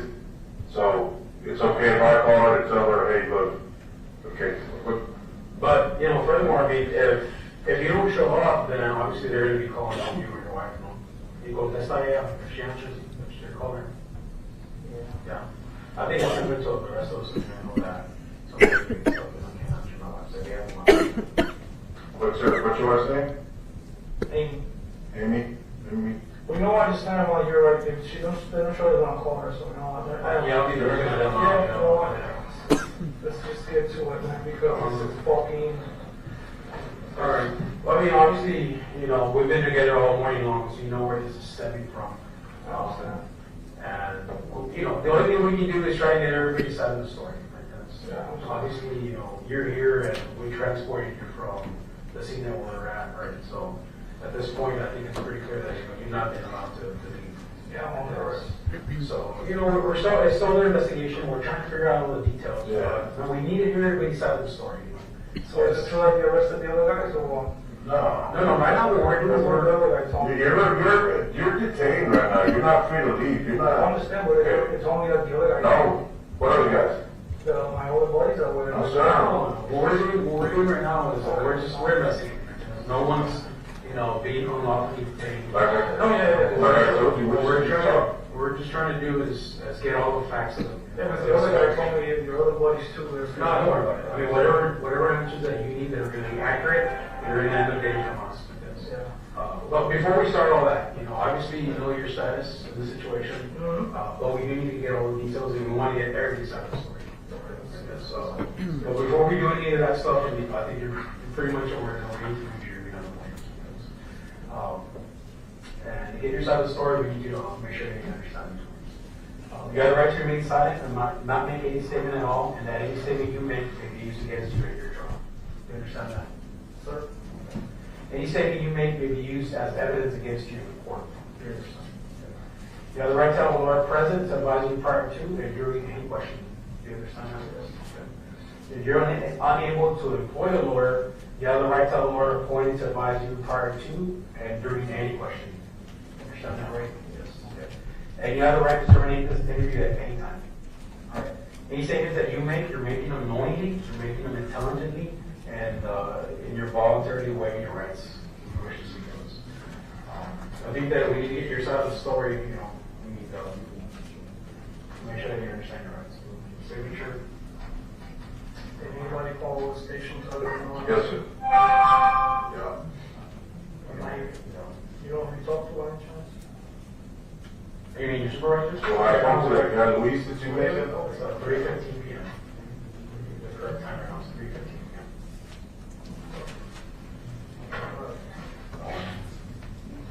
Your correct name for the record is Burgos. I'm sorry, Ronald Anthony Burgos-Aviles. Yes. Date of birth is 4/19/89. And your location at home is 11307 Pedrosa Street, Laredo, Texas. It says here you're better. So I'm arrested, right? As of now, we're interviewing. You know, we want to find out all the details of the case. I think We don't know everything. Yeah, we don't know everything. Just tell me the truth. Well, we know right now. Don't sugarcoat anything? Don't sugarcoat shit, man, because You're being legally detained right now. Pending an investigation. What we know right now is that you show up to the scene and there's a dead person. Why don't we start from that? Why don't we start from when you arrived and you discovered what you discovered? Are you a morning shift person? Did you come in the morning? yes. Okay. What time did you show up to work? 5:50 is the time that I show up. 5:15 in the morning. And then you gotta do muster? Yes. At 6 a.m.? 6 a.m. Okay. And then what happened after that? You guys mustered for about how long? I don't know how long. It depends on what the information is going to be and all that morning. And then when you assigned your location for work, was that at the location where you're at? No, I was the what we call the river supervisor. The river supervisor. So you basically did roam distances anywhere between where and where? Because these guys don't have X's, right? They kind of stay in their position, and then you can go up and down the area. Nobody's on something. Everybody. Well, I mean, I already don't know. No, yeah, I'm not station. Anybody can move. Okay. So. Well, I mean, based on some of the agents that we were talking to that were over there earlier, that they said, "Oh, well, I'm working from Oh yeah, here." there's like a piece. A piece, and then you're like. Yeah. Moving around that. And in your particular situation, you're not assigned I'm just supervise them. Okay, so you don't have a piece, you have a longer stretch. Of them. Okay, and how long is your stretch from where to where is your stretch? There's no stretches. Like your jurisdiction, how far does it run from? Your area of responsibility. Your area, yeah. It's my whole station area, like the whole sector. Okay. So from Colombia all the way down to where we found you? To pass that. Further down? Further south? And so what happened next? You were put on duty. How did you end up where you I'm were? typing things here for you. Was that your first encounter, kind of like going to? No, I went to go to Mango. So they got some paperwork from the other day. I was on the station for a little bit. Let's just do like a little timeline, okay? You wrote a memo, you were at the station until what time? Just an approximate. I can't tell you that, man. 7, 8, I can't. 9? I can't. I wasn't aware of the time. It's just it's such so routine that you don't even think like, okay, this time on this time that Okay. So you left the station. Do you have breakfast, or do you kind of get to it real quick? Okay. So you left the station after doing your administrative duties, and then did you head to the Burbanks kind of thing, or? Yeah,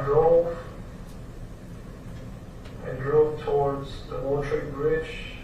From where? From the station. What station do you report to, sir? Riddle. Which is Shiloh?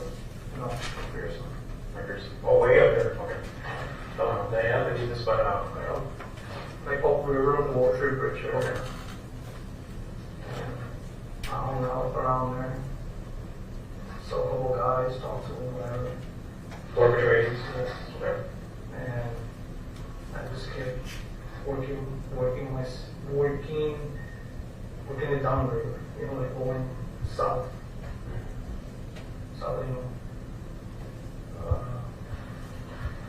Okay. Yeah. So I mean, So that's you gotta ask me what you want. Okay, so you started working south, right? And then eventually you ended up where we saw you, Yes. right? Yes. And that's the last place, that's where you ended up. Yes. Okay. So what happened while you were there in that area where we found you? You want to know what happened? Yeah.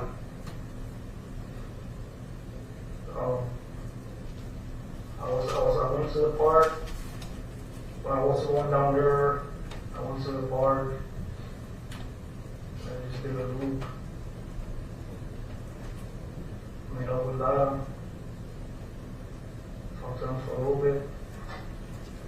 And then I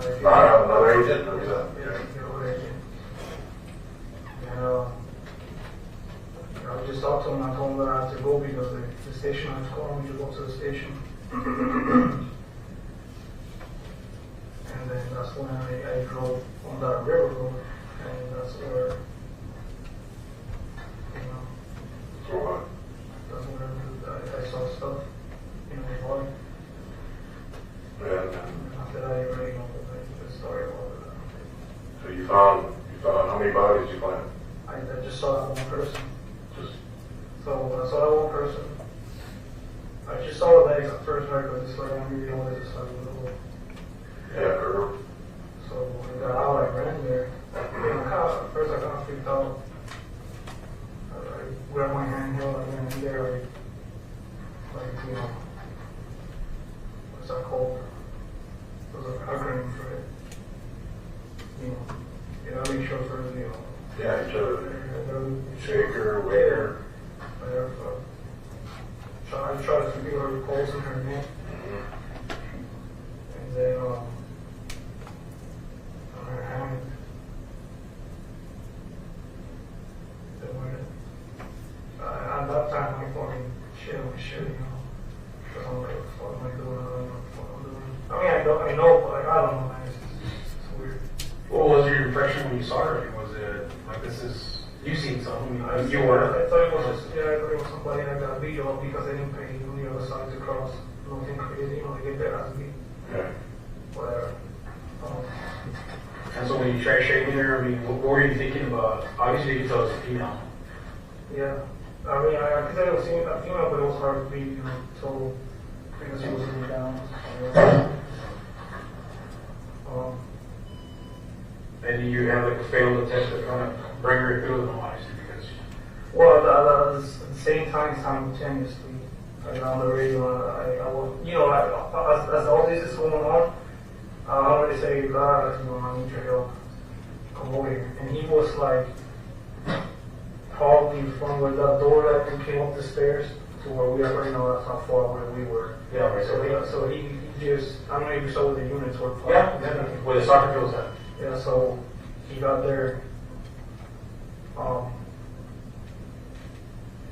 You know, it's hard for me to remember step by step, man. So I'm trying to give it to you some details, so I think you can. It's a difficult situation, but we just kind of want to do the best possible, you know, whatever. I know what's like figuring out. Get it off your chest. He's like, you're right, man. I'm like, yeah. He's like, what happened? I'm like, I don't know. Yeah, and then also the radio, I fucking leak. I was being a little asshole. But I'm like, can I get EMS here? They're like, well, for what? What is the situation? I'm like, I don't know. Just get them in here. They're like, well, I need to get, you know, what do you need EMS for? I'm like, I don't know what's going on right now. You know, just get them here. That was on the radio? I was on the radio. But were you transmitting to the fellow's blood? I mean, it was fetal down kind of thing, or awful. It's because the thing is, one thing that was going through my head is that I didn't want to make it sound that serious because we have a tendency that whenever we put stuff, anything, usually not stuff like that just barely ever happens. Where if we put anything exciting, everybody shows up, and I didn't want everybody to show up, and they did anyways. The helicopter showed up. When it's okay. You know what I'm saying? So. Everybody wants to help, you know, everybody wants to be part of it. I was trying to keep that. I just said this is a subject in need of assistance. So it's like, I think that's like the word that I use, you know, to make it seem anyone want to say like, that's their body, you know, that's their people. Did you say anything else about your injuries? I didn't say shit because I didn't say anything. Well, I can't remember saying anything in the radio. I didn't know, no, I can't remember. I'm pretty sure. No, I got you. But what would be the big deal about you, you know, arousing everybody's suspicion and people showing up and say, oh, you have a dead body there? What would be the issue of that? This is my issue. My issue is that we as Bush Reyes, we don't know jack shit about crime scene shit. Right. And which we did. Which my buddies did. We show up there and what do? We start walking around all over, you know, leaving our prints, everybody, you know, we don't. And as they have told me before, one of the things, in a situation like this, they want us to, they have told us, supervisors, if you get into a situation like this, let's say a car accident, or any situation where there's somebody like hurt, let's get the least people as possible. And I actually remember saying on the radio, Lala's here with me, and if there's anybody else responding, stand by. And it's because Lala was in the training, so there was 3 of us there. So at least, well, I guess I was worried about, man, having less people to fuck better, you know? So you were trying to preserve the premise. Preserve, well, yeah. And as you can tell, you can fuck apart. I think in this particular situation, I mean, you know, you're showing up and it's, you know, you're thinking that, oh, she's probably assaulted from someone that she didn't want to pay or whatever. Yeah. You know, she's lifeless. That looks like a violent attack. You know, I think it's necessary to get on the radio and say, hey, you know, female down, possibly deceased. You know, EMT and police. I understand that, but also I've been told before, Border agents, we don't make determinations if somebody's deceased or not. It might be obvious, you know what I'm saying? She might have her head cut off. Yeah. But until somebody with a certification with the authority to say they're deceased, well, I'm not going to say it's deceased because I don't know. She could have been unconscious for all I know, and then I'm over here saying that. I know, but you know better than that. I know, right. I know, no, but it's not that I know better than that. It's black and white.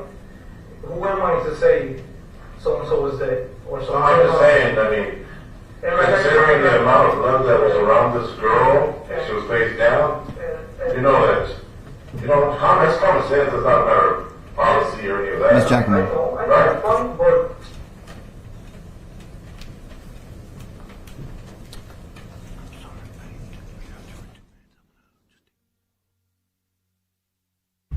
What is the problem, Judge? I can't believe he says it might be obvious she might have her head cut off. And he says even so they are trained to not make any determinations. But he did radio in that they need an ambulance. But not with much urgency. What the heck is going on now? Oh dear. The judge has left the building, I think. It looked like he ran out with his phone or something.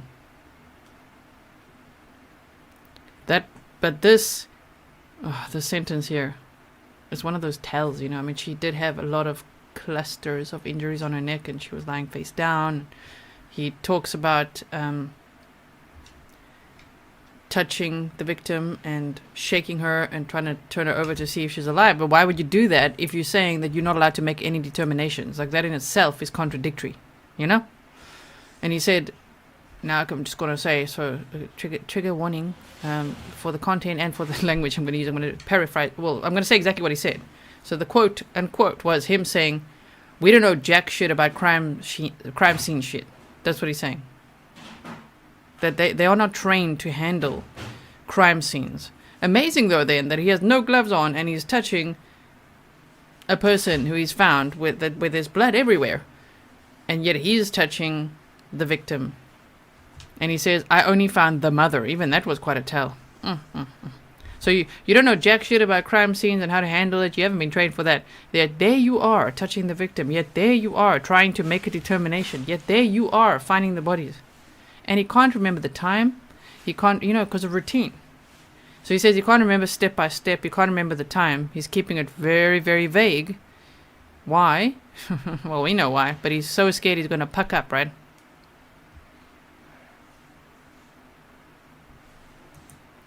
Tell chat CC is by the thumbs. That's true. Closed caption is by the thumbs, so you can hit the like. Please do that and share, and then turn on the CC because it will help. Closed captions is on for my streams. I've got the visuals. I've boosted the color for you and the sharpness as well as the sound. So that is boosted sound. If I boost it too much, it'll sound distorted. It's at the most it can right now, especially for when Detective Reyes is going to be talking. Witness is Detective Richard Reyes on the stand from the Laredo Police Department. This interrogation tape is from the day that the murders occurred, from April 9th of 2018. And so, believe me, when he talks, it's loud, as we could see, because I could see all my little sound levels here, so it's boosted where it should be right now. Yes, Blueberry says he said the mother. That's quite telling. It is quite telling. I mean, he didn't actually call in the baby's body, but clearly he was standing there and he doesn't sound... Yeah, it's not like they found a woman and a child. He says, I only found the mother. Wow. So, yes.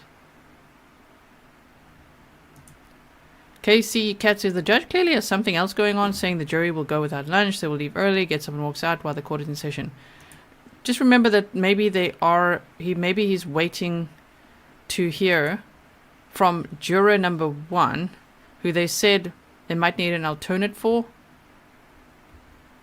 based on, I'm just trying to remember what they said about them, based on juror number 1's family member, or is it juror number 1 themselves going for a medical procedure later today? There's a lot of blood. There's a subject down. There's another blood.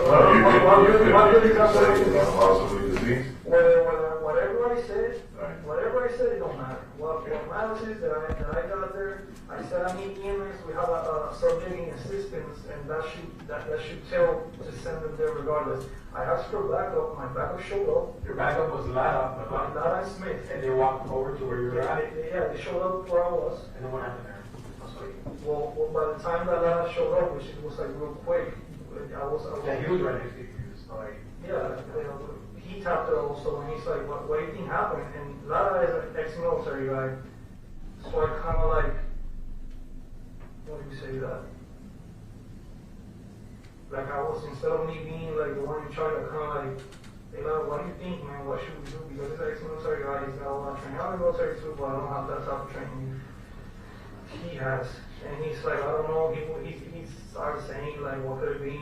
It was like dogs bit her, I don't know, he started saying all kinds of stuff. And which I don't really should, it doesn't matter what he said. No, that's not the thing, you gotta discuss it, And at the time, we kept tapping her. I don't know, don't be freaking saying that I said, because I think he felt her pulse also, and I asked him what do you think, and then I'm like, he's like, I don't know, it's really hard for me to tell because of the position it was, so we attempted to move her. But then at that time, I kind of realized, we're touching this chick with no gloves. Who moved her? Who grabbed her? Me, both of us. So who grabbed her from where? Where did you grab from? I don't know, I think I grabbed her by the shirt, shoulder, because, like this, like that, and the arm. And I don't know what he got there, I just saw his hands. And so when you did that, how far did you all get up when you got to center? Probably like this. It was pretty quick because then I realized that we're touching her with no gloves. So at that time he told his trainee, you have any gloves? And the trainee had gloves. He's a cool trainee, so so he put his gloves on and he moved her again? We put gloves on and man, I can't remember then. I think after that, man, I think I told her, well, just don't touch him, man, because, at that time I was saying, like, man, don't touch her because, I kind of like already, she might be gone, started sinking. I'll be honest with you, I know you probably think that I should have fucking known whatever. But at the time, man, I didn't know she could be unconscious. I've seen people pass out because they walk 4 miles with no water and you think they're dead. And then when they freaking take them to the hospital, they freaking put an IV and they just have rattled or passed out.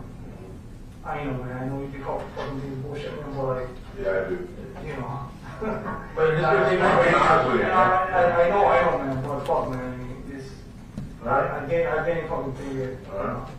He fucking said, I don't think she's gone yet. But when you, let me go back real quick. When you, I know you said you grabbed her like maybe twice, right?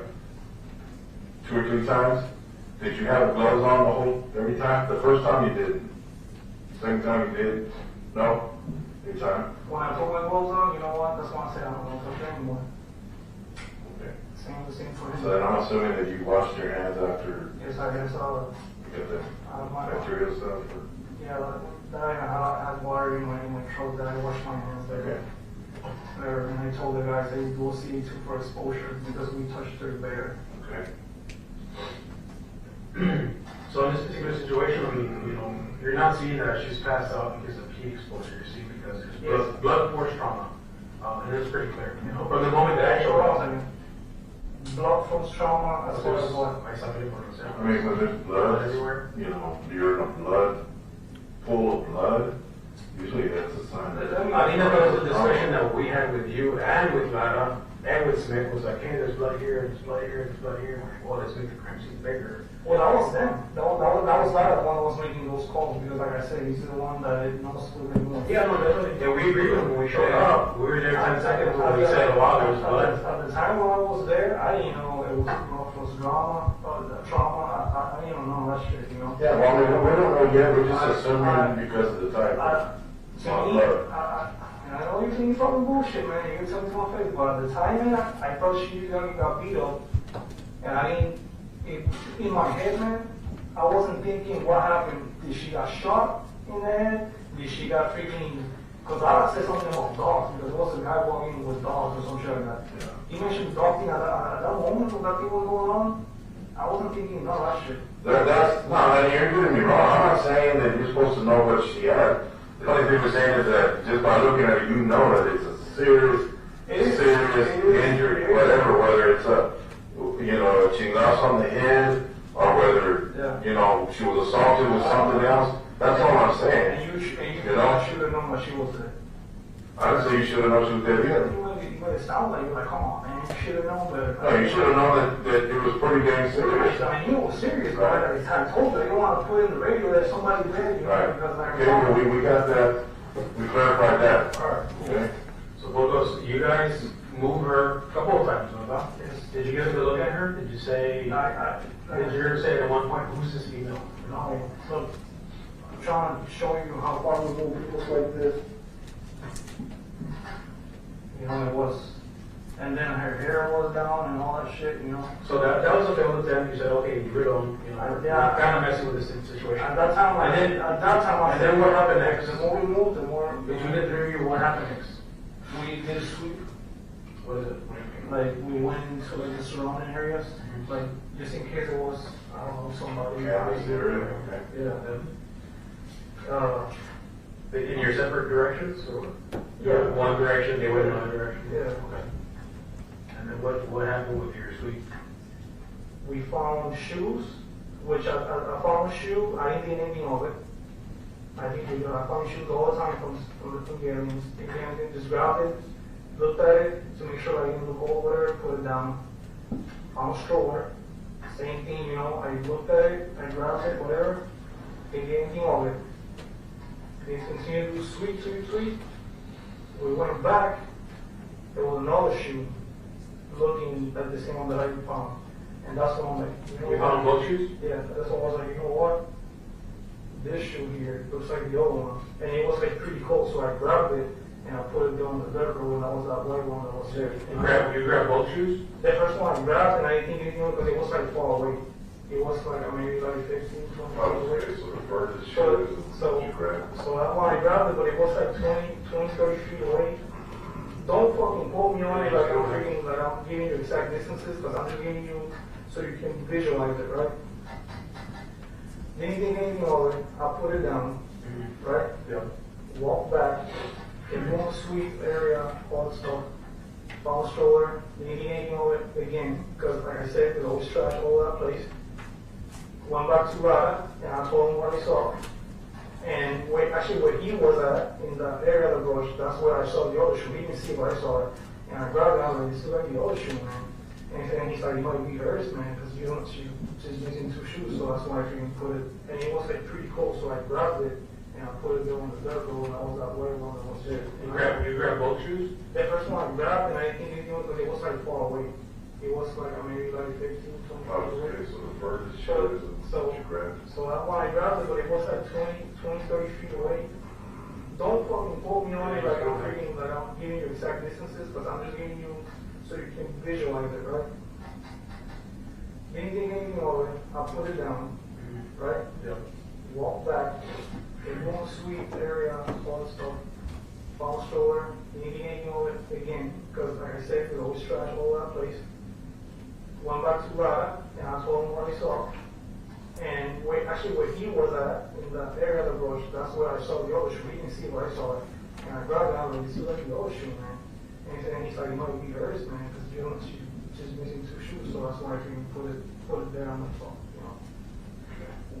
So you put one, oops. So you put one shoe back to where she's at, and then the other one stays where? The other one, I just stayed away, and my mind totally forgot about that one. And so you discovered her, you discovered both shoes, you discovered the stroller. This is prior to us getting here, at least? I can't remember if the police was there, to be honest. You know what, when I discovered I think EMS was already there, EMS, but I can't remember. No, you guys show up later, but I know you two show up later. Yeah. No, well, usually it's the patrol division. That's the one? Yeah, they showed up, Yeah. later.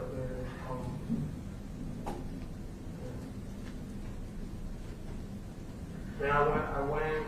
What else did you find in your search when you're doing your perimeter search? That's all I found. Somebody else found the other boy. Someone unrelated. What is it? I didn't see a body. I heard it was a kid that went to the area. How old do you think the kid was? What age did they say? They said below one. Was that an odd situation for you? Female, baby, a stroller, in that particular area? Did they walk? To me, it's business. There's a park there, there's a soccer field there. It's hot for regular traffic. You know? But where she was discovered, she was a little bit off the beaten path. They normally stay in the site? They go all over that place. All that is being paid. Yeah, that was, she was unpaid. It wasn't paid, but it's still open. It's not. They still walk that I trail? don't know if I told you when we were there talking, we saw a runner. Yeah, but in this particular case, there's a woman fairly like our age with a stroller and a 1-year-old, and a difficult place for us to even walk with. I don't know, man. I don't run in the freaking in the trails and in Montague by the river. You know, I run the street. There's people that run through there. There's people that walk their dogs, like I do the dogs, and there's people that whatever. So to be honest with you, to me, seeing somebody there, what would I be suspicious about a female with a stroller? You know, fine. There's really zero suspicion in that area. When you all discovered the shoes and the stroller, Pena or Reyes? I can't remember. I know EMS was there, man. I can't remember if he had arrived or they were just getting there. I know the helicopter was flying. Do you think that situation where you discovering body, shoes, stroller, but that situation kind of heightened your concern, like, oh man, this is bad. You know, they didn't call, like, we need to set up a perimeter, whatever, there's the bad guys in there, you know. It looks like a very violent situation. I had already told the guys let's set up a perimeter, or perimeter turning to a perimeter search. Because if there's bad guys hiding, the last thing I want to be is like me, Lyle, and Smith standing like this, all three making a freaking easy target for somebody when we all continue together. When you guys were kind of turning her over and doing what you could for her, we're outside. Was there any attempt to identify her, to see who she was? No. That kind of curious to you, is like, who's this woman? To me, man, at the time, I was just like, I didn't even want to be able to cross them. Alright, so you, it's in the business, it's normal for you, right? Because you see this a lot. So let's get past that, because I don't think you're gonna say, I mean, that's what your story is. So let's get past, why did you end up over there where the car was?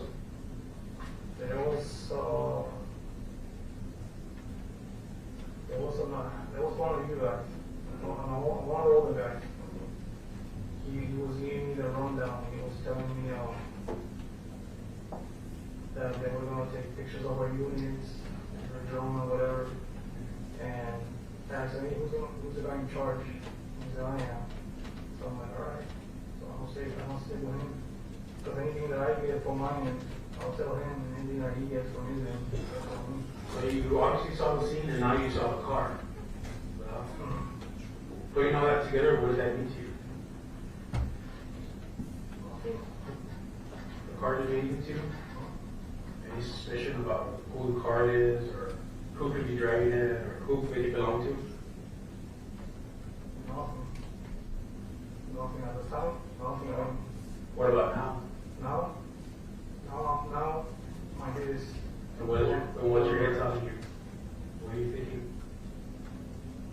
you're gonna have to ask him. Who is it? I'm not sure. Who do you think it is? I'm not sure. I think you got something going right there, you know, that you want to get off your chest. I'm not sure, to be honest with you. Or if you think that it was somebody that resembles the person, who do you think it would be? It's not that it resembles somebody because I do not see the person's Okay, face. so the car resembles something? The car, the Mercedes, it kind of like rings a bell, but I don't want to say anything because on the side for a fact. No, but maybe that's to us to verify if it's true or not. All we're asking for is, you know, your opinion, who cars look like. I don't want to give you my opinion on that because I don't know for sure. I don't want to be saying stupid shit. No, nothing we say here is stupid unless you lie to us. No. What I mean, I don't want to be saying, you know, how do I say this? Who do you think the car belongs to, Burgos? What do you think it belongs to? You've seen it before. Yeah, I saw it today. Whose car is it? I don't know whose car it is. Who do you think it is? I mean, based on your feeding earlier, you think it's someone's car? I don't know whose car it is. See, I mean, he's being a little more patient, and I'm going to lose my patience here with you real quick, man. Yeah, because I want you to be honest with us. We brought you a chance, gave you a chance to come here and tell us the truth about everything that happened today. We really know a lot more than you think we know. We know who came in from the cameras. We know what time the car got there. We know what time you went in. We had 2 vehicles that were parked that were pulled into that place. Right? You know the car, and we know who she is. You know who she is. You have a baby with her. So, I mean, we want to know, now you tell me, explain that to me. Baby with who? Well, you tell me who you have a baby with. You said that. You said you have a baby with her. Right. With her. Right. With her. Well, you tell me. I'm asking you. I don't know who's her. You tell me. Who's her? Who's the car? Whose car is it? Whose car is it? Right. I don't know whose car it is. Because we're investigating a deceased person. Well, you're asking me a question, but I don't know the answer. If you want to ask me something. Okay, let me ask you this. Are you married? Yes. Okay. Do you have a baby with another girl?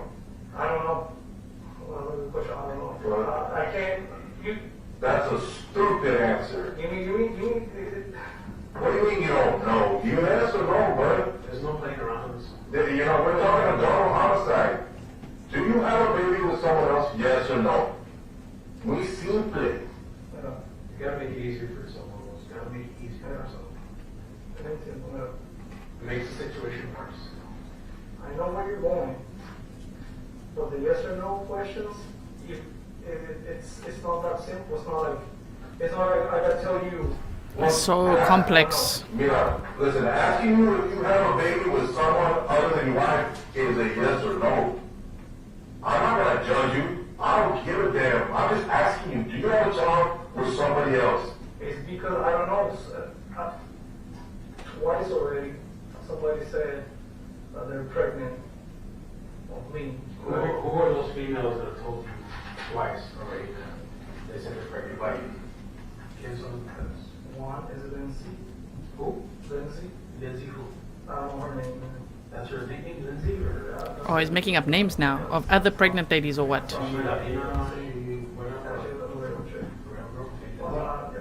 How old is she? 24, 23. And the other girl? And the other one was in Chris. Chris? Chris what? That's all I know too. These are just some freaking females that I met. Where does Lindsay live? I don't know. I met, like I said, man, I met them out. Lindsay, where does she work? San Antonio, some department store now. Okay, so she used to know that Illinois, she was something. She was like back and forth. Okay, and then, who's that one of them?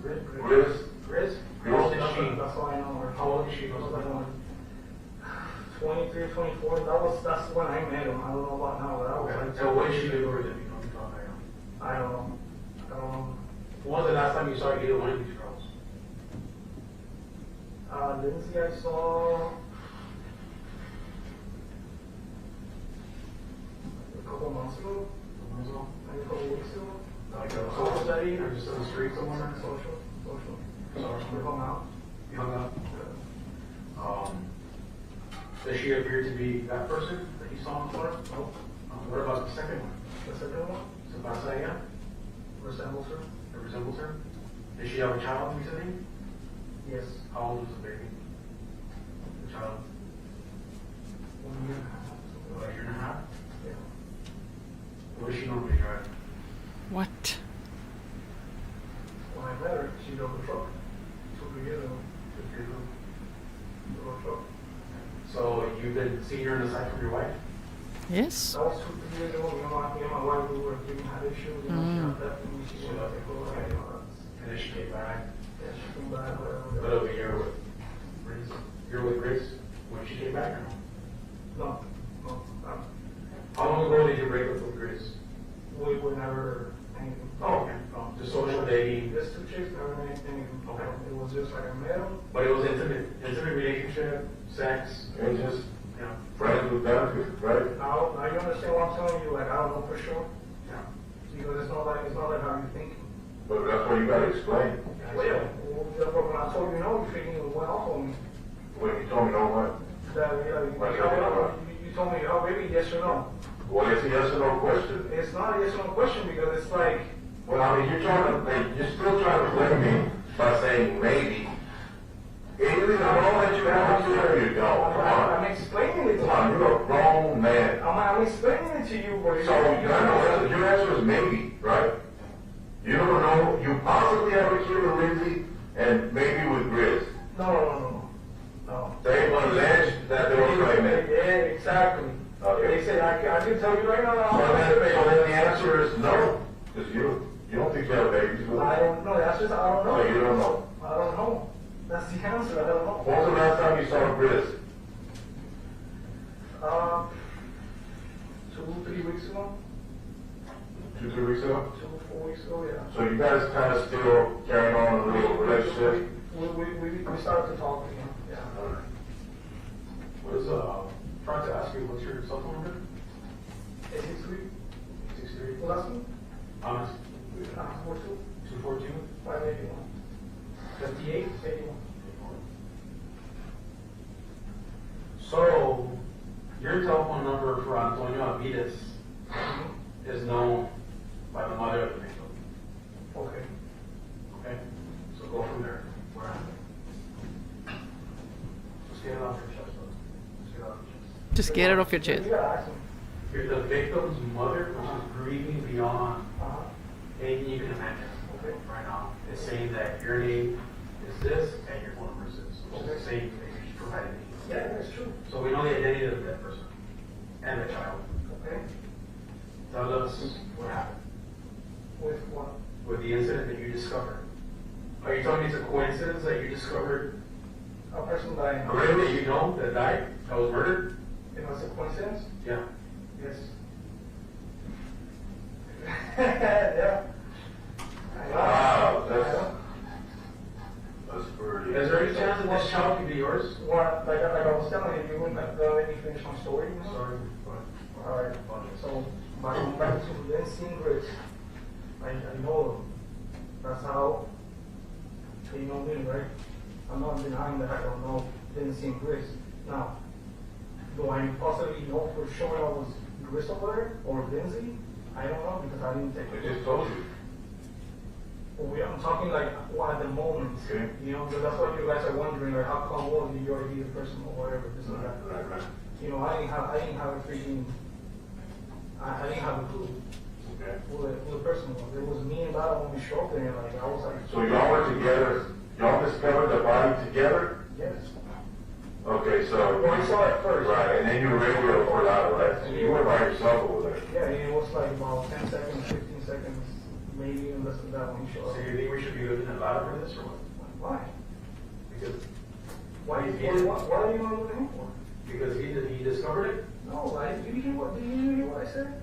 You guys need to stop playing like the little runaround, like little tricks. No, but we're asking you. No, you're the one playing that. You're playing tricks. I'm not playing tricks. You're the one that's not telling us the truth. What do you think? You think that all of this stuff is coincidence? You're the strong there. You're the one that finds her. And then the little 1-year-old right afterwards found right across from her, right? Uh-huh. We were told that you were supposed to meet Grizzly in the park. I wasn't supposed to be shit, no one. So everyone was lying about that. The last time I talked to her was about maybe like a week ago. Check her phones, man. Oh, man. Oh, we're going to check you, but actually, don't worry about it. Anything we do, we're going to check too. Stop thinking about the movies. Stop thinking about any potential moves. It's not. You need to stop fucking thinking of this little game. If you fucking think I'm fucking guilty, then why are you fucking talking to me then? Because you want, we're going to give you an opportunity to talk. Well, don't give me fucking shit then, because you guys Don't give me fucking shit. We're interviewing you. That's what we're doing. This is our fucking job. You guys are fucking pissing me off. Oh, you think we're giving a damn? There's 2 dead bodies over there. Oh, you're mad? Oh, you think we'll give a shit? Okay, then. Man up. Roll some nuts, man. Tell us what happened. I already told you what happened. You didn't tell us a damn thing. I told you what is it? This is you walk by and you see 2 dead bodies there, and it just happens to be one of the girls that you have a relationship with? Years ago? You just saw her 2 or 3 weeks ago. And so what? And so what? You still talk to her? Yes, I talked to her. Right. Just like I talked to my Right. So what you're saying is that because of that, you're saying... Oh, and then some. I believe you did. I believe you did. All right. Well, I mean, let's not think about us. Let's not think about you. You know, the victims are gone. They're gone. The worst possible way. Right now, I was out there working, man. How the How do you the sister, did all this? mom, sister, and extended family. You know? Listen, you guys Burgos. You're killing us too. Look at me. Sincerity. You know, we're a law enforcement agency. All of us, both of us. Border Patrol, PD, out of scene. It's going to come out that you're the suspect in this case. That's fine. This is bigger than me and you. This is bigger than both departments. And you're looking at a family that's grieving now and will grieve forever. And all because we're sitting here trying to be who's tougher than who. No, it's not that. The faster that you can put it in front of you and get in front of it, and then you get in front of it. Because the case, it speaks for itself. But the faster that you, Burgos, can get in front of it, and then the easier it'll be for you and your family. Think about your family. Stop thinking about yourself, man. Hold on a second. Sure, go ahead. Hold on a second. Glass of water? Yeah, let me just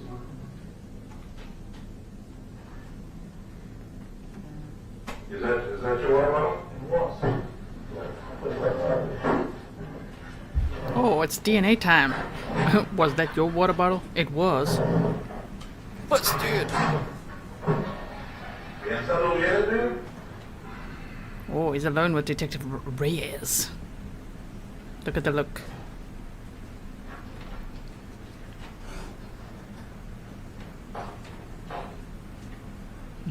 Where's your immediate family? You got immediate family here, or we're back in Puerto Rico? Or how long have you been here in Laredo? About 8?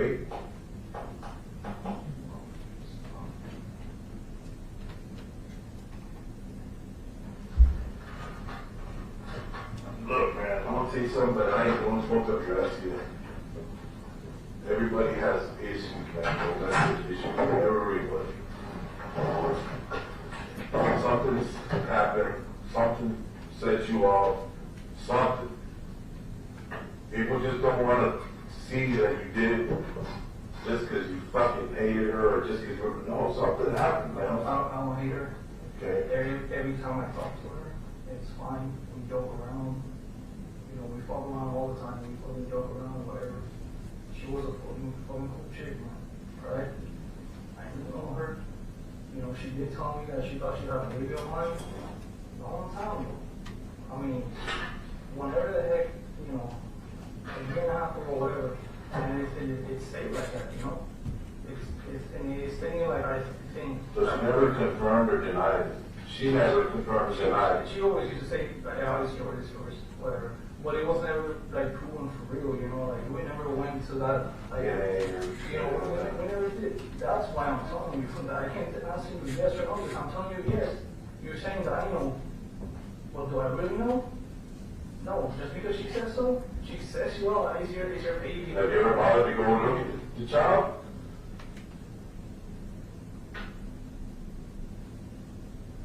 You never? Why? Liar, bro, liar. March 25th. Because you were afraid that it might be? I mean, I'm not going to judge you. I just want to know why. Because believe me, people don't want to know why. I mean, if someone tells me, hey, you know what, I'm going to have your baby, then even if I don't really care for that person, I'm gonna man up and take care of my kid. But yeah, I'm going to need that if you ask for 2 days, or I'm going to go visit to see. A long time ago, about like a year ago, year and a half ago? Yeah, I was thinking. Not very much. So how old are you now? You're 27. 26, whatever. 26. I was, So you were in denial. having problems, always being hidden, everything I saw, whatever. So to me, it was just like, you probably trying to freaking, You see your hand problems and hitting everything you saw, what does that mean? like, Captain. having sex. Oh, so she's not getting the water. Having sex with her,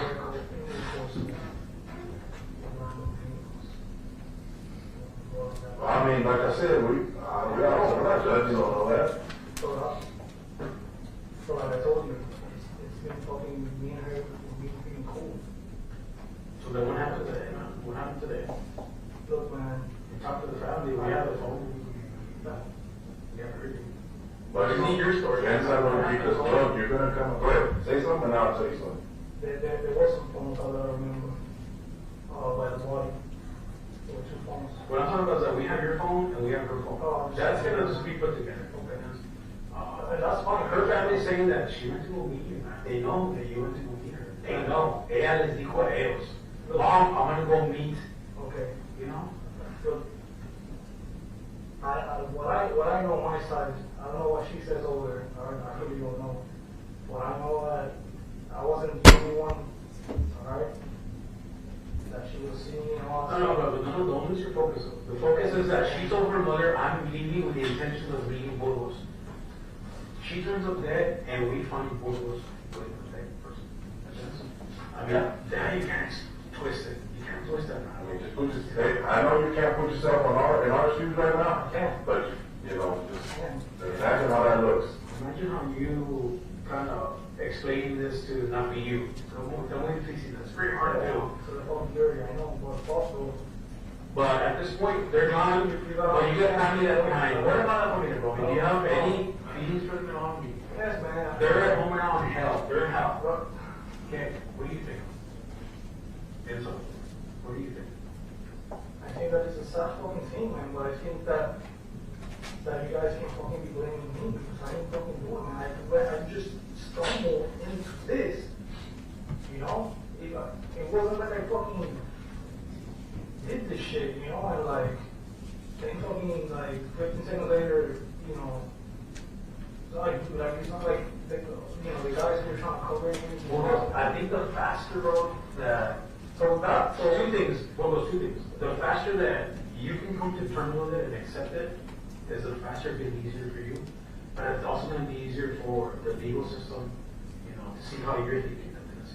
If you have all this evidence, you're not remorseful. I am remorseful.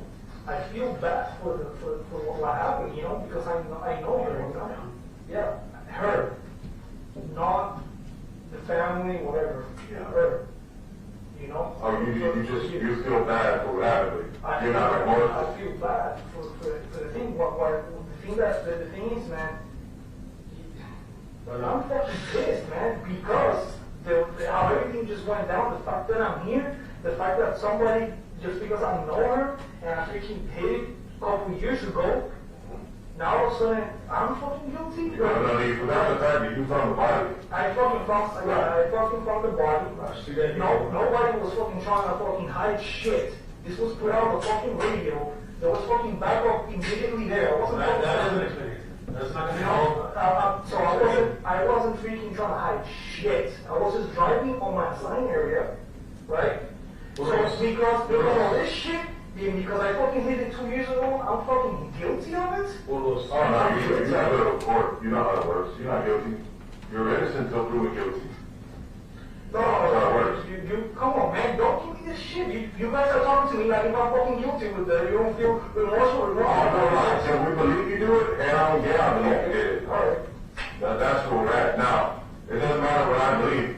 It's what the jury is going to believe. I know that. Okay? I know that. You don't want to look like you're not remorseful. You don't want to make it look. I am remorseful. You want to make it seem like. I'm gonna make it seem like I'm telling you. It ain't fucking fair. Yeah, I fucking hit it. Okay, now let's go back because you had a fallout with your wife. She left. You hooked up with this girl. She told you you had a kid. You're in denial that it's yours. I wasn't in denial. I wasn't in denial. Your wife's come back, and now this girl's not letting go of the fact that you're the dad to this kid. That's not true. That's not true at all. That's not true. How's that not true? I mean, she's telling you that's your kid, no? She told me a while back, and after that, it's like, well, Well, you're going to patch up things with your wife. She went back to where? Where are you all from? She went back to her hometown. Where's her? Florida, Chicago, whatever. And that's a major commitment to come, I understand. have a breakup, leave, and then come back again. I understand. That means that your heart's with her. Your heart's with Amy. ¿Verdad? Or you out of nowhere, Grizz is saying, hey man, you got a baby, brother. You got a baby. No, Either you got to pay child support, or you got to man up and take care of him. No, it wasn't ever like that. It was never like that. I don't see any other scenario, man. It was never like that. She was never on me like that.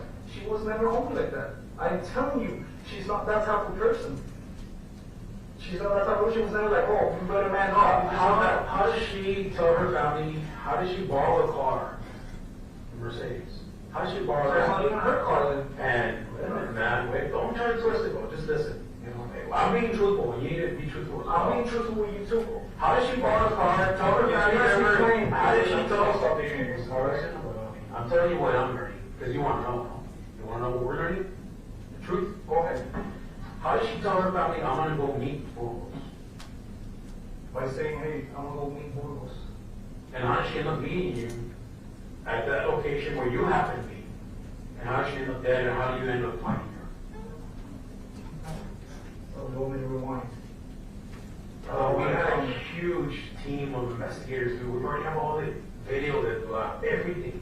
We know who's coming, who's coming out. Just answer this. When you were in, did you go to the park? Yes, I went to the park. Where she was parked, right? No. Did you go to the parking lot there? I didn't know where she was parked. No, but you went to that entrance. I went to the entrance. Right. Uh-huh. Okay. The car was there. Okay, so the car was there when you got there. Okay. Okay, there you go. The car was there. There's a white Mercedes. Okay. I went. Didn't turn around for the donut. In the parking lot, right? The parking lot? So you know where the CP guys were parked? Yeah. The basketball court? Yeah. All right. Went in. All right. Turned. Did a donut. All right. Came out. The same way I came in, same way I came out. Went to the soccer fields. Saw and Smith. They were there. Okay. Alright, they were there. Talked to them. Told them what I was going to do. And I left. So I was leaving. That's where the situation happened. I called it out. I put it on the radio. I called out. He showed up with me. When he showed up with me, everything started going down. He's asking me all kinds of questions. How long do you think she's been there? Blah, blah, blah, this and that. It looks like it's protein from last night or whatever. All kinds of things are coming out. All right. I don't know. No. That's fine. Listen, okay, now you tell us you go in, you turn into the park, you see the Mercedes there, right? Mm-hmm. Okay, when you put in there, was there any other agents in that area? Was Lana there in that area? Just the CVPs. The CBPs? Just the CVPs, yeah. Okay, but they were in the Monte area? No, they were parked. They were parked? The CBP was parked? No, CVPs. They were in the park. No, the park. Yeah. At the same time that the Mercedes was there? When I went in, Mercedes. So she was probably off the Mercedes at the time, right? You didn't see her inside? I didn't go that way, man. It's just a Mercedes. You can't just say, because it's a borrowed car, I was supposed to know that it was somebody that I knew 2 fucking years ago. No, I'm not asking you that. Listen to what I'm saying before you start jumping. Did you see anybody in the car? I didn't see anybody. You're not an observant, hey, aren't you an observant agent? Yes. Okay, didn't you look up to see if there was anybody in the car? See or no? If you did, I'm not going to take any less with you. I just want to know. No, you know why? Why? Because if you were driving down that road as many times as I do, the place where that car was parked, right. Even if there was somebody in the car, you couldn't see because that's how far away it was. And at the time again, I'm scanning car, Mercedes, park, CDPs, all that one. But you did know that that was the only car on the lot. Aside from CDP, right? I don't know. There was other cars. There was other cars. But the only thing you saw was CDP in that car. That's what I'm getting at. There may or may have not been other cars, but what you remember is that car and a Mercedes and CDP, right? And CDPs. Right. Right. And because that car was kind of like alone. You know, the same way you guys found it. Yeah.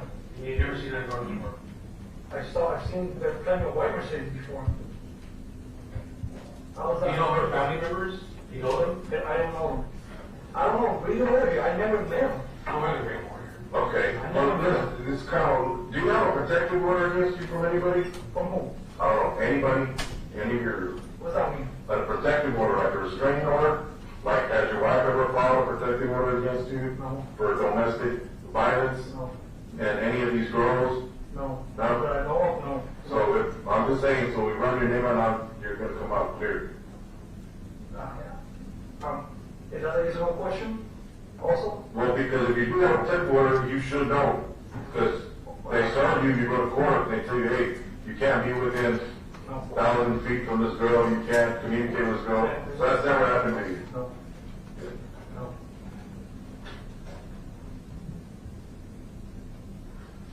Am I going to stay here? Am I going to spend the night here? No, bro, this is not a jail. This is police Oh, you guys don't send me to jail? Not yet. Not yet. Well, are you yes or no? Not yet. We're being pretty honest. Okay, are you going to take me later to jail? Well, I can't tell you this yet. You're detained. The detention means you can't go anywhere until we figure out, you know, if we got an IPC, then We're going to get one at each other. You can't be talking about balls. You can't get out of that. I'm not going to lie to you. There's a camera here. I'm not going to lie to you. Just got it? Yeah, fine, man. Okay. I thought we were going to square away stuff with my kids, but I don't know. But you're the one that said not to call because you're watching them out. But now I'm fucking freaking out, man. It should be okay, brother. There's nothing really to worry about. Is there any way that I can call her and let her know where I'm at, man? Faster that you cooperate with us. I've been faster cooperating with you guys, but I don't understand where you guys are coming from, and it's weird as fuck. But bro, the way that it fucking happened, you can't have fucking lie on me. I was talking to him like 5 fucking seconds ago before I went on the fucking radio. I ain't do shit, man. I know it's fucking crazy. I ain't do shit. I got nothing wrong against this chick. As far as I know, she never put any protective order or whatever against me. I don't have any fucking thing against her, man. We're fucking cool. Somebody we'll beat it up, whatever, right? We stopped doing it for a long ass fucking time. It's been a long time, and we stay fucking friends. What's your government cell phone number? I don't have a government cell phone number. You just have yours? They just call you on the radio and then you call from your personal phone? What do you mean? You don't have your cell phones from work? I don't. Watch the one who's involved. Yes, 14 is involved. I'm out. They don't have an issue that day. Here, use your phone. Cell phone? No. The only thing that will have is my radio. Alright. Bro, I mean, that's something that everybody come in and you need to think about, because I'm telling you how it is. I know you wish that I fucking say like, I freaking shower in the freaking head and then call out and be like, oops, look what I freaking saw. But that's not what fucking happened. I think that you need to accept the fact, bro, that it's not a major coincidence. It's not. It's not, man. You know, you're looking at a dead woman. It is a fucking major coincidence. A dead child. It's not whether I want to accept it. It's the fact that it's a major fucking coincidence. And yeah, it fucking hit me once everything, when it fucking started hitting me once, you know. I'll tell you when it hit you is when I asked you your name. Yeah, when they freaking said that, I was like, shit. Right? And you didn't tell me your middle name? But then again, yeah, and that's what started hitting me. But then again, I wasn't still sure because like I told you, I cannot positively ID who I'm not asking you to tell you. We're not asking you to say, we're telling you that that's her. Alright. So that we come across, of course, being the detectives that we are, we look into her background, right? Who she was dating, who she was talking to, and knowing your name comes up.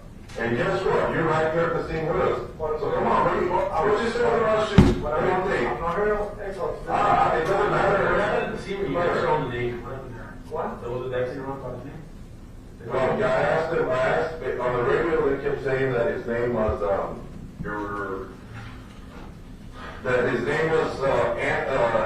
Anthony Burgos, right? On the radio, but I asked him, and he's got R. Burgos.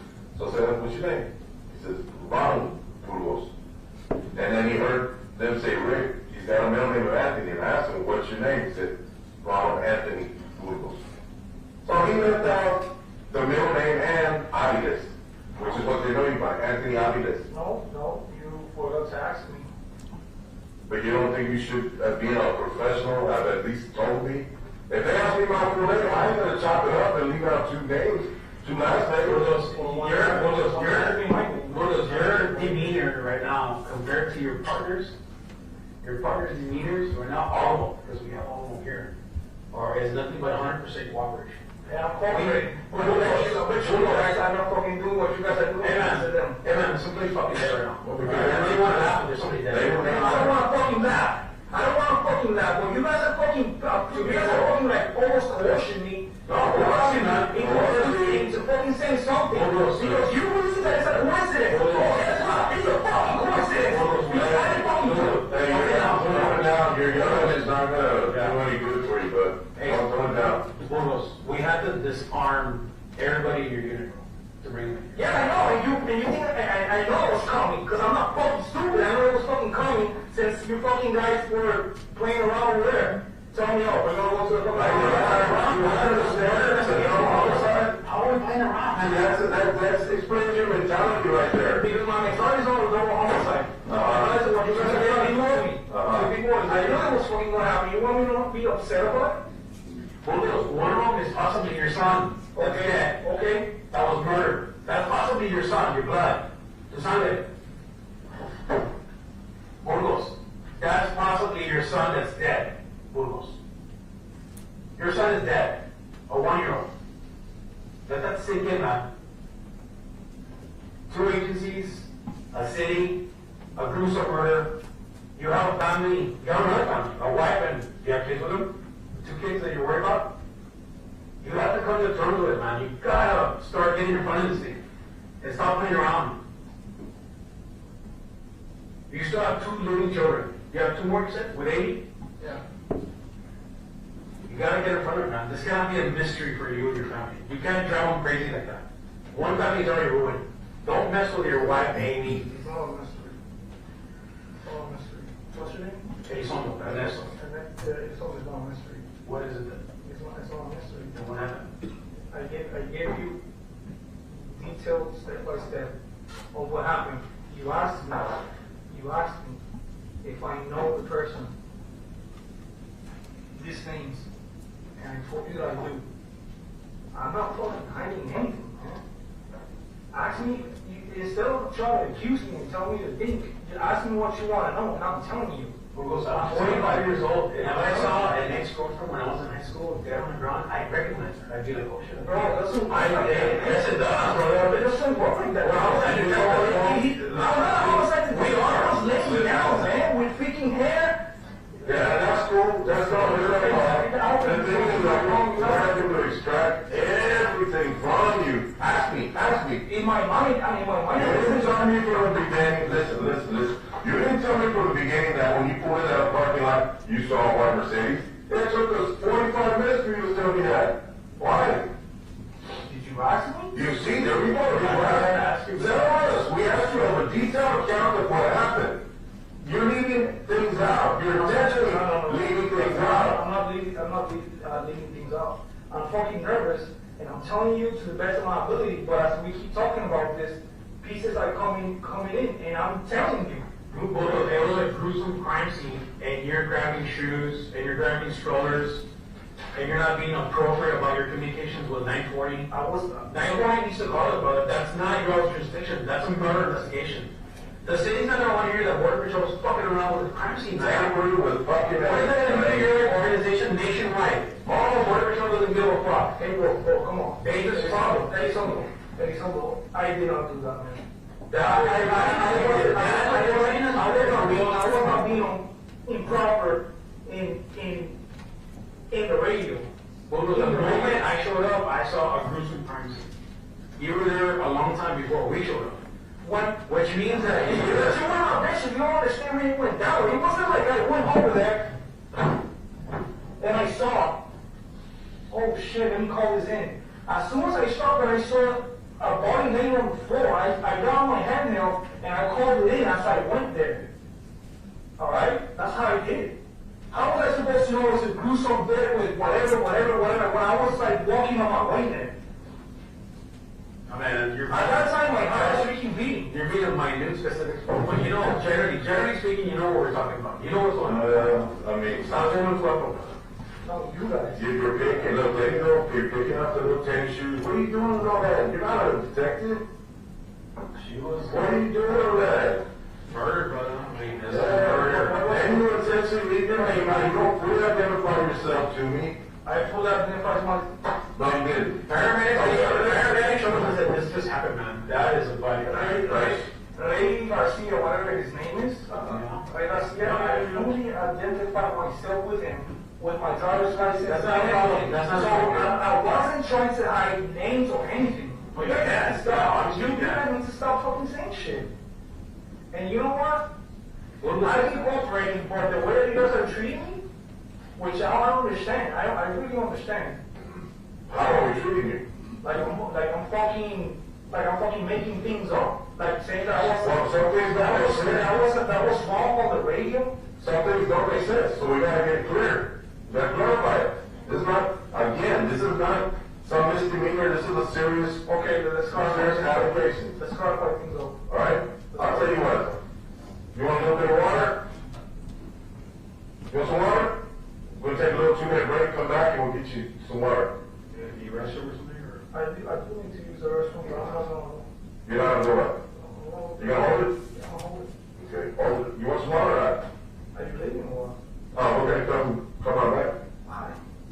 Because we're gonna sit down and talk, put together some other things that we got. We got 2 minutes. How long you guys gonna keep me detained here? If not, go take me to jail so I can freaking call. You're legal to take, man. I understand. Yeah, we have enough evidence and probable cause to have you here. I've already explained to you the severity of the situation. Yeah, man, I was. You understand how this works.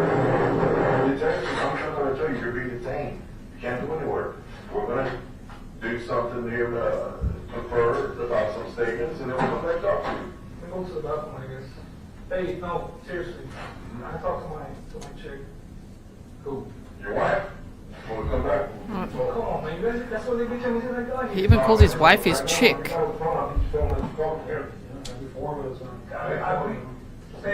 Hey, Sosa, let me call her, man. Let me freaking call her, man. This is fucking. Come on, man. I want to talk to you. You can't manage this. Open up to me, man. Open up to me. It's not going to get any easier for you. I'm not going to lie to you. I'm not going to lie to you. You know what I say when I say wait? I mean, that's stupid. Maybe come out of. No, I know, man. But I swear, man. I swear. I had somebody with me. Yeah, look, she told you you had a sign, but she told you you had a sign. No, I know, but it was stupid. It was a long time. About a year and a half. Yeah, it was a year and a half ago. I didn't believe it, man. I didn't believe it. Was she threatening to use it? She was, no, she was. Was she saying, leave your wife? Bro, I got proof, man. She never did that to me, man. Never. It was never like that. This was never a what do you call this thing? You want to know that your son? No, what do you call this thing? Chantaje. ¿Cómo se dice eso? Chantajeando. What is that? Chantaje, Like fooling around? If I take your pen and I'll like, you don't give me your watch, you don't give it back. Type of thing. Oh, yeah. Or like extortion? Yes, it wasn't extortion, man. It was never like that. We were fucking cool. We were cool. We were fucking cool. She lives around mine somewhere, and she frequents that part all the fucking time. Where does she live? She used to live. Is her house in front? I've seen her house, yes. I haven't been inside her house, ever. Have you been by her house? I drove, I came by her house. Because there's going to be witnesses, family, neighbors, they see it, that video, but... Yes, I understand. I've driven by her house. Okay, I've driven by her. We're supposed to have Amy and the kids. What are your kids' names? Oh, don't worry about that. Oh, so no, well, you need to think about it, man. Well, I'm not trying to play with you. I'm just trying to remind you, that's your family. How much hell do you want to... What's that supposed to be? You want me to say, well, I already told you. How much hell do you want to prove to? How much bullshit do you want to say? I don't want to prove no bullshit, but I'm already putting them through fucking bullshit by this whole fucking situation. I can freaking easily show you guys that me and her were fucking cool. I never had an issue with her. How are you showing your phone? Yes. You give me consent to put your phone? No, I'll show you. I'll give you fucking shit. What kind of phone you have? I mean, we have it, but I'm saying what kind of phone you have? I'm not going to give you consent to look at my phone because they're going to look at everything else that I Oh, yeah, no, we definitely have to. We're going to lie to you. Oh, yeah, I know that. The things important to this case concerning, is there anything that will prove that you didn't do it? Of course. Well, you might want to use it, no? I mean, what do you mean? Is there anything that will prove that you didn't do this crime? Of course not. Okay, well, is there anything that will prove it? Of course not. I didn't do it. I know, but that's my question. My question is there anything that will prove that you didn't do it? No, in my phone, there's proof that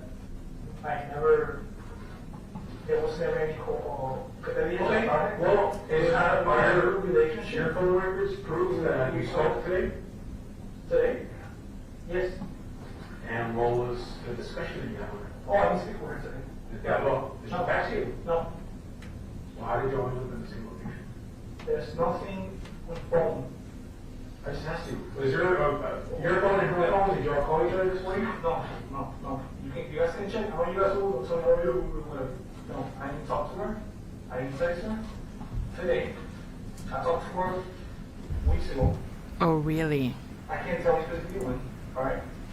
Now I'm telling you the truth. I know you're gonna find out. I know you're gonna put your phone out shit. So we have to know. I know. And then what do you want to do? And what do you want to do when you find out that I didn't talk to her today? Are you gonna put me out? Fucking send me the truth. This is one thing. You're probably not gonna apologize for it. That's one thing. Why should I apologize? I think there's two different people, brother. No. Yeah, I know. One of them is possibly your son. Wait, okay, so tell me some more. Are you accusing me? Are you saying that to me? We have probable cause to believe you did it. My partner's been telling you that he thinks it's you. He's been telling you. I'm telling you guys, it's not you. How is all this going to be lined up? And it's also, she lives by that fucking park. She goes there all the time, man. Look, I really don't want to go because this is irrelevant to the stuff, man. It's irrelevant, but she has her own all the issues with all the people, man.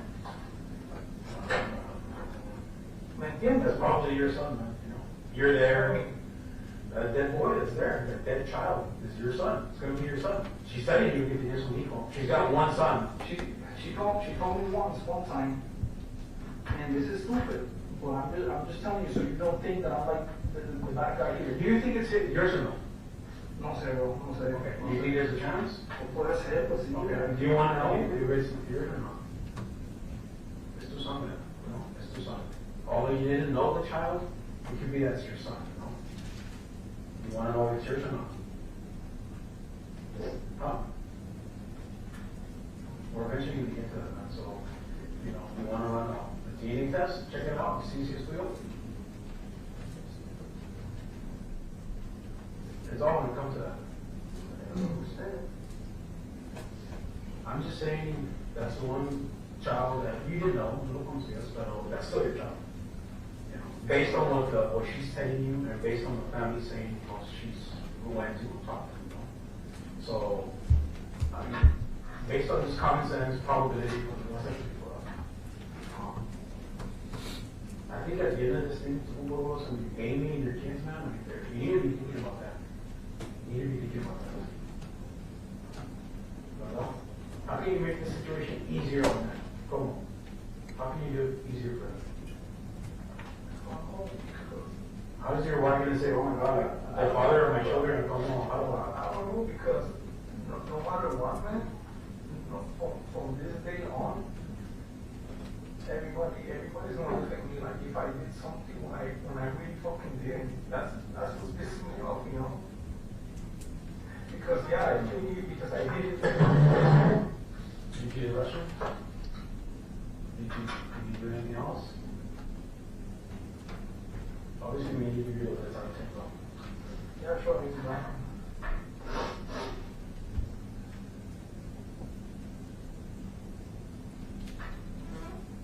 how much longer are you guys going to have to detain before you guys? It's going to be a while, man. It's a lengthy investigation. A lot of people to talk to, a lot of evidence, family members of Corinne, a lot of stuff. So what does that mean? That I'm going to be here? You're going to be here for a while, yeah. For days? No, I didn't say that. No. We're on the phone with the prosecutor and all that stuff. So we need to figure out what's right, what's wrong, what do we have. And the fact that you're kind of dancing around it, it's up to you the way you want to play it. What are you dancing around? I mean, based on the information that we have and how it looks, it just depends on how you want to handle it. It just depends on how truthful you want to be with yourself, how serious the situation is, the person that was discovered by you while you're on duty is someone that you know. The second victim happens to be, in all high probability, happens to be your son. And that's not even your family. Your family is at home, which is waiting for you. So, to you, try to explain that to the public, how do you think they're going to perceive it? They're going to perceive it, no way. There's no way that he was going to let this girl ruin his family. Again, you're going to have a second opportunity with Amy. She came back to Texas to be with you, no? I mean, I know you say no, bro, but how else do you explain it? My relationship with her was never like that. With her. What's up? She was never going to be one with me and the other one. How do we know? She's gone. Never. How do we know? She's gone. I'm telling you, never. Well, that's your side. It was never like that. It was never like that. You can ask your fucking sister, her mom, if she ever said, like, I'll fuck this guy up. No, it was never like that. I mean, that's still to be, we're going to find out from them how she felt about you. Because if it turns out that that's not going to look at her, she was just determined to make him be responsible to be a dad. She can't make you be there, financially, child support, hey, man, I just said that, and that's fine. And that was fine. That was fine with me. That was always fine with me. Did you ever say that? Did you ever ask me for money? She said, hey, pay child support. At least give me money to pay the kid. Look at him lying here. She was going to go through the process to verify if it was mine. She told me you were going to go through the process? No, that's what I was trying to find. Well, you just said you guys were going to go through the process to verify. I'm sorry. I shouldn't say you guys. No, you said. I'm sorry. I take it back. You said that we're going to go through the process to verify? Yeah. That was what I thought. And Grizelda, was she knew that you wanted to do that? Yeah. You told her. You said, hey, let's find out. When did that happen? I can't remember. It was a while back. Like I said, me and her would be cool forever. Why didn't you just do it? Hey, find out. Because it's like appointments and things and all kinds of shit. Did you tell your wife, Amy, does she know that you possibly have a son with him? I was waiting until it was, I guess, or no before I said it. Okay, so she doesn't know. Wife so doesn't we know. will ask her, she's going to say no, sir. Yeah, she's not going to know. Okay. He gets all Your scared when they children talk are about about the it. same age as this baby? No. How old are your children? Older. How old are they? 10, 4, 11, 5, 7, 4. Let's keep those. The 10-year-old, that one knows what's up. The little one doesn't know. 10 is a boy or girl? 4 boys. 4 boys. How do you want them to handle this, man? Like I told you, no matter what happens, it's humble. It's like you should know your call. No Once you're that guy that freaking flipped the unit, you will always be that guy that flipped the unit. Oh, we can't compare that to flipping the unit. I hope you get my point, right? Yeah, I definitely get it. So it doesn't matter. Once you guys freaking realize that I didn't do shit, it doesn't matter, man. I don't think we're at the point where people are gonna fucking look down on me. But I don't think we're at the point where they're gonna suspect. I think they're at the point where it's like you can't be remorseful enough, to be honest with the community, Border Patrol, PD, City of Laredo, with her family. Que ahorita están and they're in hell, man. Does that even concern you a little bit? Que están sufriendo? I'm not a bad person. You're not a bad person, man. Pero solamente porque because of the circumstances and the fact that I know her and the things that were happening doesn't mean that I did it. And that's fine because I'm pretty sure in the course of your guys' investigation you're going to see all the other sides of her that that you guys don't know. You want me to do a DNA swab so we can check to see, give me consent to do that so we can see? So you're going to make me do everything forcefully. Get a warrant so we can get your DNA swab. Get a warrant so we can go on your phone. I told you I'll show you my phone. Well, I'm asking for consent. I'll be honest with you. I don't want you to show it to me. I want consent so I can go into it and I can study it and research it. That's what I want to do. And look at all the freaking everything, brother. Everything that I sent. No te voy a mentir. No te voy a mentir. It's 2 dead people. I need to see everything. I'm not gonna lie to you. You want to be seeing white text with my wife and a picture of them. Is that even important, man? Yes, it is. Brother, we have 2. Yo sé que tú tienes 2 dead people, pero eso no fui yo, ¿entiendes? This could be your son, man. It could be, but that, and if it is, believe me, it fucking pays me. But I'm not gonna fucking sit here and take the fucking blame for something I did not fucking do. And let me fucking tell you something. That's Grizelda? Let me tell you fucking something. Can you say that's her? No, I can't tell you that's her. I can't not tell you. So that's mother and child right there, bro. Yes. They're gone. And he's likely your son. And you just thinking about yourself kind of thing or what? No, I'm not. I can't imagine being in your position, boss. I didn't do it wrong. I can't imagine, man. I'm just trying to, I don't know, for you to kind of help yourself, man. I mean, what happened to her, man? What happened to her? You tell me, man. You tell me. No, what happened to her?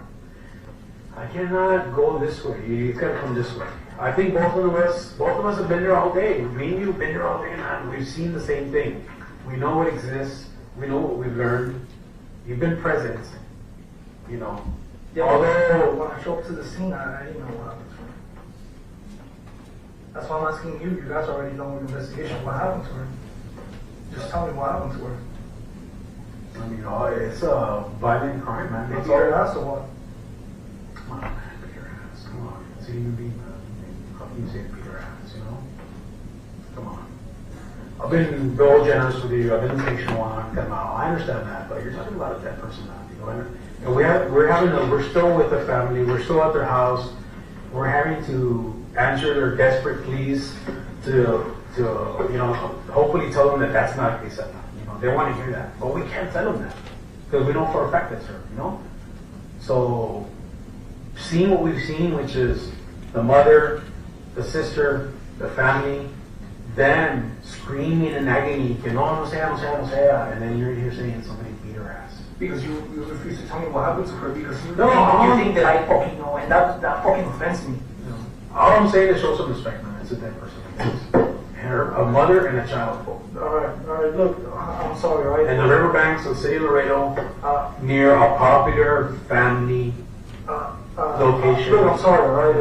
It's just too much, man. It is a lot, man. The way that you guys are freaking just, We're just asking questions, man. I know, but come on. Que fuera sido Amy and your kids, you would get all over us. Hurry up, get some answers, catch them, what's going on? Así es la cosa, man. Yo sé, pero you guys are not asking any questions. You guys me están como que... What do you want me to ask? What do you want me to ask? Anything you have asked me, I told you to the best of my knowledge. Yes, I forgot a detail about the whatever, me vino y te lo dije, ¿me entiendes? Yo te lo dije. No, so you want the City of Laredo Police Department and United States Border Patrol to start looking for a suspect?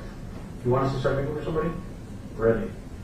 based on what we know right now, you want us to stop what we're doing No. and turn our attention away from you and go somewhere else.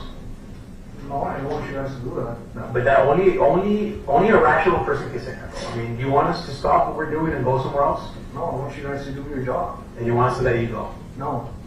No, I want to So clean, what do we do, my man? name. I want to clean my name from wrongdoing. That's what I want. That's what I want to be someone. Fui yo. Todo fui yo. Okay, well. I know I was with someone else. ¿Me entiendes? This person, you can't even ask Lara, man. He has freaking experience, man. This wasn't like I did it. ¿Me entiendes? And then I freaking went and like, hey, come over here. Come on, bro. What you doing? Anyway, why the fuck you make me sit here with you, man? Fine. Fuck you. Man. One. I have a son that looks like that, man. I have a son that looks like that, bro. You know? And this could be your son. You know? I'm trying to be patient, bro, but when I see something like that, and we see a lot of shit, you've seen it too, man. You're a veteran, and you've seen a lot of dead people in the you know, Hawaiian. Te quebra el pinche corazón, bro, because we're, you know, we're human beings, man. You know, we're fucking human beings. And sometimes people make fun of cops. Hey, you guys are laughing at the crime scene. We're not laughing at dead people, man. We're laughing because this shit, we gotta take it home with us. You know? And I'm here at the scene, bro, and I'm having a look at this little boy. My son owns fucking shoes like that, bro. Mira los zapatitos, bro. Míralos. I literally bought my son some shoes like that. Es el mismo tamaño. Every time I see this picture, I'm picturing my son. You know? But it happens to be your son, bro. Why are you fucking with me, bro? Something.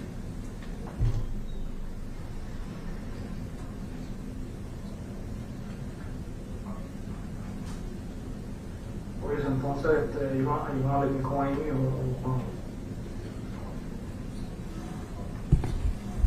or you guys are still pissed. You know, No, we can't be pissed, man. Why am I gonna be pissed at you? I don't even, we already know each other. Why can't I take it personally? your partner is saying that he's like, I know you did it. I think it, whatever he said, right? He straight up accused me. That's his personal opinion, so I know for a fact that he don't like me. You're being very patient with me. You don't believe me neither, so I know you don't like me neither. That's not about lying, bro. I mean, I know you guys think I'm fucking guilty, and in a way I understand. Believe me, in a way I understand. But in another way, you gotta understand, like, I feel cornered, man. I feel cornered because Jack, I'm going to stop the video right here and give a short break to the jury, and we'll be right back. Congratulations, jury. He says, I feel cornered, man. Wow. Well, you are cornered, sir. Whoa. That was hectic. That was so intense, you guys. Wow. So, Clever Girl says, how can we get CC? You just look at the bottom right of the video and tap CC, and it'll turn on, because it is activated for my streams. So that should help, but I must say, this is obviously being played in court.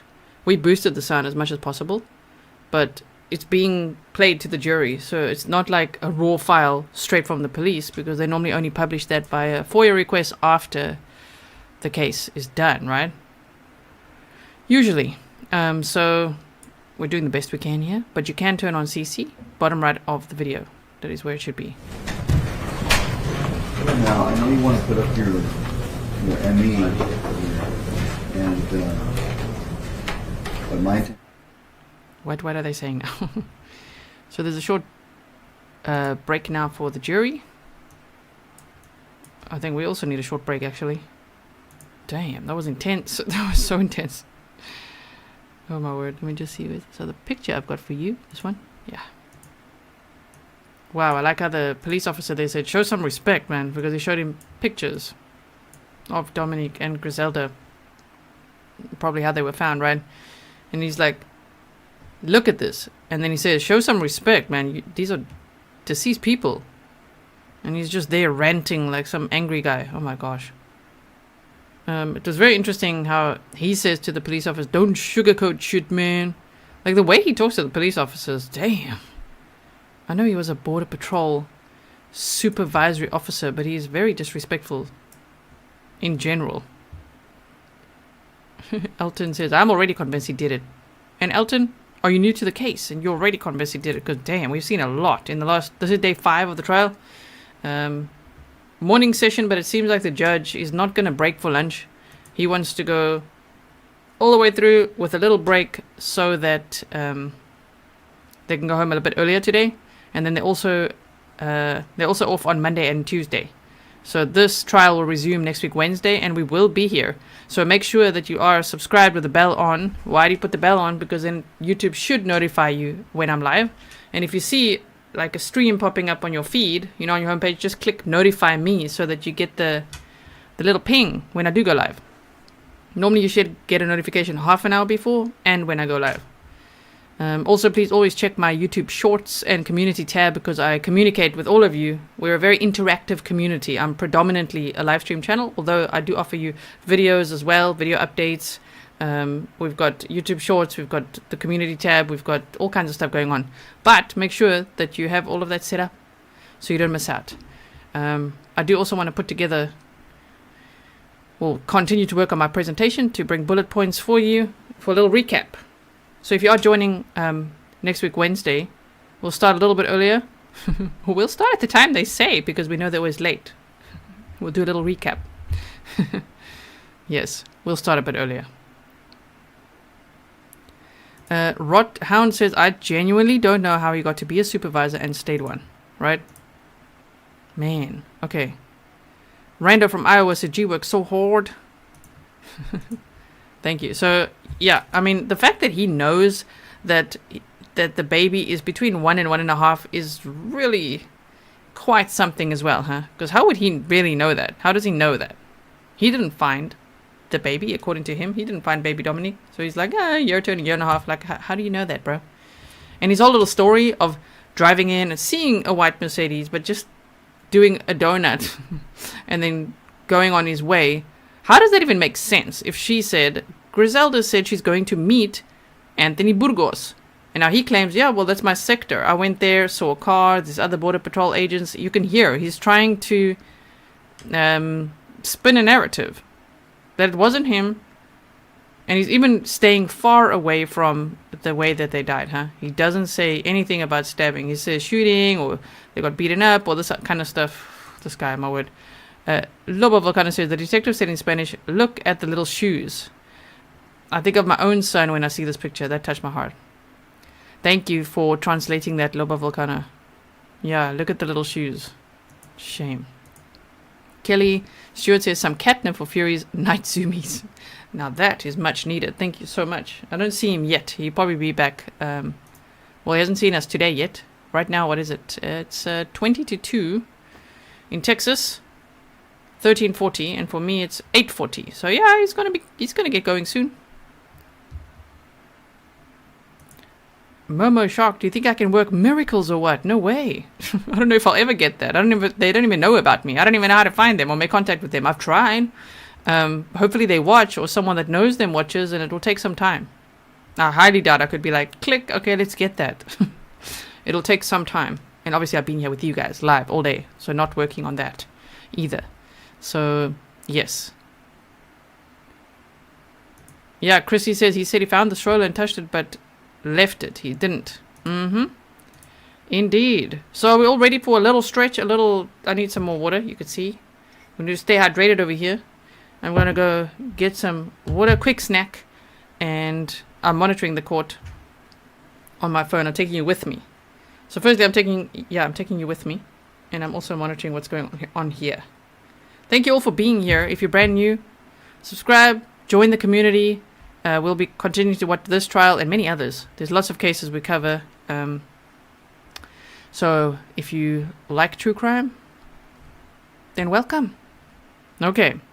And this is a safe space. If you're new, we do it in a gentle sort of way, as much as we can. Nothing too graphic. We've got all kinds of trigger warnings. We've got a little trigger bunny and things. We're a nerdy, sensitive community. Welcome. Okay, so we're going to put the coffee break songs on for you, and I'll be right back, okay?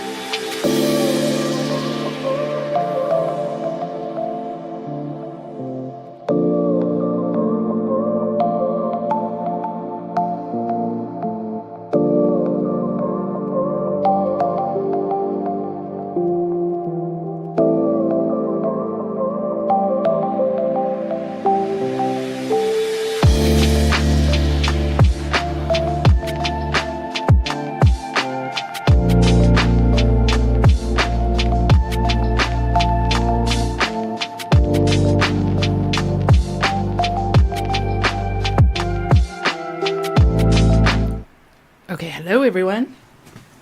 Wait, come here. Fury says thank you for the snacks. Here's one of his favorites. It's a little stick. Hey, this is your favorite from all the Grizzlies. They buy you lots of snacks. Hey, look. Okay. So welcome everyone. Look here. He says thank you.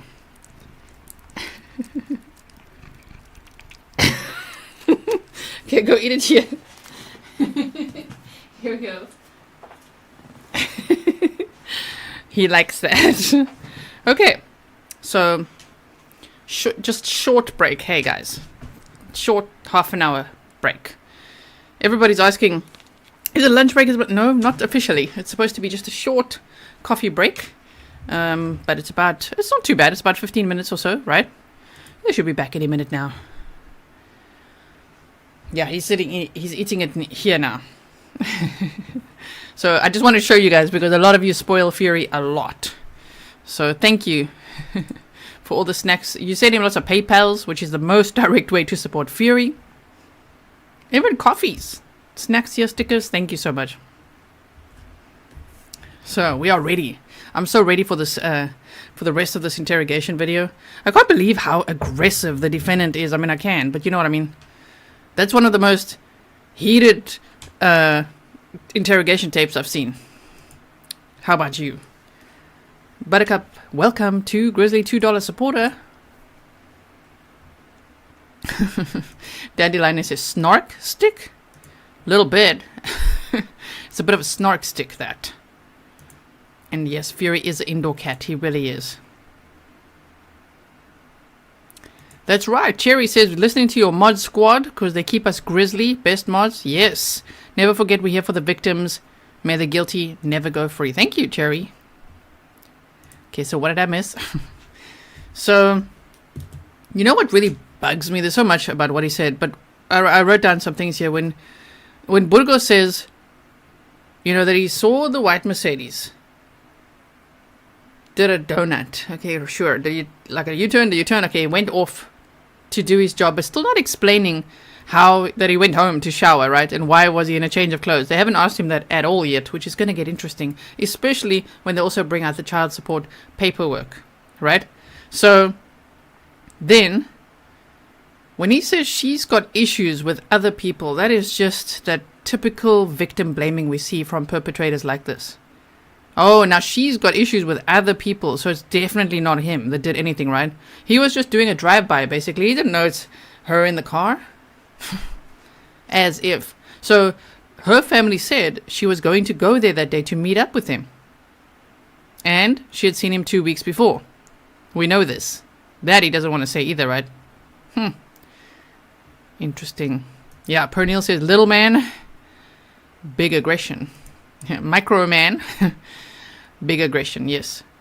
And Jean says he's so aggravated. Someone's asking if I work from home or at an office. I work from home. Yes. Tara, welcome to membership. Amy, welcome to membership. If you are a member or if you've joined today, make sure you check the community tab later and your notifications because we'll probably do a members only stream after this court session wraps up today. And if you've never been to one, you can write in all caps, you can vent a little, and we snark it up just a little bit, just so we're ready for the next round. So we'll probably snark it up about this defendant. Okay. Yes. Janet says, oh, it was the chick word that got me. And he even refers to his wife that way. Can I call my chick? And they're like, who? The detective's like, who are you talking about now? Like, my wife. Wow, okay.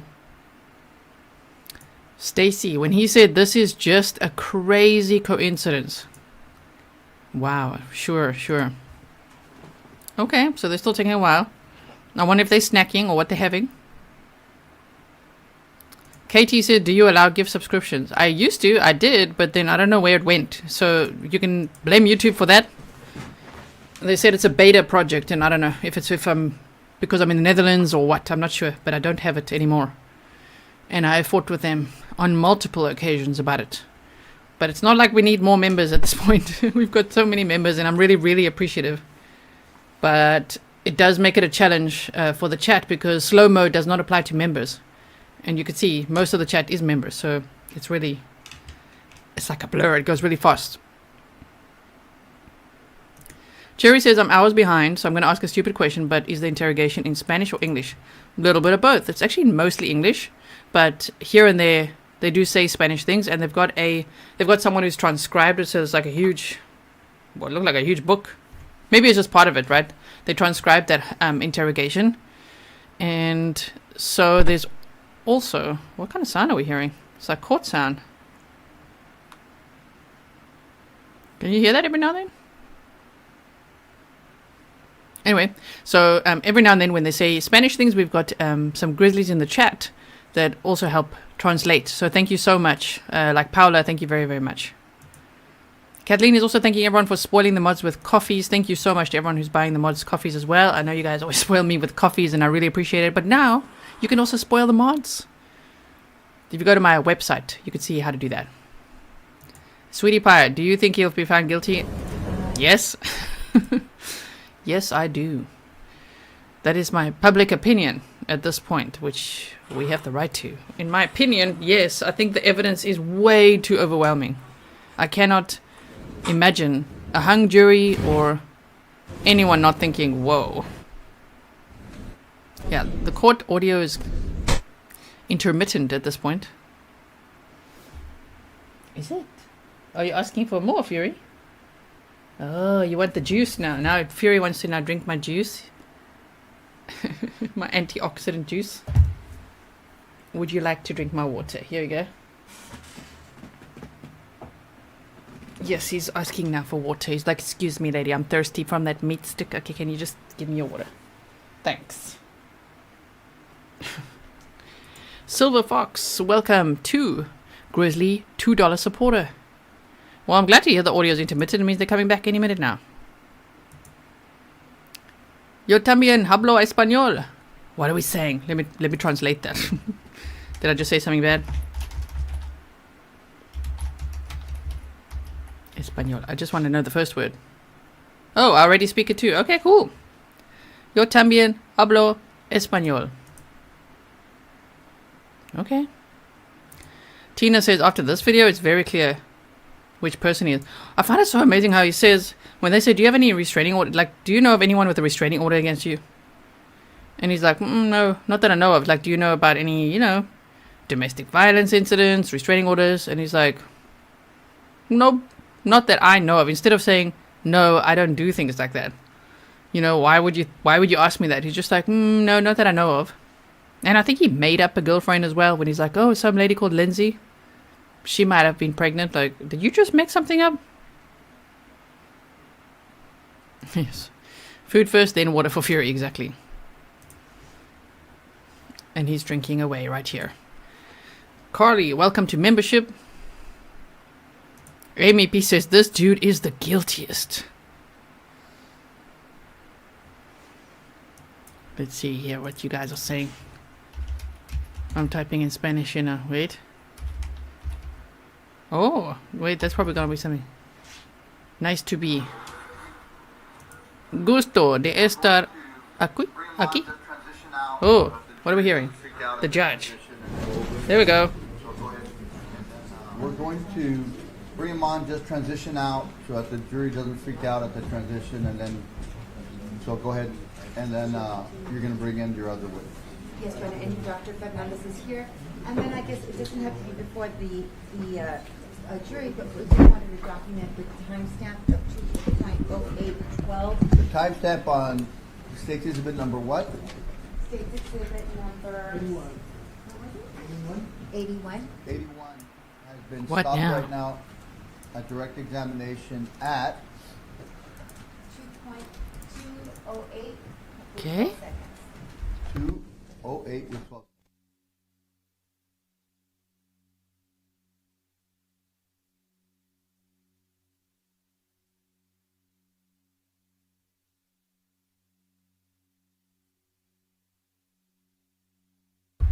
So I wonder if they're going to do any more of that interrogation video. It doesn't really sound like it from what I'm hearing here. Because they're talking about having another witness in, and they're talking about the timestamps where they last stopped that video. Now, I'm saying they were talking about. Right now, the court sound is not on, just in case you're wondering.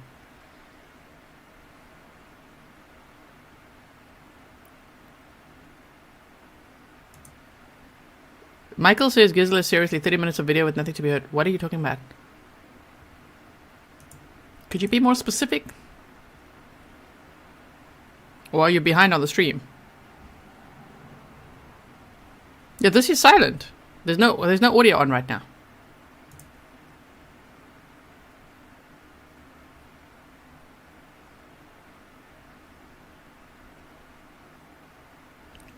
There we go. The audio's back.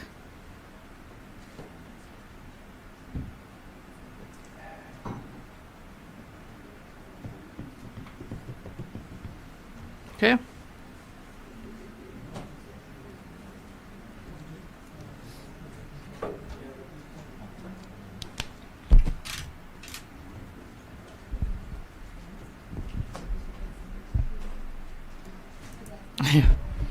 Lori says we need to see the whole video. We do. Probably bring on the second detective. Yes, Mary Blues, probably that. We shall see now.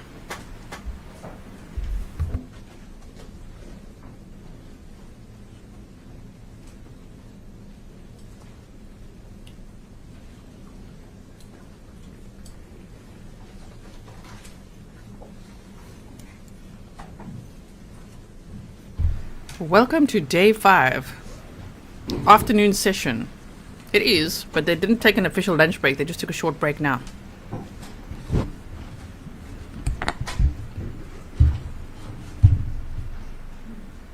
Thank you, everyone. Please have a seat.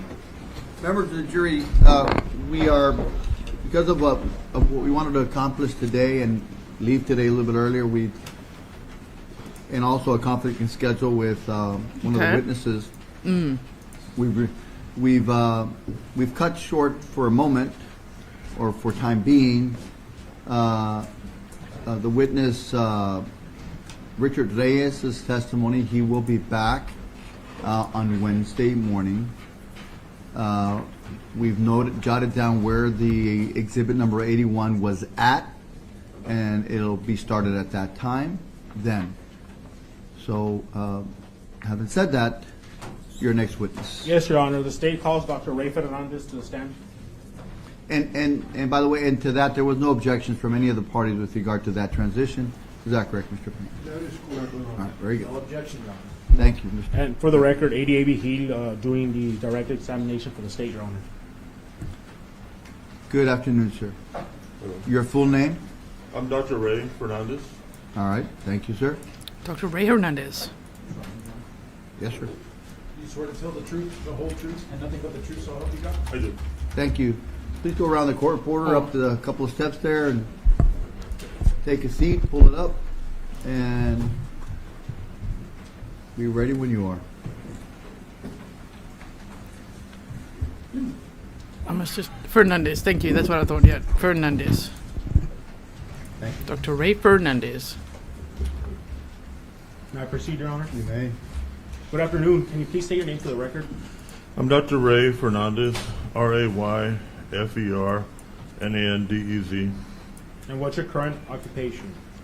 I'm a medical doctor. I retired July 2020 as the county medical examiner for Nueces County. Now I practice as an independent contractor, self-employed. And what was your occupation back on April of 2018? April 2018, I was the chief medical examiner for Nueces County in Corpus Christi, Texas. And would you tell us what educational background and professional training you have that qualifies you as a medical pathologist? I graduated from Del Mar College and University of Texas in Austin. I completed medical school, University of Texas Health Science Center in 1989 in San Antonio, Texas. In 1990, I completed a hospital internship in Philadelphia, Frankfurt Hospital. It was working 6 months with patients with medical problems, 6 months with patients with surgical problems. It was a rotating internship. 90 to 94, I completed a hospital pathology residency. That was at University of California, Irvine. That was working in the hospital lab with other doctors there that are pathologists, examining samples that come to the lab and doing autopsies on patients that die at the hospital. 94 to 95, I completed what's called a fellowship, forensic pathology fellowship. That was at the medical examiner office in Miami, Florida. 95 to 2002, I was employed as a medical examiner in Miami, Florida. 2002, became employed as a medical examiner in Dallas. And then in 2003, moved back to my hometown, Corpus Christi, and became the county medical examiner at that time. And I guess, can you explain to the court what is an autopsy? An autopsy is a laboratory procedure. It involves looking at the outside of the body for changes and injuries on the outside of the body, and then it involves making a incision on the top of the head area, exposing the cranial cavity. It involves making a Y incision on the chest and the abdomen, exposing the chest cavity and the abdominal cavity. And then the organs in the cranial cavity and the chest cavity, abdominal cavity are all examined. They're removed, they're weighed, they're looked at for disease or for trauma. And then samples can be collected for drug testing also. And a report is completed, a autopsy report, and it lists the findings and the opinion as far as of those findings, interpreting the cause of death and manner of death. And how many autopsies have you performed throughout your career? Probably about 8,000. 8,000, damn. Your Honor, may I approach the witness real quick? So I'm showing you what's been marked as State's Exhibit 528 and 529. Uh-oh. Do you recognize these documents? Okay, documents.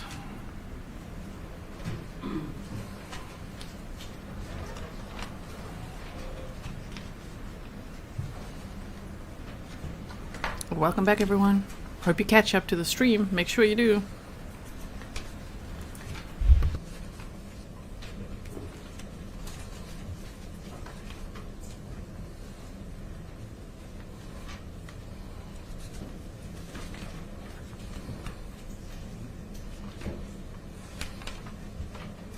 Yes, I do. Okay. Were these reports done in the normal course of business for the Nueces County Medical Examiner's Office? That's correct. And were they done near or at the time of when you performed the autopsy? That's right. Does State's Exhibit 25 fairly and accurately represent the autopsy you conducted on Grizelda Hernandez on April 10th of 2018?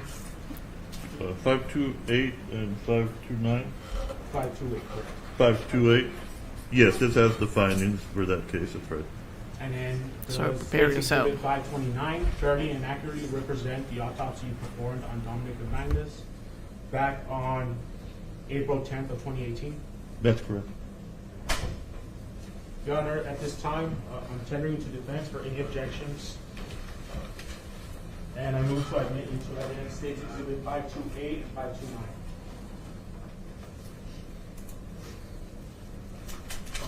Any objections, Mr. Pena? No objections, Your Honor. To either one, is that correct? All right, they are admitted.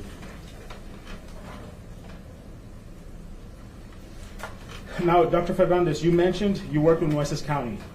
Is there a reason why you were asked to conduct an examination of these two individuals that were from Webb County?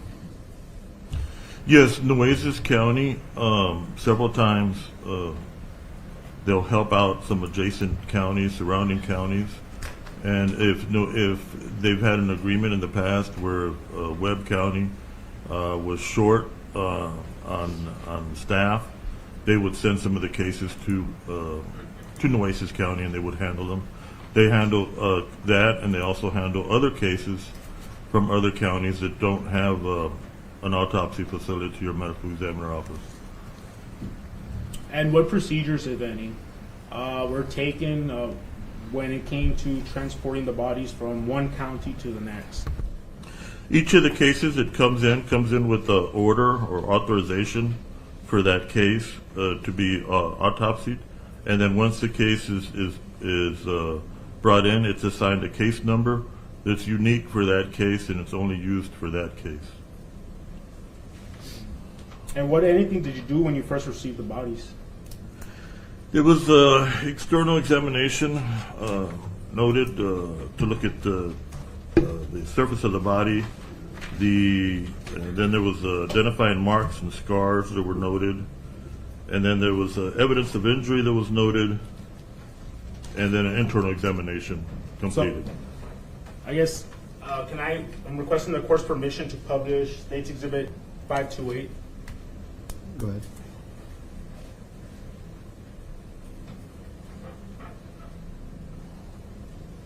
Doctor, is that screen on? I see the screen in front of me, Judge. Thank you, sir.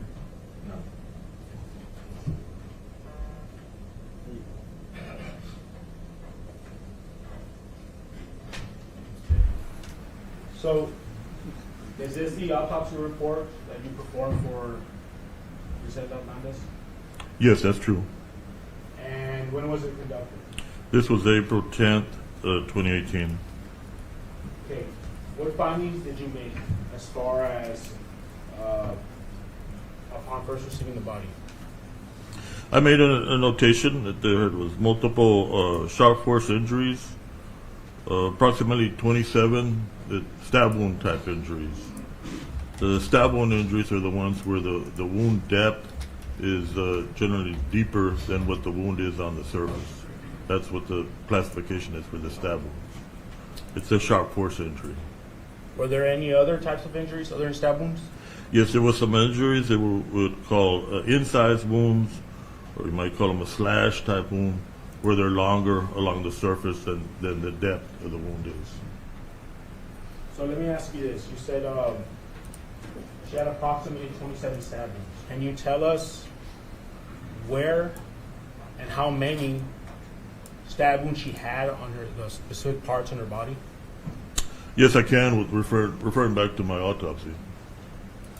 I had noted 7 stab wounds, cluster of 7 at the back of the neck.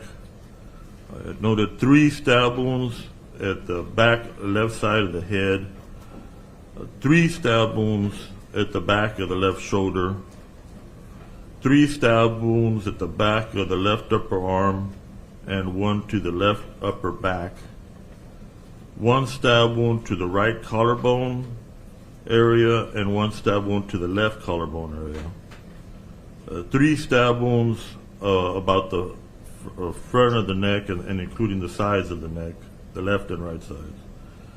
A stab wound at the top of the left shoulder, a stab wound at the left upper arm, a stab wound at the left forearm, an incise wound at the left side of the face, 2 stab wounds at the back of the left hand, an incise wound at the left wrist that also had the underlying left wrist was fractured, a stab wound at the right cheek of the face, a stab wound at the left corner of the mouth, incise wound that went parallel along where the earlobe is. Now, what other findings, other than these wounds, what other findings did you make on Grizelda Hernandez? The other finding noted was the pallor, P-A-L-L-O-R, of the internal organs. The internal organs were pale. And what causes this? That's one of the findings you'll see when there's been blood loss, the organs turn pale. Were there any other findings that you found? Yes, sir. In the body? Yes, and there's the area on the surface of the brain that we call the subarachnoid, S-U-B-A-R-A-C-H-N-O-I-D. That's on the surface of the brain. And scattered areas on the surface of the brain had hemorrhage, H-E-M-O-R-R-H-A-G-E, bleeding on the surface of the brain in different areas. And how could this occur? The bleeding on the brain is from blunt trauma it's from impact, the head impacting an object or surface, or some object or surface impacting against the head. This contribute to her death? Yes, that would be contributing to the death.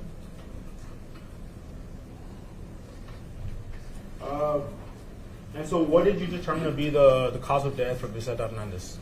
The cause of death was multiple sharp force injuries. Can the 27 stab wounds be described as such? The approximately 27 stab wounds, can they be described as such? Yes, the stab wounds are sharp force injuries. Did you do an external examination of Grizelda Hernandez? Yes, that's on page 2. Yes. This one right here? Yes. Okay. And did you document your observations after doing an external examination? Yes, they were noted in the report. And in regards to an external examination, what evidence of injuries did you observe? That was started to list on page 2 at the bottom. That's where the section evidence of injury began. And I had, at that area, I noted that the back of the left forearm had a 1/4 inch red area. The mid back of the left forearm, the part of it had a 1/2 inch area where the surface had been had an excoriation, EXCORITION, a scratch along the surface, and then above this was another 3/4 inch excoriation or scratch. So, can you explain to the jury how the left cerebral surface could have received this subarachnoid hemorrhage? That would be that part of the body having blood trauma impacting against the surface, or something, or an object impacting against that part of the body. So, would it be similar to the right side? Because I believe I asked you the left. How about the right cerebral surface? Yes, that's the surface of the left could impact against something, or the more toward the right can also impact towards something. And what type of object can cause that type of trauma to the head? What type of what? Object can cause that type of trauma to the head. Oh, that's blunt force. It's not a sharp object because it's a blunt object hitting that part of the head. Okay, and did you do an internal examination of Grizelda? Yes, there's an internal examination that was noted. That's correct. That's on page 4. Right here? Yes, it starts there. Okay. And so you went ahead and you documented your observations, right? Yes, sir. And what did you observe in regards to your internal examination? The internal organs, those were the organs consistent with the 44-year-old female. Those organs, aside from the trauma, they didn't have any evidence of tumors or disease.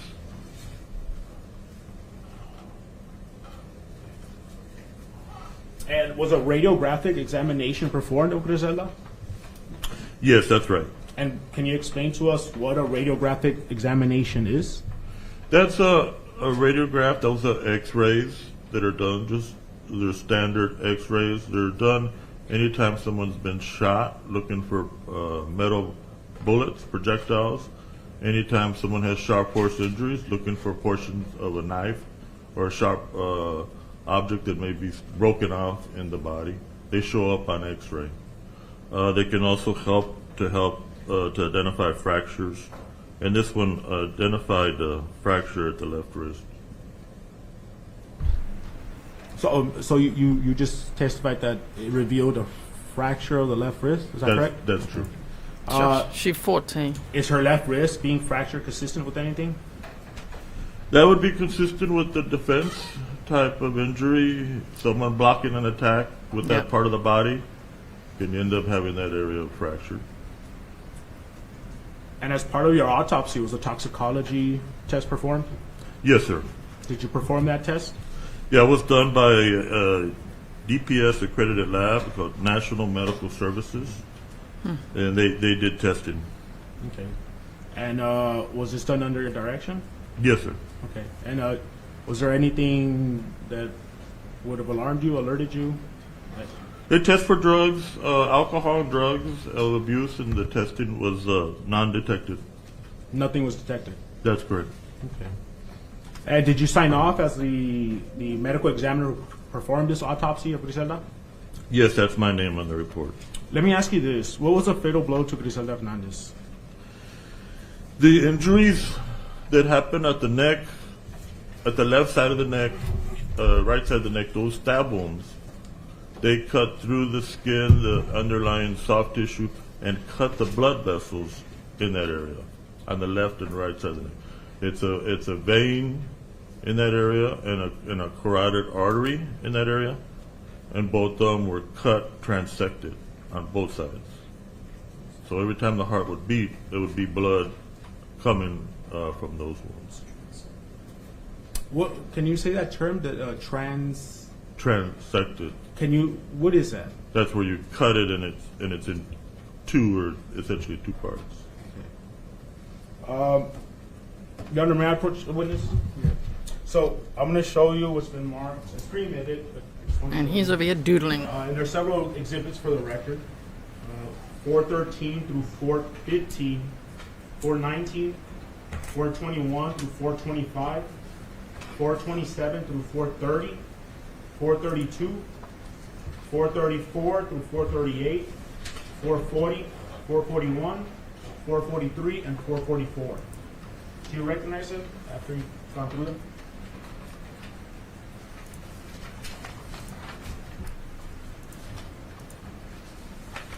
What is he writing?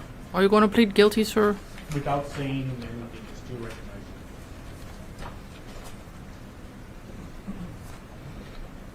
Oh, he's passing notes. Okay.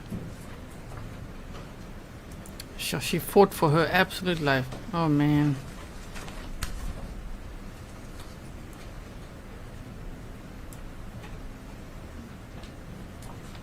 What's the problem, Mr. Burgos? What's the problem? Yeah, that's probably at the red stiletto. Dear Thea, how could you abandon me today? Lab Roro.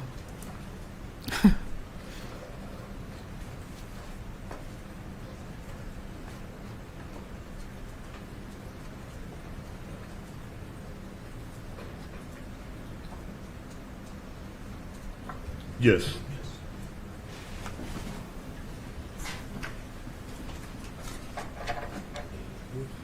And Your Honor, just to give a fair warning to the members of the family and the media, some of these photos that I'm going to request to publish are graphic. Yeah. They better not show us. Good to go. So I'm publishing what's been marked as State's Exhibit 413. They've been admitted, is that correct? That's correct, Your Honor. They've been pre-admitted.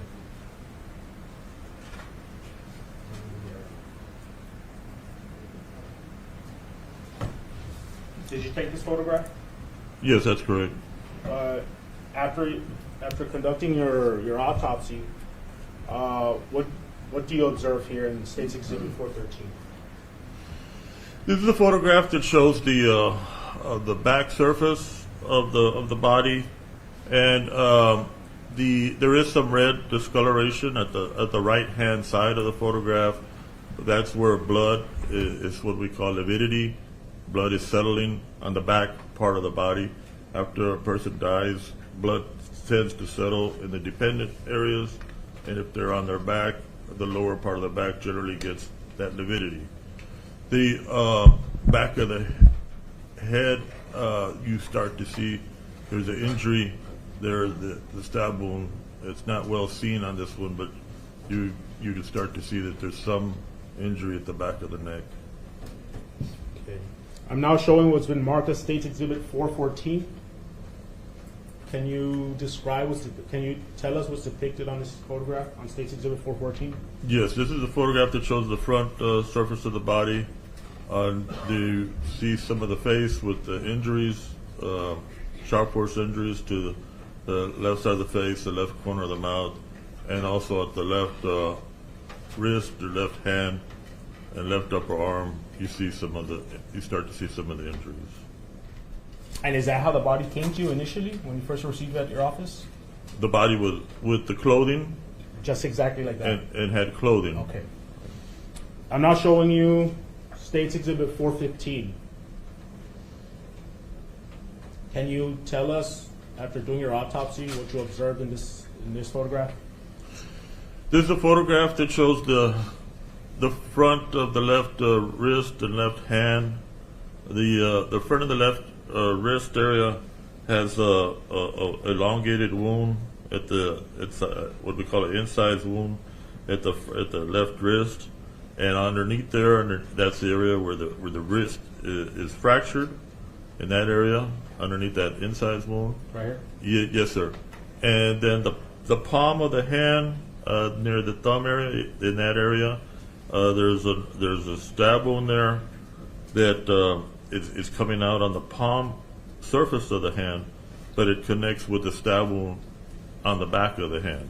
In other words, it's a continuous injury from on the back side to the front side.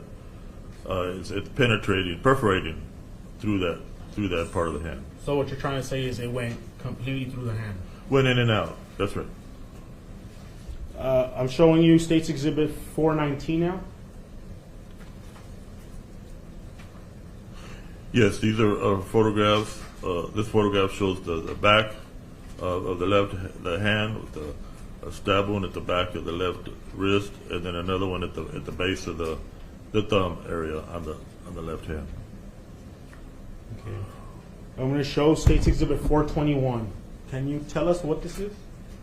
This is a photograph that has the clothing that had been on the decedent. And it has been removed, and it's photographed with the case number there. This is the clothing that Grizelda Hernandez was wearing when she was first brought to your office? That's right. Okay. Well, let me show you State's Exhibit 422.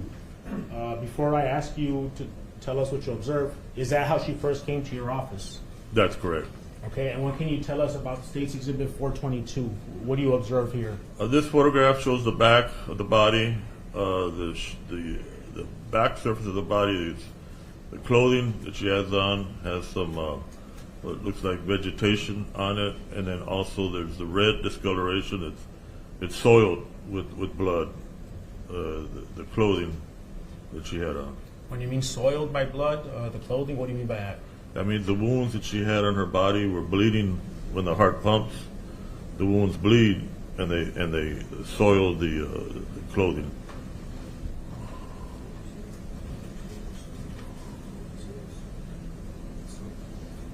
Would you say it was soaked?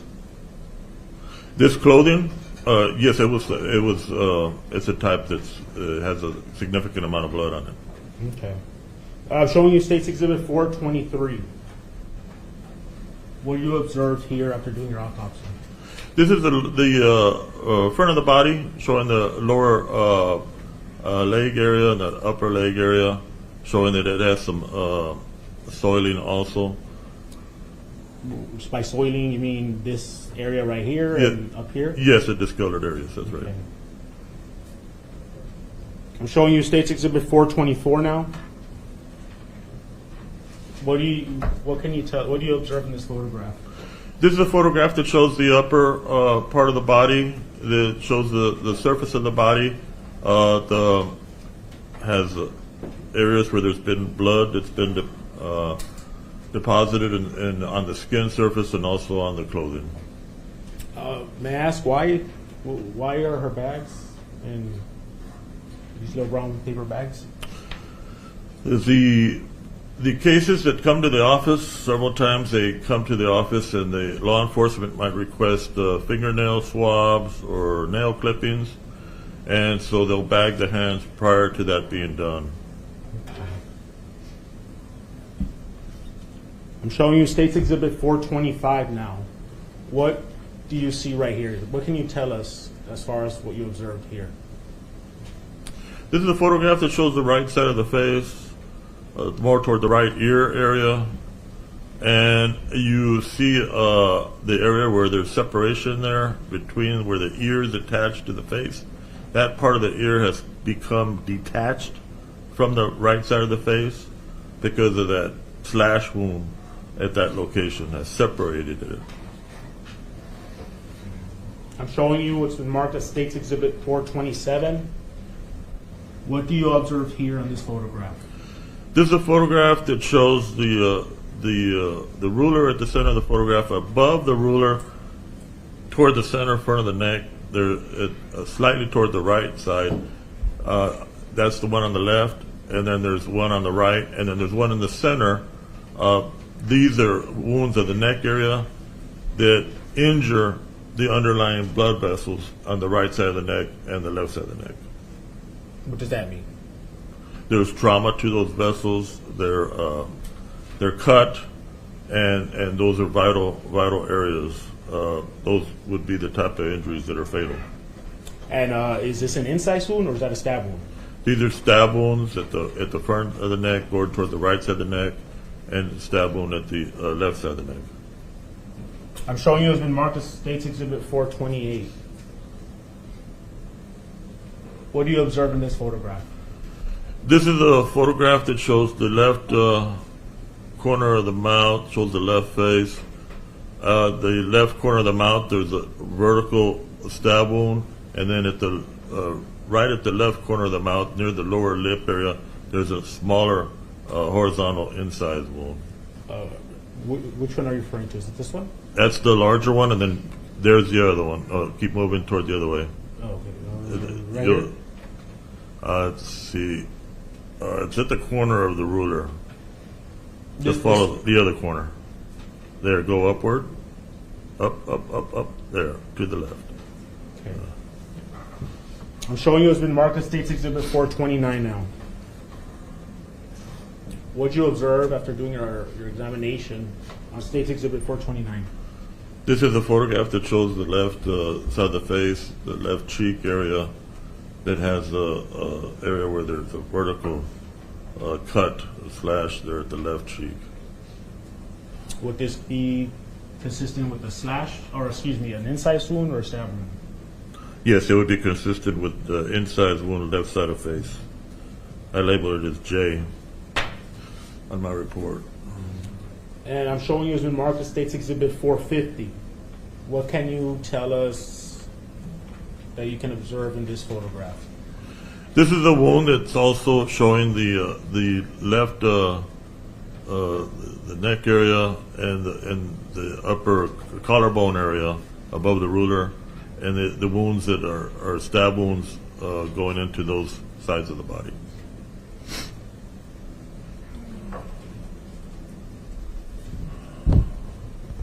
I'm showing you State's Exhibit 432. What can you observe on this photograph? This is a photograph that shows more of the left upper shoulder, and it shows a stab wound above where the ruler is, and then at the top of the shoulder, another stab wound. And on State's Exhibit 434, what do you observe?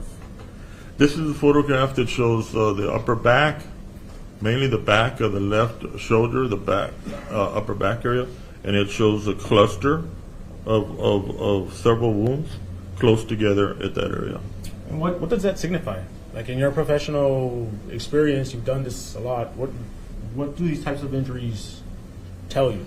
The injuries with them being clustered close together would be consistent with them happening one right after the other, repeatedly stabbing into that area. Now I'm showing you State's Exhibit 435. What location of her body is on this exhibit? This is a photograph that shows the upper back of the neck, at the baseline of the hair. The hair has been shaved off the back, lower back of the head, so the wounds can be seen.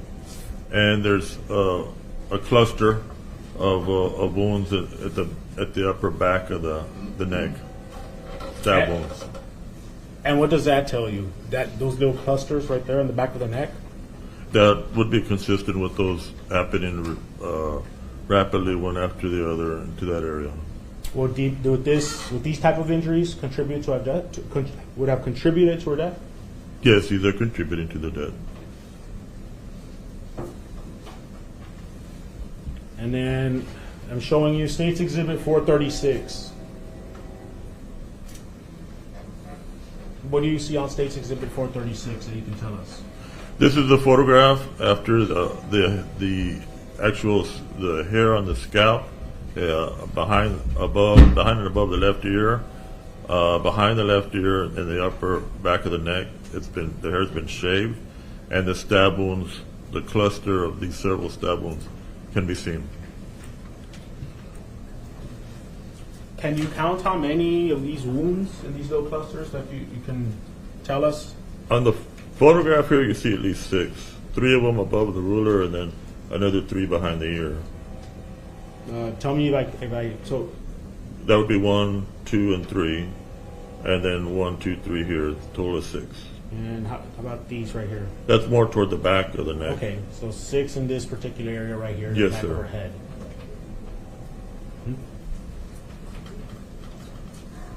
How about this one? What is that, an incise wound or a stab wound? That was one of the ones that we looked at earlier? On the left collarbone. Collarbone? Going Okay. down there, yes, sir. I'm showing you State's Exhibit 437 now. What can you tell us that you observed on State's Exhibit 437? This is the photograph that shows the right side of the neck, the right side of the jaw, and the right ear. It shows the cut at the right jaw that you're pointing to, one above the ruler, and then the one we saw in front of the ear. Would these be classified as incise wounds? The 2 here would be the stab wounds, and then the one in front of the ear would be the incise wound. Okay, so stab wound, incise wound. Yeah, the one in front of the ear, going up and down in front of the ear. And these 2, in front of the one in front of the ruler and the right jaw, there would be stab wounds. Okay. I'm showing you State's Exhibit 438. Can you tell us what you observed in this photograph after doing your examination? Yes, this is a photograph showing the back of the left shoulder, the back of the left upper arm, and it's showing the cluster of about 6 stab wounds at that location. And in this little cluster, can you count how many wounds she has, incise or stab wounds? So this is 1, 2, 3. That one is the 4th one, and 5 and 6 right here. And then you have a 7th one over there. There's one actually on front of the shoulder, back the other way, toward the bottom of the photograph. Very bottom. Would you have permission just to point it out for us, Your Honor? Would that be fine? Doing that pretty much yourself. Are you locked? Oh, this one. Yes, sir. You found Sorry. it. You found it. So I need more light. That's fine. So 1, 2, 3, 4, 5, 6. 7. And this may have seen on another photograph. Okay. So just from here to here, we counted. I'd say 7. I'm showing you was in marked as State's Exhibit 440. Yes, this is a photograph that shows the wound you saw earlier on the right cheek, the one on the right neck, and then now there's one at the right, above the right collarbone, where the ruler is. State's Exhibit 441. This is a closer up photograph of the wounds behind the left ear, showing the ruler. Right above the ruler is the stab wound. This one? Yes, sir. It has a flattened edge toward the left and a pointed edge toward where your pen is. That would be the flat edge, and that would be the sharp edge. State's Exhibit 443.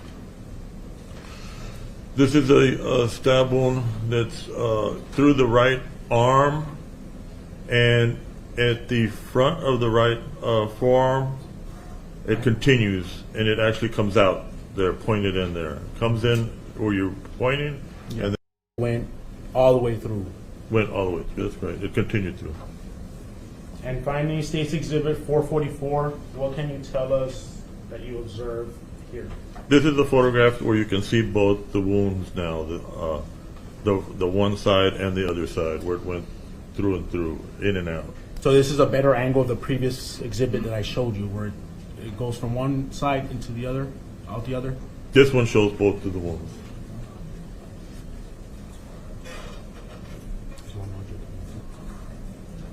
So it's one object coming through and then exiting the other side. That's correct.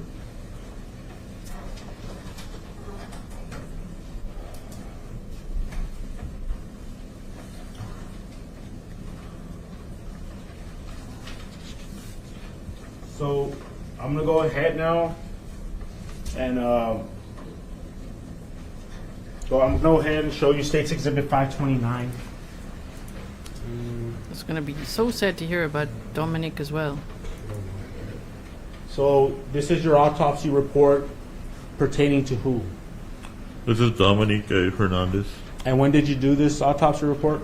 This was April 10th, 2018. So let me ask you this. What findings did you make? And then I guess you can tell us what findings you made, and then we can break it down. Yes, sir. I noted under findings there was abrasions. Those are scrapes. There's scrapes, abrasions on the back of the right hand. There was a stab wound injury at the left side of the neck that transected the blood vessels at that left side of the neck, the carotid vessels. There was a stab wound at the mid front of the chest that went up to the left collarbone and cut part of the collarbone. And then the internal organs, they had pallor, what we call generalized pallor. So real quick on that, you mentioned Grizelda had pallor of the internal organs, and then Dominic had generalized pallor. Is there a difference between the two? Bless you. They both had diffuse. This one that was just noted more pronounced. Okay. And what causes that? The blood volume in adults not the same as the blood volume. Bless you. The blood volume in an adult is not the same as the 1-year-old. The 1-year-old has a lot lower blood volume, and when the organs had lost the blood, they were more pronounced as far as pale. The adult has 5 liters of blood. The child would have maybe about 1 liter of blood. And approximately how many stab wounds did Dominic have after doing your autopsy? The stab wound was at the left neck area, and then the stab wound at the mid front of the chest. So 2 stab wounds? Those were the 2 that were noted. And can you show us on your body where they were located? The stab wound on the left side of the neck went through the left side of the neck where the carotid vessel is and the vein is. And then the stab wound at the chest was at the mid chest area.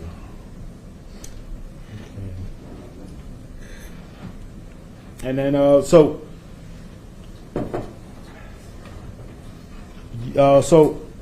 what,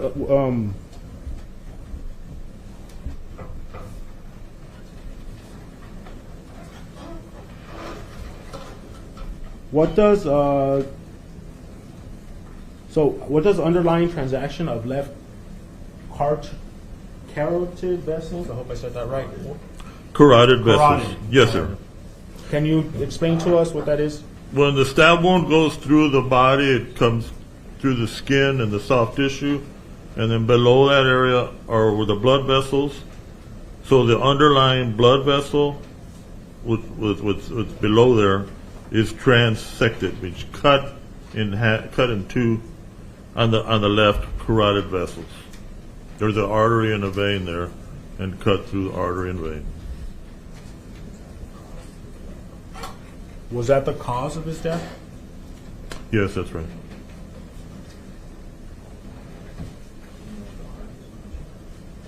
Do you know if the heart was punctured? The chest wound did not go into the chest cavity. It went into the soft tissue area and into the collarbone. Did not go to injure the heart. Didn't injure the lung. didn't go into the cavity. So what you're trying to say is he missed the heart, or this person missed the heart. That wound did not injure the heart or lungs. And the stab wounds that Dominic sustained, how would you categorize them? How would you describe the stab wounds? Those are forceful injuries, and the neck injury is a fatal injury. Every time the heart would pump, the person would be losing blood from that area. And did you do an external examination of Dominic? Yes, sir. That's listed on page 2. Okay. And what can you tell us about his external examination?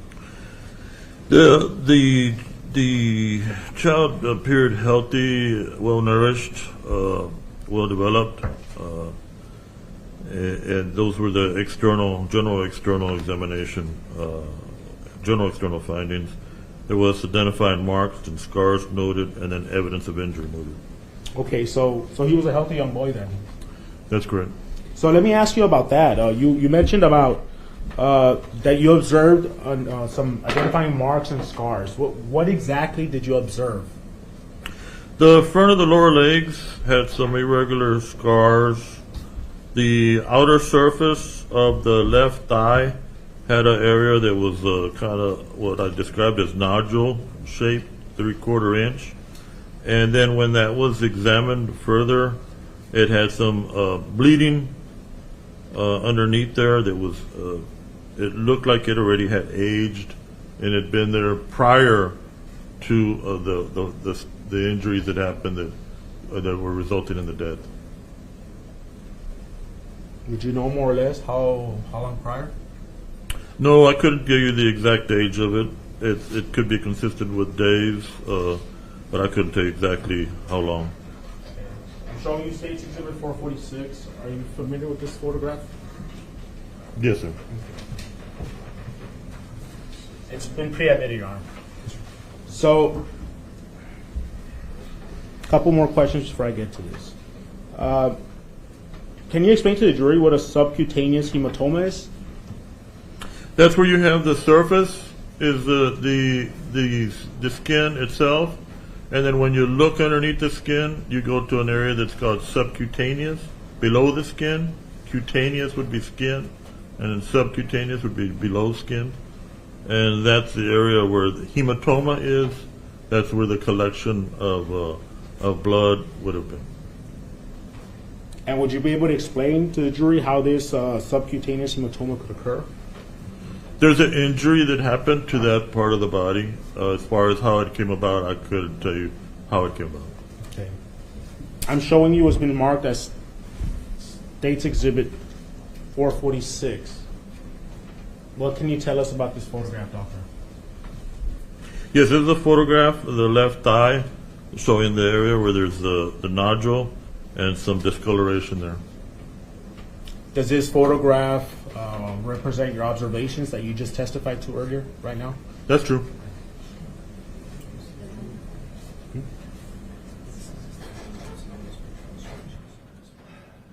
Did you receive any special instructions as to further examining this particular area on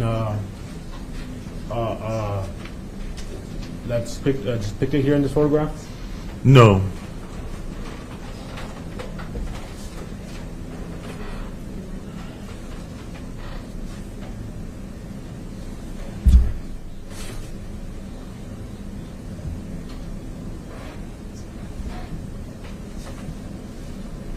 This is bad. Okay. Approximately how deep was Dominic's chest wound? The chest wound that I had to refer back to my report to see what I had noted. Damn, the court audio just went up even more. Thank you all for being here. That depth was about an inch. And then, how deep was the wound to Dominic's neck? The wound to the neck area,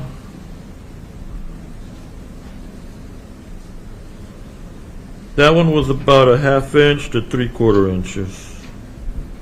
And again, you said that the fatal wound was the neck one, the neck injury. That's correct.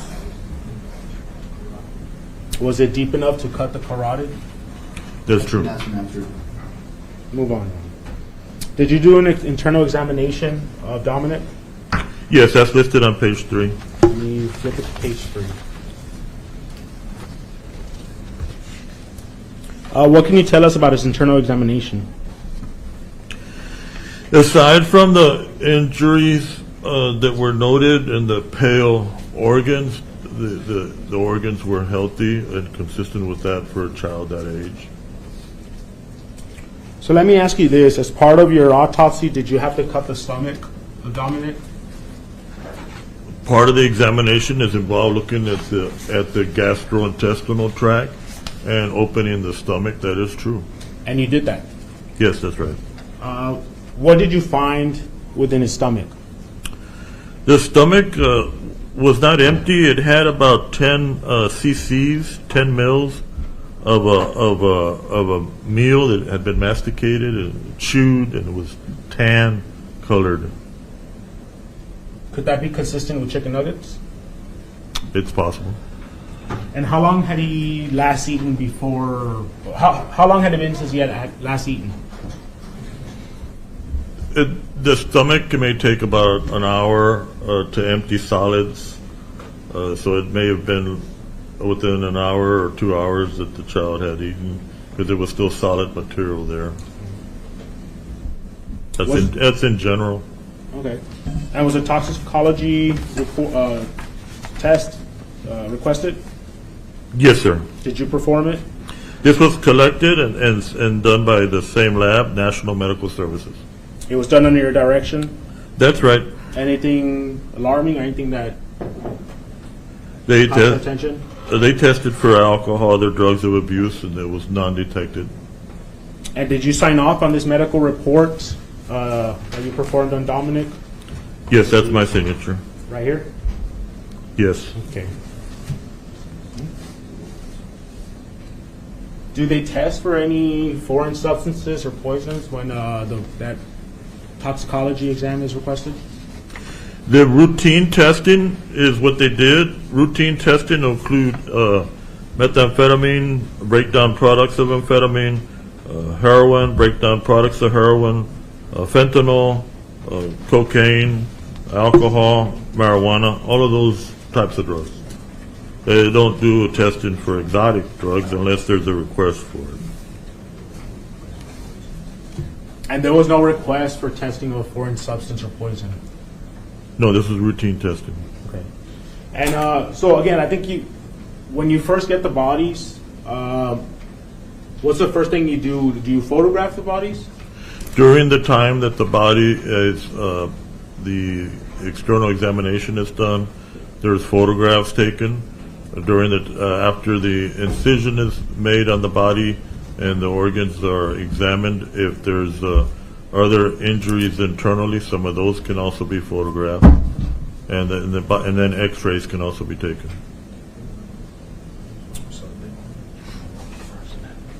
So I'm approaching and I'm showing you certain. So what's been marked as State's Exhibit 447, they've been pre-admitted, Your Honor. 448, 454, 449, 450, 451, 452, 453, 455. Do you recognize them? Go ahead and review. DSR. Oh, not that one. Sorry. How do they know, Sheila? How do they know he injected him then? The medical examiner said the marking would be from an 18 gauge type needle, and they found an 18 gauge needle in his lunchbox in his truck. So, but they still don't know what was in the syringe, because you'd have to perform many tests to figure out what it is, and they've only got that small sample. They're not sure what to test for.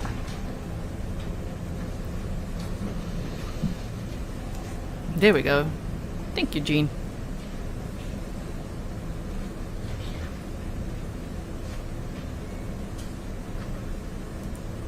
Sarah says, notice officer seated behind Burgos is wearing shade of purple shirt and tie.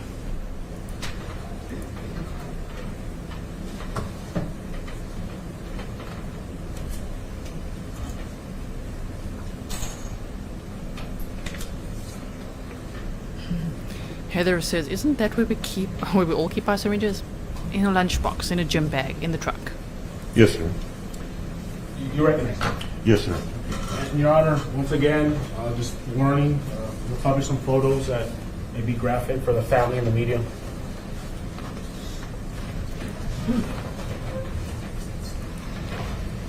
So, Linda, no. Our first published what's been marked as State's Exhibit 447.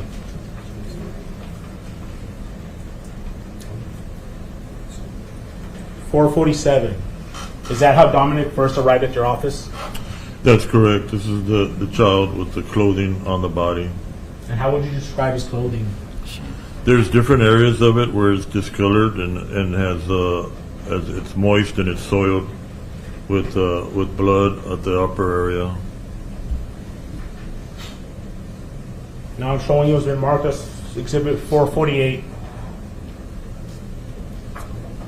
Is that Dominic flipped over? Yes, this is the surface, the back surface of the showing the body with the clothing and the different areas of the clothing have some discoloration.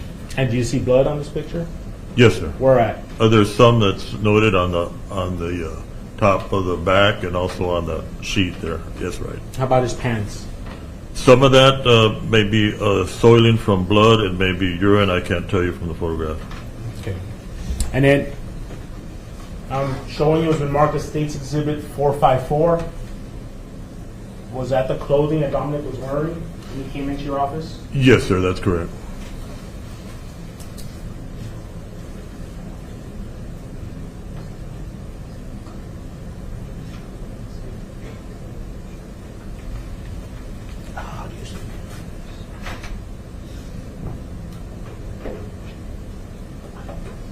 So I'm going to zoom in, Doctor. Do you see any incision or any cut or tear on the shirt that Dominic was wearing when he came in? Usually they have an arrow pointing to it. I'm not. It's hard to tell because of the soiling if there's one there. But I don't recall whether there was a defect there or not. When you mean by arrow, that means if you had put an arrow there, there would have been. To highlight it. That's okay, right. But since there's none on this photograph, what does that mean? That means I probably didn't see one there. Let's move on.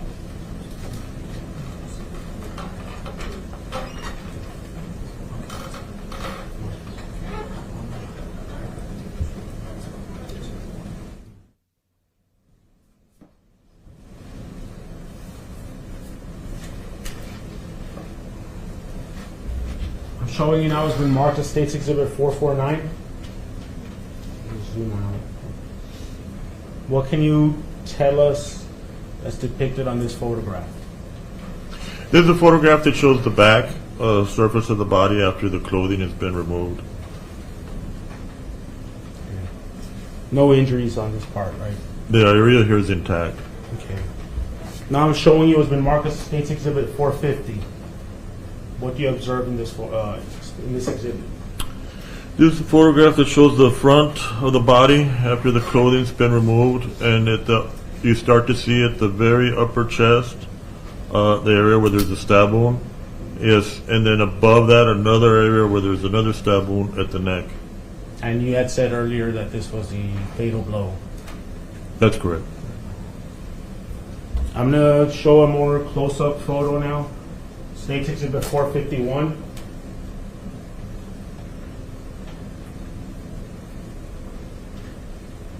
Can you describe this photograph for us, what you observe? Yes, this is a photograph that shows the upper part of the body. At the mid part of the photograph, just above the ruler, that's where the horizontal wound is. It's a stab wound. Yes, sir. And then the other wound is at the front of the neck, and it's going to the left side of the neck. I'll show you State's Exhibit 452 now, Doctor. Do you recall which wound this was on Dominic? Yes, this is a close-up wound, or close-up photograph of the wound that's on the chest, it's about a 3/4 inch stab wound at the front of the chest. And this is a stab wound, not an incise wound. That's right. I'm showing you State's Exhibit 453 now. A close-up of which wound is this, Doctor? This is a close-up of the other wound. That's at the upper left side of the neck, and that was about an inch and just over an inch, about an inch and a quarter inch.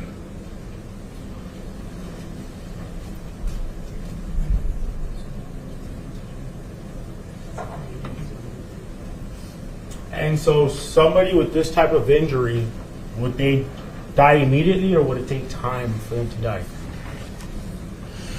This is not a instant death.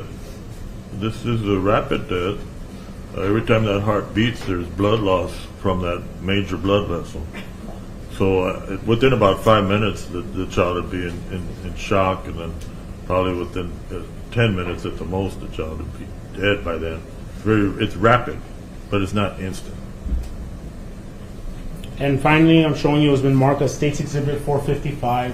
Are those the abrasions in the back of the hand that you referred to earlier?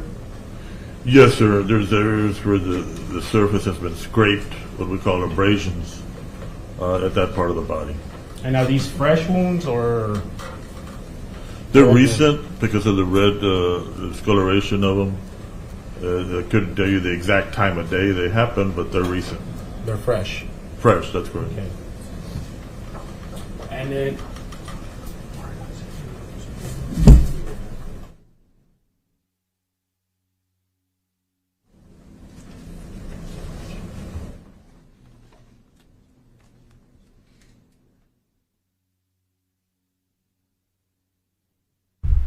I don't know what happened to the court audio. in your professional opinion, as the medical examiner who's done this, I think you said over 8,000 times, in regards to both of these victims and the injuries they sustained, what do you believe would have been the cause? What caused these injuries? They're sharp force injuries. They're sharp, something that's got a sharp edge to it. I can't tell you if it's double-edged or just single-edged, but it's multiple sharp force injuries.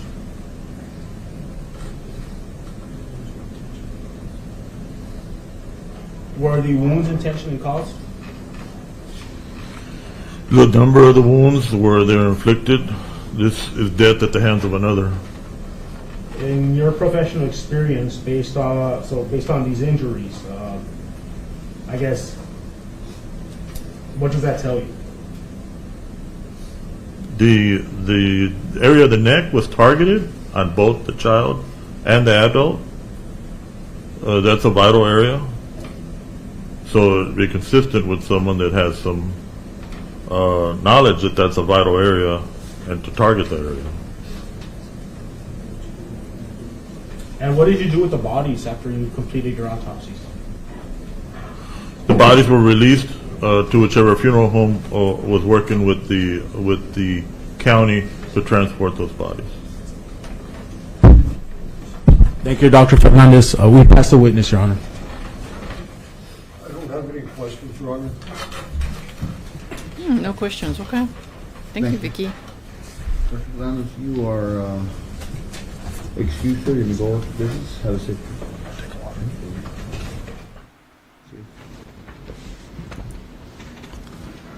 That was an excellent witness. Subject to the recalling of Detective Reyes, I believe, for Wednesday, right? That's correct, Your Honor. That's all we have for today. We're going to, thank you, sir. We're going to call it a day today after that. Remember that as you go through this, what is it going to be? 4 days? 5 days? Let's see. Saturday, Sunday, Monday, Tuesday. We'll be back Wednesday. The case has not been given to you to deliberate on amongst yourselves, this body, or with anybody else. And there has been lots of media coverage on this case. There will probably be people that you know that may talk to you about this case. There may even be people that you know that you're on this jury. Do not talk to them about this case. Do not allow them to tell you anything about this case. Please tell them to stop if they begin to, or if for some reason they can't, then you need to have them removed from the area, or you remove yourself from the area. It's not time to do any of that. I've given you strict instructions, and we have to follow them. Otherwise, all of our time will have been wasted. Remember the instructions that I've given you, please. Very well. Have a great weekend, and we'll see you on Wednesday morning to begin again by 8:45. Thank you. All right, for the jury.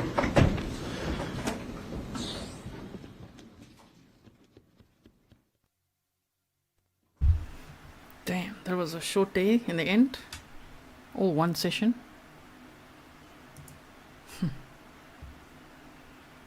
But that was a lot of information now. Janet says, social media coverage? Really? Yeah. It means if you're going to have the 4th of July barbecues and things, and someone's like, oh my word, have you heard of this case? If you're on the jury, can't talk about it. That must be so hard. What are we hearing? Did you send me the charge? I don't know if you already did or not. I need that over the course of...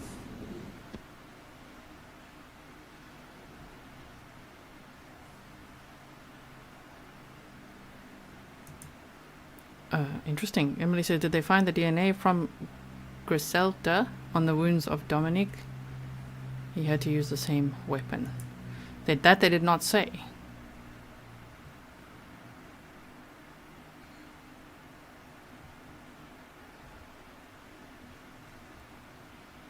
I'm just looking at what you guys are saying. Thank you for sharing the baby Yodas. Elf says 5 minutes is a long time. It is. I'm just seeing what else they're going to say. If they are going to say anything else, maybe they won't. But we just don't want to miss out.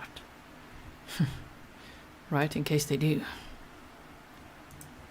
Also, so this ended up being day 5. Not even morning session, just day 5. Total 1 session. So this is day 5. Let me change that. There we go. Okay. Yeah, if someone was confused, she wasn't holding him, he was in the stroller. He was strapped into the stroller. And Burgos is the alleged killer. And it said that the killer attacked her first, and she was stabbed 27 times. Then the baby was unstrapped from the stroller, carried about 15 feet away, and then stabbed there. Valerie says they also did not say if she had his DNA under her nails. No, they did not. Caroline says, what am I going to do with myself until Wednesday? You're going to be here at Grizzly True Crime. Do you think that crime stops here? I mean, unfortunately, true crime never sleeps. There's so many cases to cover. We're going to be deep diving all those Delphi documents soon. I'd like to work through them tomorrow. So I don't know if I'll be ready tomorrow evening, probably on Sunday. We'll be here. There's lots to talk about. Okay, I think they're finishing the stream, yeah? It's just frozen now, you see? Yeah, they're gonna finish the stream now. Okay, wait. So, let me take my trigger warning off. We needed that trigger warning. Oh my goodness. So now we're going to have a members only stream as promised. I told you guys by the end of the week we would. And so we'll be doing that. So let me quickly set that up for you.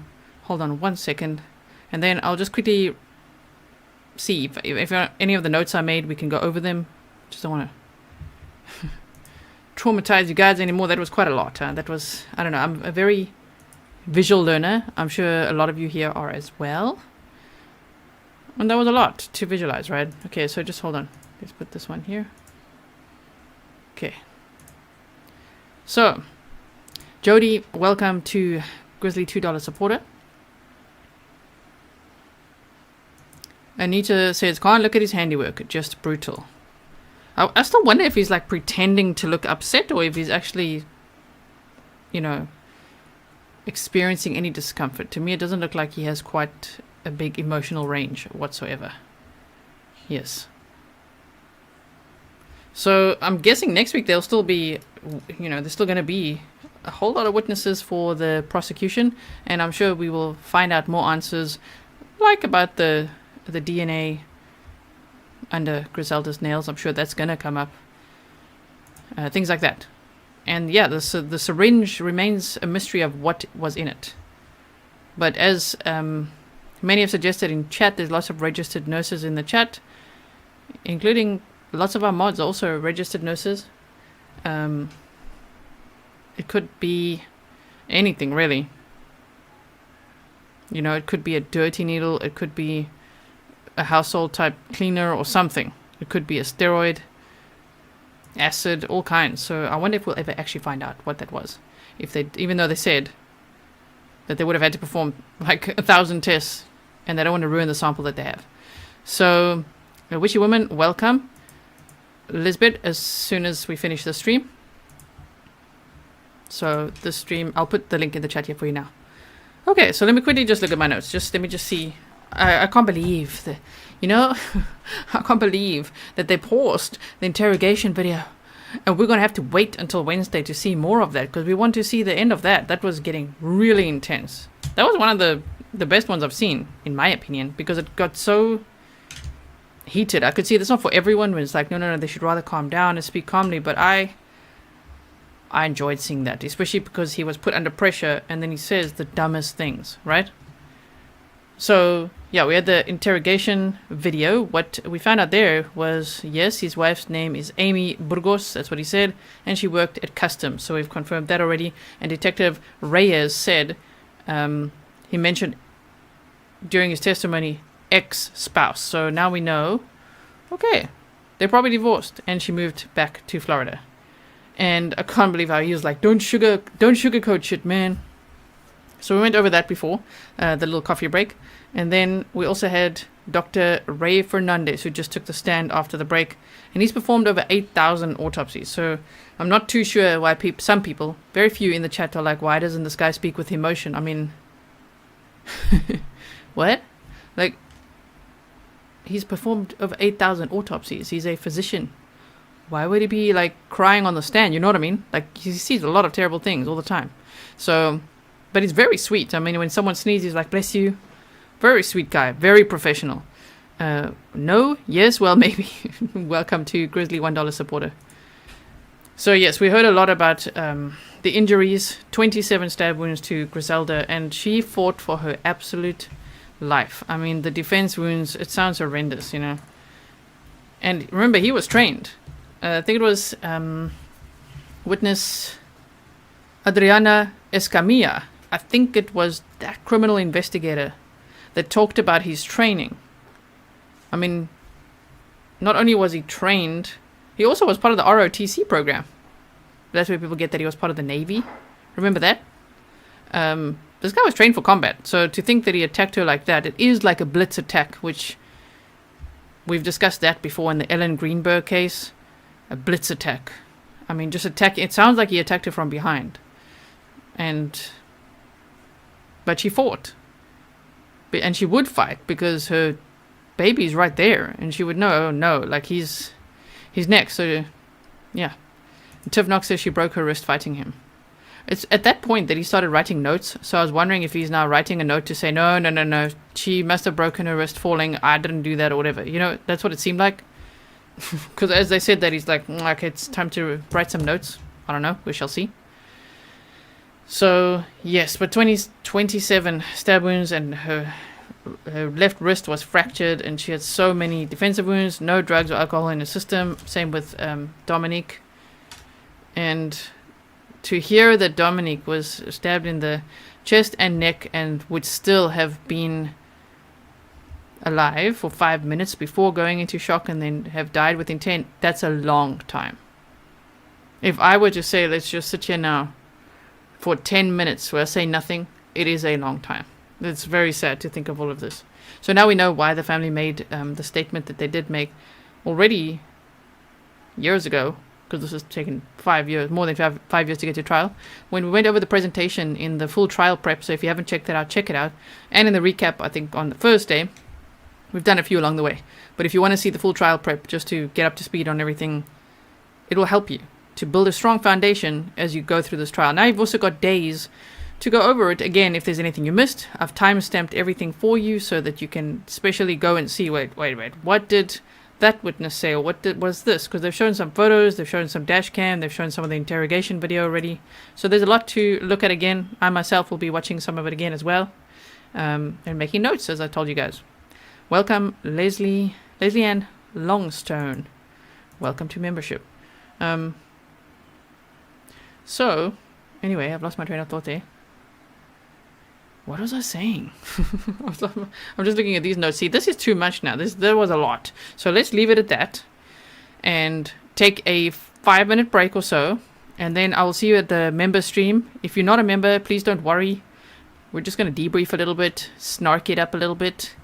And I'll be back very soon. So make sure that you are subscribed.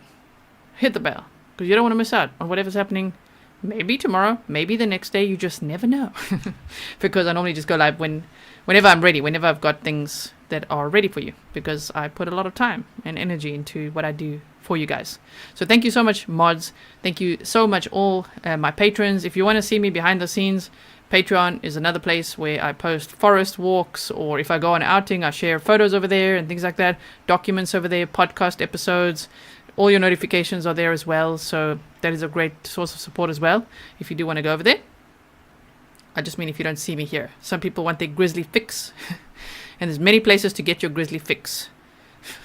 One is here, and I've also got a second channel if you want to see me over there.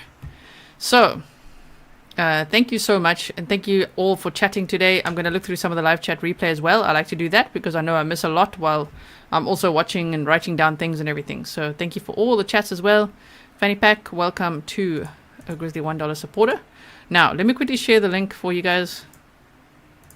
Here's member stream is here. Okay, I'm going to put the link in chat, and I'm going to try to get this stream to direct you there. Just wait 1 second. This one should direct you to there. And then I'll see you again soon. Redirect to there. Okay. Here we go. Dagny says this doc has testified a lot. Very good, clear to the point, right? Okay, everyone. See you over there soon. Okay, bye.